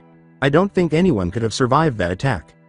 "That's nice of you to assume, girl," replied Amayuri, "but the Mizukage is extremely resilient. We'd be lucky if that knocked him out." Looking at him, still exhausted, Sasuke said, "Naruto, is he unconscious?" The body of the Mizukage was bobbing, face down, in the water when Naruto looked back down. The burnt and charred body was visible to him. He thought, "OWW, that looks like it'd hurt, but yeah, he seems to be unconscious and alive. Anyway, we should get out of here in case he wakes up sooner than expected." Naruto sensed a shadowy presence guarding them as they were ready to depart. He started searching with his Rikugen as soon as he heard rustling in the trees below and looked down into the ravine. Everyone stared at Naruto, perplexed. "Naruto, what are you looking for?" "I can't sense anyone nearby other than the Mizukage," Karen replied. Despite this, Naruto persisted in his search. The eyes of whoever was observing them were still palpable. Amayuri and Sasuke looked toward the horizon, where the shinobi force was getting closer and closer. Amayuri said, "That's the Shinku no Choryu," as her mind wandered to the other two girls who were also imprisoned. They must have come to save their comrades. Looking at her, Sasuke's face was thoughtful. "Are they allies or enemies?" Amayuri answered, "With this village, it's hard to say," in an unsure tone, "but it's probably best to steer clear of them." Sasuke turned to face Naruto, who was still focused on exploring the gulf below. "Naruto." Naruto was startled and jolted out of his reverie to see his friend's worried expressions, with the exception of Amayuri, who was clearly irritated. Then Sasuke said, "We should go," and Nu took off. "Wait," Naruto ordered suddenly, his face solemn as he teleported to the edge of the river. He quickly grabbed something from the water and went back to the others. Naruto shocked them by holding a strange, severed finger that had been mummified. The texture was shriveled and dark, like grave wax, and it had an eerie appearance. With a hint of discomfort in her voice, Karen questioned, "What is that?" With bewildered eyebrows, Naruto shook his head. "I don't know," he said, continuing to study the item intently. He could feel the aura of evil radiating from it, and it made him uncomfortably cold. "I found it near his body. What the hell is this?"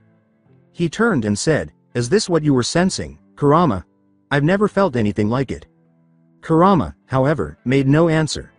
Naruto pondered for a moment before carefully slipping the finger into his pocket, doubt churning in his mind. As they started to soar away from the ravine, Sasuke saw Naruto's distressed face but gave the order for the enormous Nu to ascend higher and higher into the clouds above, while he watched the ground below them contract. Naruto's gaze stayed focused on the forest canopy below as they flew away. There was more to the odd encounter than first appeared, and he couldn't get rid of the feeling. He was certain that someone else was observing them. It must have been the wind. He dismissed it after a brief moment and looked up at the sky. He let the clouds block out his view of the earth below. A shadowy figure, hidden by the thick foliage above, silently and gracefully observed the group from the depths of the forest canopy. A Venus flytrap-like extension rose up from the forest floor as dark tendrils encircled the trees, revealing the enigmatic figure inside. He had a split face, one side black and the other white, and a mane of green hair covered his piercing yellow eyes. They radiated a sense of menacing strength, draped in a long, black robe with a high collar and crimson clouds. They seemed to have defeated the Mizukage. "Madara," the figure murmured, his voice low and foreboding. Madara's long, silky hair and dull mask vanished as a swirl of darkness came together, and she was seen wearing a swirling orange mask and short, spiky black hair instead. He was wearing the figure's robe, too. Madara looked around at the destruction, his red Sharingan pulsing with a spooky light. A slight smirk played at the corner of his lips as he continued to stare at the flaming ruins. "Impressive," he muttered as he crossed the burned remains and approached Yagura's unconscious body. The weight seemed insignificant to his imposing presence as he quickly lifted the limp body over his shoulder. With an unwavering command in his voice, he called out, "Zetsu, tell Itachi and Kisame that they have a new mission." Zetsu inquired, "And what will it be?" with interest. A swirl formed on his mask hole, and Madara lifted Yagura's body. Their mission is to capture the Nine Tails and Sasuke Uchiha. You're getting impatient.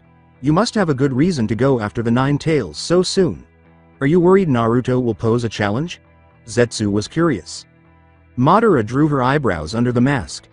The vessel for the Nine Tails is becoming quite a nuisance. Eliminating him and capturing the Nine Tails will develop my plans. I've been forced to hurry, especially with recent developments. Even without a body, the snake still lingers. Zetsu said, "Oh, so he still lives? Unfortunately, he has created methods to prolong his death and split his conscience within those brandishing his curse mark. He is a fool for thinking he could defeat death," Madara exclaimed. "No matter, he has served his purpose and is no longer our concern." "I see. But what of Karen Uzumaki? Do you wish for Itachi and Kisame to capture her? I also believe it's risky to send Itachi after Sasuke. Do you truly believe he will capture his beloved little brother?" Zetsu was intrigued. "Itachi has no choice," Madara said with a sardonic laugh. "If he wants to keep his precious little secret safe and keep low suspicions, he must follow my orders," he thought. He said, "As for the Uzumaki girl, she has no use for me. Her fate will be left in their hands," before he swirled away with Yagura's body. With his two-colored face covered in shadows, Zetsu sank back into the tree branch after nodding in response to his master's order. As he merged with the tree, a final, desperate ray of light found its way through the canopies and fell on his face, revealing a broad smile. "Keni land of fire capital." A week later, a blind man joked, "Care to repeat that, lad?" While his companion laughed next to him and gave Naruto a puzzled look. "I don't think I heard you the first time." Outside a tourist store on the outskirts of Keisha, the capital of the Land of Fire, Naruto stood facing two men. The location of the Fire Daimyo's magnificent palace. The enormous castle and all of its splendor were visible from this distance. Since everyone, especially Sasuke, needed some rest after 6 days of non-stop travel atop New Totality, Naruto had made the decision to stop here before they returned to Konoha. The remaining partygoers were gathered around a Nishiki-Koi pond, standing and sitting. After his battle with Raiga Kurasuke destroyed his jacket and bandages, Naruto had gone to the tourist stop to get new clothes. He bought a new jacket, but he couldn't find any bandages or even a blindfold. He believed he was out of luck until he happened upon a blind man sitting beneath a tarp with his friend. It just so happened that this blind man was wearing round, dark glasses, just like Naruto had before losing them in the battle with Orochimaru. He hadn't shielded his eyes in a long time, and the overstimulation was giving him a terrible headache. Naruto said, "I need your glasses." The blind man nearly fell out of his chair and asked, "What? Why do you need his glasses, kid? I can tell you're not blind, given that your eyes keep locking onto me. Could you not do that? I feel like you're staring into my soul," his companion responded. Again, Naruto said, "Let's say my eyes are special. Anyway, can I have them?" "Hell no," said the blind man. "Come on, it's not like you need them. Everyone can see that you're blind from that stupid cane you have," replied Naruto. The blind man became agitated and exclaimed, "What did you say, brat? Are you calling me stupid?" "I said that your cane is stupid, but I guess you are stupid since you can't comprehend my words. Just give me the glasses," replied Naruto. The blind man's forehead developed a huge tick mark. While the man's friend attempted to restrain him, he began swinging his cane wildly, saying, "I'll beat you senseless, you disrespectful brat." Naturally, he missed Naruto entirely. "Don't grab me, grab him. I need you to point me in the right direction." His friend began, "Calm down," but the rogue cane smacked him across the face. Even though Naruto found this annoying, he couldn't help but chuckle at what was taking place in front of him. "All right, calm down, will you? I think I have an offer that you can't resist." The friend of the blind man rubbed his face and asked, "What is it?" When Naruto said, "It's something that you desperately desire," he smiled. Amayuri, Karen, and Sasuke, on the other side of the pond, stood by a small visitor's hut and a charming bridge, watching the scene unfold with conflicting emotions. Karen said, her face displaying annoyance, "What is that idiot doing?" With a shrug, Amayuri couldn't help but smile. "Beats me, but he needs to hurry up so we can get moving," she responded. "Even with this Konoha Hite 8, I don't need anyone to recognize me." For the time being, Naruto had purchased a replica for her from the tourist shop. In contrast, Sasuke said nothing. Sitting on a bench with a view of the koi pond, Amayuri caught a glimpse of him as she gazed at the variety of colorful fish gliding through the shallow water. He appeared worn out and ill. When she heard voices growing louder, she turned back to Naruto and saw him grinning broadly as he spoke to the now calm blind man. Naruto scratched his chin before grinning and nodding his head. At that moment, Naruto turned to look at them, grinning mischievously. "Hey, Karen, come over here," he exclaimed, winking and making a playful gesture to get her to join them. "He better not have me doing anything weird," Karen mumbled as she approached them. "You want me to do what?" Amayuri heard her stumbling over there. She couldn't help but smile as she experienced an odd feeling of acceptance and connection. It made her feel uncomfortable and out of place. It brought back memories of her childhood before her parents were killed. But her eyes quickly went back to Sasuke, who had yet to respond to anything that had happened or say a word. He hadn't said much since they entered the Land of Fire, now that she thought about it. Sasuke stood thinking about their mission, lost in thought. On Madara, Kakashi, Kiyomi, the Mizukage, and the enigmatic figure known as Yaga. He considered what he would say to the Hokage, what he would say to Fugaku, and finally, what he would say to Mikoto if she were still living. Sasuke's entire body begged him to go out and pursue Madara as far as the earth would carry him. He secretly knew he couldn't go to Amikagore and murder everyone who stood in his way. Even though he is aware of his increased strength, it seems as though they have returned to their starting point and that everything they did was in vain. He lowered his head and stared at a strange black koi fish in the nearby pond. He saw it swim off into the small bridge's shadow. He hears, "Uchiha," and snaps his head toward Amayuri. Sasuke noticed that she was staring at him with a bewildered expression. She appeared to be worried about him. "What's with the long face?" Sasuke straightened up and reverted to his usual stoic expression. "Nothing, just tried. That's all." Amayuri said, "Sure, Uchiha," but she didn't really believe him. "You don't look fine." As the conversation turns to something else, Sasuke asks, "I'm fine. But why do you keep calling me Uchiha? I can see the Uchiha crest on your back. I'm calling you that since I don't know your name," she replied. Sasuke looked at the short redhead for a long time while raising an eyebrow. "What?" he thought. Not much time passed before she approached him and gave him a shoulder punch. "So, you're just going to stare and not tell me?" Sasuke rubbed his shoulder and tightened his jaw. "Why didn't you just ask? What's the point of hitting me? You have no social skills. You should have said it when I said I didn't know your name," Amayuri grumbled. Sasuke's face was puzzled as he gazed at her. "What's wrong with her?" he said. "My name is Sasuke," in an attempt to put an end to this strange exchange. She struck him on the shoulder once more after a short while. Sasuke began to get angry and clenched his fists. He yelled angrily, "What the hell is wrong with you?" Amayuri's pink eyes met his and she shook her head, saying, "You must be slow. You should have asked for my name, idiot. I'm waiting." After giving her a quick glance and inhaling deeply, Sasuke said, "What is your name?" as he struggled to speak, forcing each word. With a sly smile, Amayuri said, "Amayuri Ringo, but you will call me Amayuri Senpai." She crossed her arms, as if enjoying controlling Sasuke. The smug, contented expression on her face caused Sasuke's eyelids to twitch. What the devil is wrong with her, really? The senpai was emphasized. "Okay, Amayuri, Senpai," he said. "Is there anything else you want to know?" She flashed her pointed teeth in a smile before laughing uncontrollably. Amayuri gripped her sides and exclaimed, "You should see your face." She took great delight in his bewilderment. Sasuke, who didn't think this was funny at all, nodded awkwardly. She must be really related to Naruto. Both of them lack humor. His expression quickly returned to that of contemplation. Her tone softened as she said, "Don't be such a buzzkill, I'm just pulling your leg. But on a serious note, don't dwell on your failures. It'll only make you regret every decision you've ever made. A shinobi cannot have regrets, it will only hinder you amid battle." As he listened, Sasuke's eyes softened and showed a glimmer of comprehension. The wisdom in her words surprised him. As he listened to her, his body relaxed. She remarked, "I'm envious of you," as she took in the soaring birds and the surrounding natural beauty. There were no background cries of pain, and everything was at peace. It was odd for her to be in such a peaceful setting. Don't let the shadows of your past obscure the brightness of your future. Even though he was only 3 years younger than her, it felt strange and surprisingly pleasant for her to be talking to this child. Sasuke slowly nodded as he took in what she had said. Perhaps she was more complex than he realized. The two of them stood motionless in silence. They were all deep in thought. When Sasuke said, "Thanks, Amayuri-senpai," he smiled sincere.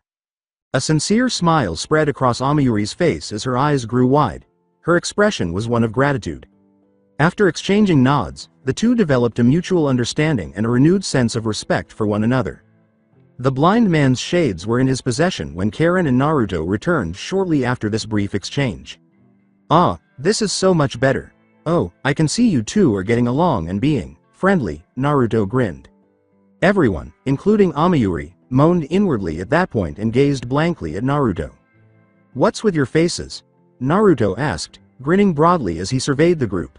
Ignorant of the tension in the air, he laughed and said, "I guess these shades must not look good on me." Sasuke's jaw tightened as he struggled to control his growing annoyance with Naruto. He made an effort to ignore it, but given the recent events they had experienced, Naruto's carefree demeanor annoyed him. They infiltrated a hostile village, barely avoided a Mizukage attack, were unable to locate Kiyomi, and, most importantly, were unable to retrieve their sensei's body. Naruto, however, was standing there pretending nothing had occurred. With a playful gleam in her eyes, Amayuri asked Karen, "What did he have you do?" Karen's face softened a little, but there was still a trace of frustration. She gave Naruto a mock glare, but her annoyance was softened by a smirk. "I had to heal that man's eyes for him to get his precious glasses. I've never done something like that, and he just randomly signed me up." Naruto laughed and gave his head a sheepish scratch. "Hey, everything worked out in the end, right? No harm, no foul." Karen gave a playful eye roll, and Amayuri's smirk suggested that she was amused. But Sasuke's frustration only grew. With a tone that was both serious and slightly irritated, Sasuke's voice broke through the lighthearted banter to ask, "Why are we here?" Naruto answered in a serious tone, "You see, my friend, I thought it'd be a good idea to stop here before we head back to Konoha. It's only a few hours away. We should get some rest and enjoy ourselves." Sasuke's eyes narrowed, clearly frustrated. "That's not a good excuse. Why here of all places?" Naruto met Sasuke's gaze by lowering his shades a little. "Well, to be honest, I want to learn more about the finger I found in Kirigakure. I also want to try and see if the scroll Karen grabbed can lead us to more clues about Kakashi and Kiyomi." Feeling the burden of their obligations bearing down on him, Sasuke squeezed the bridge between his nose and closed his eyes. "That doesn't matter, you're just wasting time. We need to go back and let the village know about Madara and his involvement in Kirigakure. We also need to let them know that Kakashi Hitaki and Kiyomi Uchiha are dead." Karen said, "Wait, what do you mean? I thought your sister was still alive," in a worried tone. Sasuke lowered his gaze, fighting to keep his inner turmoil in check. He rambled on, the memories of his talk with Madara consuming him. "I thought so too, but," he said, "Madara implied that she was dead." The seriousness of Sasuke's remarks lingered in the air as Team 7 fell into a thick silence. Karen cast a sorrowful glance down, and Naruto clenched his fists, his frustration mingling with an increasing resolve. Amayuri sympathized with Sasuke's situation as well. He said that Orochimaru's curse seal was too much for her to handle, Sasuke stated solemnly. The voice of Naruto erupted in rage, irritation, and frustration as he said, "Come on, Sasuke. Don't tell me you're taking that faker's words seriously. He's lying about being Madara. Wouldn't it be wise to say he's lying about her being dead too? Whoever he is, he's toying with you." With his fists clenched at his sides, Sasuke's eyes hardened. He was powerful enough to put a tailed beast and a Mizukage inside a genjutsu for well over a decade. Who else is that powerful? He waved him off, his anger growing. "That's an excuse. Who cares about how strong he is? We beat the Mizukage, remember? Now I guess we're Hashirama Senju and Madara Uchiha. There's no evidence to support her being dead. When I got to you in Kusagakure, I could still sense chakra coming from her. You can't just give up and give in to despair so quickly." With a bitter tone, Sasuke retorted, "Why are you lecturing me about despair?" He closed the gap between them and yelled, "And when did you gain some sense of responsibility? Aren't you the same guy who couldn't care less about anyone else if they weren't as strong? You know she liked you, right? She wanted to tell you but was too afraid. She was trying to get stronger to impress you with this false hope that one day you would notice her." Sasuke's words stung Naruto, causing his eyes to widen. He was going to shout back, but he held back. Although he was aware of her looks and stares at him, he honestly wasn't sure how to react to it. He made an effort to ignore that, but Sasuke's remark triggered repressed and conflicting feelings. He wasn't prepared to deal with those feelings. He refocused by closing his eyes and exhaling deeply. I gained responsibility when I couldn't save Kakashi-sensei or Kiyomi. When I couldn't stop Madara and when I couldn't stop Orochimaru putting my comrades in danger. Sasuke and Karen were stunned by what he said. Amayuri even observed in silence, her eyes darting with sudden curiosity. I've been around assholes my entire life who didn't give two shits about me. I had no one to relate to talk to look over me. His tone became more emotional. But after joining Team 7, going on missions, and spending time with everyone, for the first time, I felt a strong sense to protect someone else rather than myself. I'm not claiming to be some saint or some hero, I'll never be one, but I'm not going to sit here and let you act like a coward with no backbone. I refuse to spit in the face of our sensei's sacrifice. With a plethora of opposing emotions battling inside of him, Sasuke lowered his head and stared at his feet while his fists unclenched. I would rather spend the rest of my days trying to find them than go back and listen to the bullshit of the Konoha Council and watch them point blame and responsibility onto others, Naruto said, his voice softer now but with a hint of resolve. If you want to go back to the village, be my guest. I refuse to let those old, arrogant, traditional fools dictate my fate. He looked over at Karen. Karen, give me the scroll you found. You can go with Sasuke back to the village. I'm going to stay here for a while. With a small nod, Karen took out the sealed scroll and gave it to Naruto. Thanks. Talk to the Hokage. He'll lead you to the clan compound. Scratch that, he'll probably send you to my apartment. Still need to work on the compound, he laughed. Amayuri, you can go back with them if you want. Amayuri gave a headshake. I'll go with you. I wasn't a part of your original mission, so I doubt I'll get the same leniency if I return without you. Good point. Well, let's go. The capital entrance is just up the road, Naruto replied. Amayuri gave a nod, and the two vanished as Karen approached Sasuke, who had not moved or spoken since Naruto's speech ended. His gaze was fixed on the pond's koi fish. He watched as the black and white fish came out from beneath the bridge. They appeared to complete one another and glide through the ethereal, transparent water in perfect unison. Karen muttered, Sasuke, as she contemplated whether to extend her hand and take it. Sasuke took a seat on a bench close by and stared at the koi pond. Karen joined him on the bench, but he said nothing. Sometimes, when I think about the night my clan was nearly wiped out, I can't help but wonder what I should have done differently. If I had known my mother was going to die, I would have trained harder and taken things more seriously, he admitted. You can't dwell on what ifs. You can't control the future or anticipate every outcome, Karen said softly as she took his hand. No one has that power. Sasuke's lip curled into a slight smile. He whispered, his eyes straying to the far-off trees, my older brother did. He was always training, always improving. He became an Enbu captain at 13 while I'm still a genin at 14. His voice trailed off, I wish I were as strong as him. Maybe then I could have protected them. Sasuke. Karen said, unsure of what to say. I don't know what to say. Sasuke leaned back on the bench and gazed up at the clouds, assuring her, it's okay. You don't have to worry about me. This mission has made me realize that I need to become stronger. I've got to thank Naruto once again out of all people for teaching me that. At his light jab, Karen grinned. He came to the conclusion, how can I save others if I can't even save myself? Karen nodded, unable to think of anything to say. Sasuke, you shouldn't be so hard on yourself. I understand how you feel, but you underestimate yourself. You value the lives of others above your own, and while that may not be ideal for a shinobi, it's ideal for being human, she acknowledged with a slight blush on her cheeks. What I'm trying to say is, I want to help you become stronger. And to do that, I need to become stronger myself, so you won't always feel the need to protect me. I want to be able to protect you. Her genuineness moved Sasuke and brought back memories of his mother's warmth. But why? Why do you want to protect me? Karen's face turned as red as her hair, and she looked down while twitching her thumbs uneasily. She looked back at Sasuke after a brief pause. Because I. From behind them came a deep, sadistic voice that said, well, Itachi, looks like your little brother's finally found himself a little girlfriend. Who would have thought? Sasuke's entire body trembled, and he spun around instantly, colliding with two towering, enigmatic figures clad in long black robes with red clouds. One of them was wearing bandages around a big sword on their back. Additionally, their faces were obscured by conical straw hats with wide brims. What? Sasuke questioned in a shaky voice. He was shocked by what he had just heard.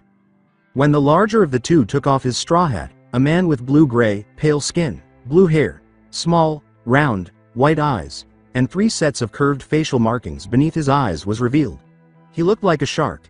He flashed his sharp triangular teeth in a sadistic grin. "Where are my manners? I'm Kisame Hoshigaki, former member of the 7 Swordsmen of the Mist," said Kisame.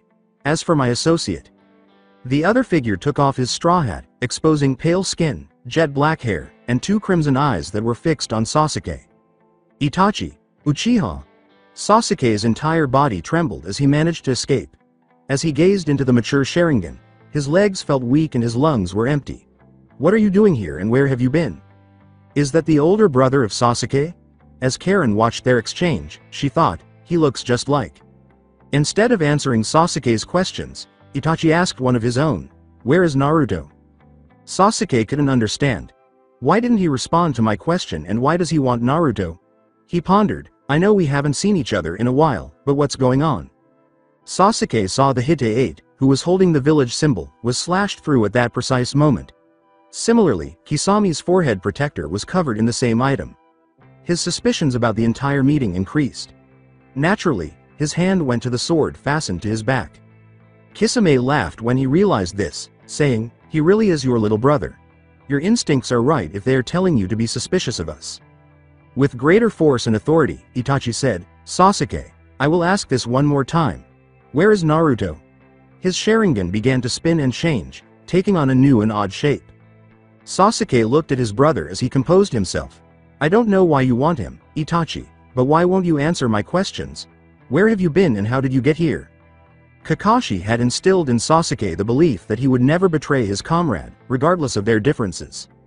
Kisami's tone grew more threatening as he began to lose patience. With his hand resting on the hilt of the enormous sword strapped to his back, he said, "This is taking too long. Perhaps we cut off his limbs and bring him back that way to avoid anything unexpected." "Hold on, they also want me. What's going on? I don't understand how he was able to sneak up behind us and how he knew we were here." Karen should have been able to sense when they were approaching, especially since she is a sensor. "It looks like they were dropped in the way they came up behind us," Sasuke thought. Sasuke's mind was suddenly filled with a memory of a man in a mask who was moving fluidly between reality and illusion. A Sharingan, a man of great power. He could not shake the memory of Madara's dire warning. Now everything made sense.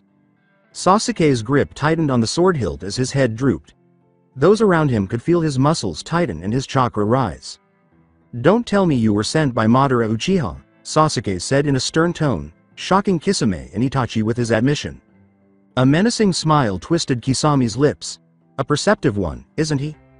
Itachi narrowed his eyes and stared straight ahead. With a crimson glow in the dim light, Sasuke raised his head and locked eyes with Itachi, his Sharingan blazing with intensity. Sasuke's mature Sharingan impressed Kisame, but Itachi's face remained unintelligible at first glance. On the inside, though, his mind was racing. He experienced a mixture of guilt, regret, and pride. Sasuke's voice echoed with rage as he said, "Answer me, Itachi. What are you doing working with the man who slaughtered our clan?" His fear and anxiety had now turned into unwavering rage at coming to terms with his brother's loyalty to their mother's killer. "Don't you know what he did to our sister?" Itachi steeled himself and closed his eyes. He still needed to trick him because Sasuke was not prepared for the truth. Not losing them was for their protection and the benefit of all 4 of them. He opened his eyes again in a moment, his Sharingan returning to its typical 3-tomo state. "Foolish little brother. Each of us lives shackled by our perceptions and understanding of reality. What we perceive as reality is often nothing more than an illusion. We all exist within our own fantasies. The image you held of me, the wise and protective older brother, was nothing but your fantasy," Itachi said with no empathy. Sasuke became enraged and rushed toward Itachi after growing tired of his deceit. Karen called out, "Sasuke, wait," but it was too late, he had already gotten close. He quickly pulled out the sword of Kusanagi and slashed Itachi across the chest. However, he heard the distinct shatter of metal rather than the sound of steel meeting flesh, and he felt the sword in his hand become abnormally light. Sasuke stood motionless, staring at the shattered hilt in his hand before turning to face Kisame, who towered over him with the enormous sword slung across his shoulders.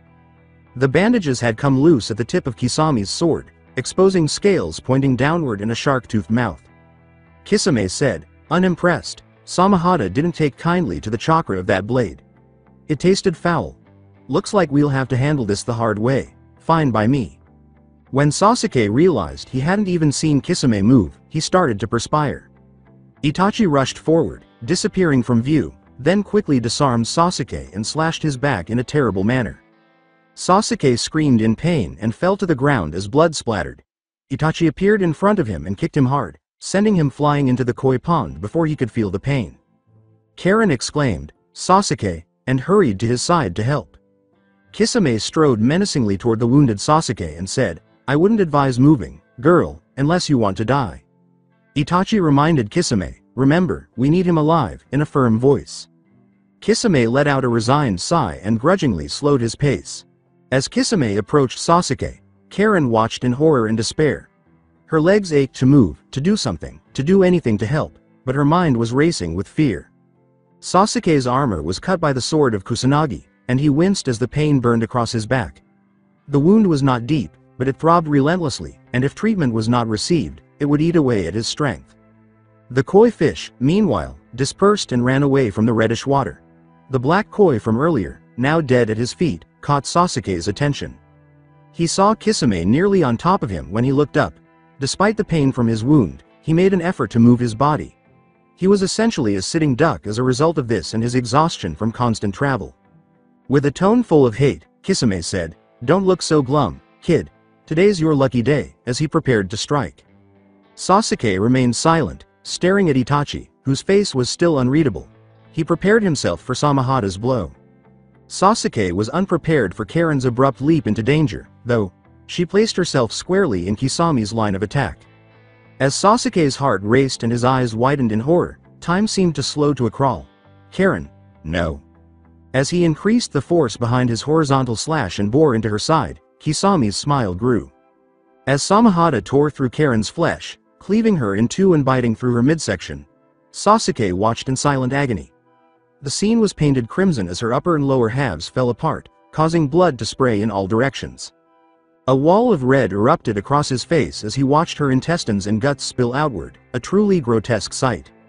Blood hit his face and pushed its way down his throat with a metallic tang. In an attempt to reject the flesh that had entered, his taste buds screamed at him. Her upper half fell into his lap, leaving her blood on his face. Sasuke gazed at the horrifying scene below. Karen's severed upper half lay in his lap, her eyes dimmed by cracked glasses, her breath becoming weaker by the second. All he could do was watch her life dwindle. Sasuke's voice trailed off, choking with emotion, "Why did you?" Karen croaked up more blood, adding to the never-ending stream that was pouring from her mouth, coughing and breathing heavily. She struggled to raise her arm and finally touched his face, which was covered in blood. "My entire life, I've been forced to heal and save people who abused me, who've taken advantage of me and used my gifts for their devices." She fought for her life. She paused for a long time, attempting to regulate her breathing. "Ever since I met you in Naruto, my life has been amazing. I finally had people who valued me for who I was rather than for what I do." Her breathing and heart rate slowed, and Sasuke could feel it. He could see her iris disappearing and her cornea getting hazy. He was at a loss for what to do and was powerless to help her. All he could do was hold her, in agony and grief. She said, "I'm glad to have died, protecting someone that I love," as her arm went limp and dumped into the water. Her blood stained the pond a crimson red, and her body grew cold and motionless. Kisame said, "Didn't think Samahada would tear right through her. But I've got to say, it was quite a sight to see," with a wicked sense of satisfaction in his voice. Itachi kept quiet while his Sharingan meticulously documented the event. He would be haunted by this memory, which would be permanently etched into his brain. Itachi was deeply saddened and ashamed, even though Sasuke did not witness it. The only sounds in the ensuing dense silence were the soft lapping of water against rocks and the rustle of leaves in the wind. "Itachi," Sasuke said, breaking the silence as he continued to stare at Karen's lifeless body. "Is it true what they say true? Did you aid Madara in the destruction of our clan, in the slaughter of children, women, and innocents? Did you stand by as he killed our mother?" Itachi hesitated, his eyes averted as he struggled with the burden of his history. He finally said, "Yes," in a voice that was hardly audible above a whisper. Sasuke dropped to his knees and allowed the pond's current to carry Karen's body away. With both fists closed, he held both arms out in front of him, the left slightly raised. The air became dense, infused with a foreboding gloom that enveloped them like a shroud. The abrupt change in the atmosphere caused Kisame and Itachi to exchange uncomfortable looks. Kisame asked, "What is this?" But Itachi just stared at Sasuke and said nothing. With his left knee grounded on the pond floor, Sasuke raised his right. The user of the Tokusa no Kage Bojutsu initially receives 2 divine dogs. The user must defeat the other Shikigami in a subjugation ritual in order to access them. This is what they have to do until they are able to control all 10 Shikigami. Nevertheless, no user has ever completely mastered the technique in the Uchiha clan's history. A Shikigami who has never been subdued exists. He reflected on a crucial lesson he had learned from his grandfather, Naobito, a long time ago. It was Uchiha compound 5 years ago. Sasuke was exhausted from the harsh and taxing training he had just received from his Oji-san, so he sat in the grass in front of their house under the warm embrace of the sun. Despite being intoxicated, the elderly man used training techniques similar to those of a seasoned combat veteran. Over the course of his life, he had witnessed and accomplished a great deal. Glancing down at Sasuke with his arms folded, Naobito reprimanded, "How can you be this tired already?" Sasuke's annoyance was visible as he glanced up at his grandfather. "Fix your attitude, boy. Looking at me like that won't bring back your mother," said Naobito. "Stand up and prepare yourself. What I'm about to tell you is very important." Suppressing his rage, which he found himself doing more and more, Sasuke got to his feet and faced Naobito directly. As her twin trained, Kiyomi supported him while keeping an eye on him from the porch sides. His efforts inspired her, and she aspired to become as strong as he was. Another set of eyes was watching, but none of them knew it. Sitting in a bush, Naruto looked through the leaves. He happened to overhear their brief conversation while he was just passing through. He chose to discover some of the Uchiha secrets since he had nothing better to do. This was in case he needed to use the clan as leverage. He wanted to see more of Sasuke's technique, though. He could not yet see what it was, but his eyes told him that something was inside of him. Your technique, the Tokusa no Kage Bojutsu, was not originally from the Uchiha clan. Long ago, one of your ancestors captured a woman from the Nara clan. Members of the Nara clan are known for their extreme intelligence and ability to control shadows. The Kagemane no Jutsu, Shadow Possession Jutsu. This woman possessed superb control over the shadows, far better than her clan members. She could construct shadow creatures and even move through the shadows, Naobito said bluntly. It was a much weaker version of the current technique. Sasuke nodded and continued the tale. Through their union, the child manifested the Tokusa no Kage Bojutsu in the form we have now. It is a technique solely inherited in the Uchiha clan, though it is very rare. The last recorded user was from the Warring States era before this village even existed. Since the manifestation of the technique, no user has ever fully mastered the technique. The most Shikigami a user has gotten control of is 9. Naobito continued. Sasuke listened intently, fascinated that the technique had never been perfected. Naobito closed his eyes and exhaled deeply. He opened his eyes and revealed a mature Sharingan. Now boy, listen closely. Under no circumstance should you attempt to subjugate this final Shikigami. It is a death sentence. Hearing this, Sasuke was taken aback. It is by far the strongest Shikigami, a creature of immense power, speed, and a dangerous ability, said Naobito. This creature is known as. Sasuke returned to the present as the darkness engulfed everything, erasing the memory of Naobito's warning. The air grew thick and heavy as he incanted, Farub Uraira, sacred treasure swing and ring, ring. The only thing Kisame and Itachi could see was Sasuke in the middle, surrounded by a number of creatures that were bowing down in front of him and sticking out at odd angles on either side. It was completely dark. Numerous toads were croaking and wolves were howling. Kisami's voice echoed, revealing his bewilderment and uneasiness. What the hell is this? Itachi concluded, it seems to be a ritual of some sort, in a composed yet perceptive tone. He could feel the revelation coming. Sasuke went on, Yatsuka no Tsurugi, 8-grip sword. The creatures disappeared in an instant, and behind Sasuke a gigantic cocoon appeared. A huge monster was imprisoned inside it by strings that held it firmly. Ikaishinsho, Divergent Sila Divine General, Makora, Mahoraga, he said. The cocoon began to crack open at the final word. The shell cracked slowly, releasing pressure from the tight seals, and the sound of strings snapping could be heard. As the muscular beast continued to emerge, Kisame and Itachi could see 4 wings sticking out from its back. Aware that this was his demise, Sasuke straightened up and gazed into space. I apologize, Tucson. Kasen. I apologize for failing you. Karen and Kiyomi. Though I doubt I will. I wish I could see you once more. I'm not a decent individual. And Naruto, I'm sorry we didn't speak more. I genuinely thought of you as my best friend, even though I never expressed it. When he heard the final seal break, he looked at Itachi and Kisame with a crazy smile that was a combination of amusement and defiance. He had lost everything. He yelled, "Hey," at the two. "I'll be dying first, so good luck you bastards. As for you Itachi, I'll see you in hell." Sasuke was flung through the air as a huge white fist appeared as if in reaction, striking him with terrible force and restoring color to the world.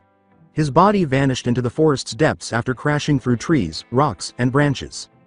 With a heavy heart, Itachi watched Sasuke leave, his Sharingan searching the chaos for any clue as to what had happened to his brother. In the meantime, Mahoraga, the demon of destruction, was in front of them, ready to fight. A tall, muscular humanoid with white skin, a tail like appendage jutting from the back of its head, and 4 wings sticking out from its eye sockets was standing there. There was a big golden 8-handled wheel just above the head. The creature had gray bandages wrapped around its right wrist, a gray sash across its waist, and black hakama bottoms.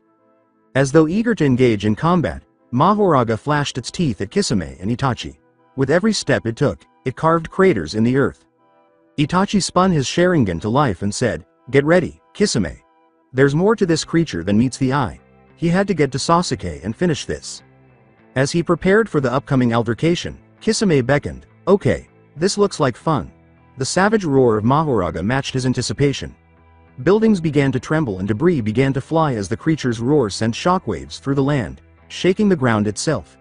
It sounded menacingly throughout the capital, frightening everyone in its path. It signaled the start of a conflict that would influence many people's lives.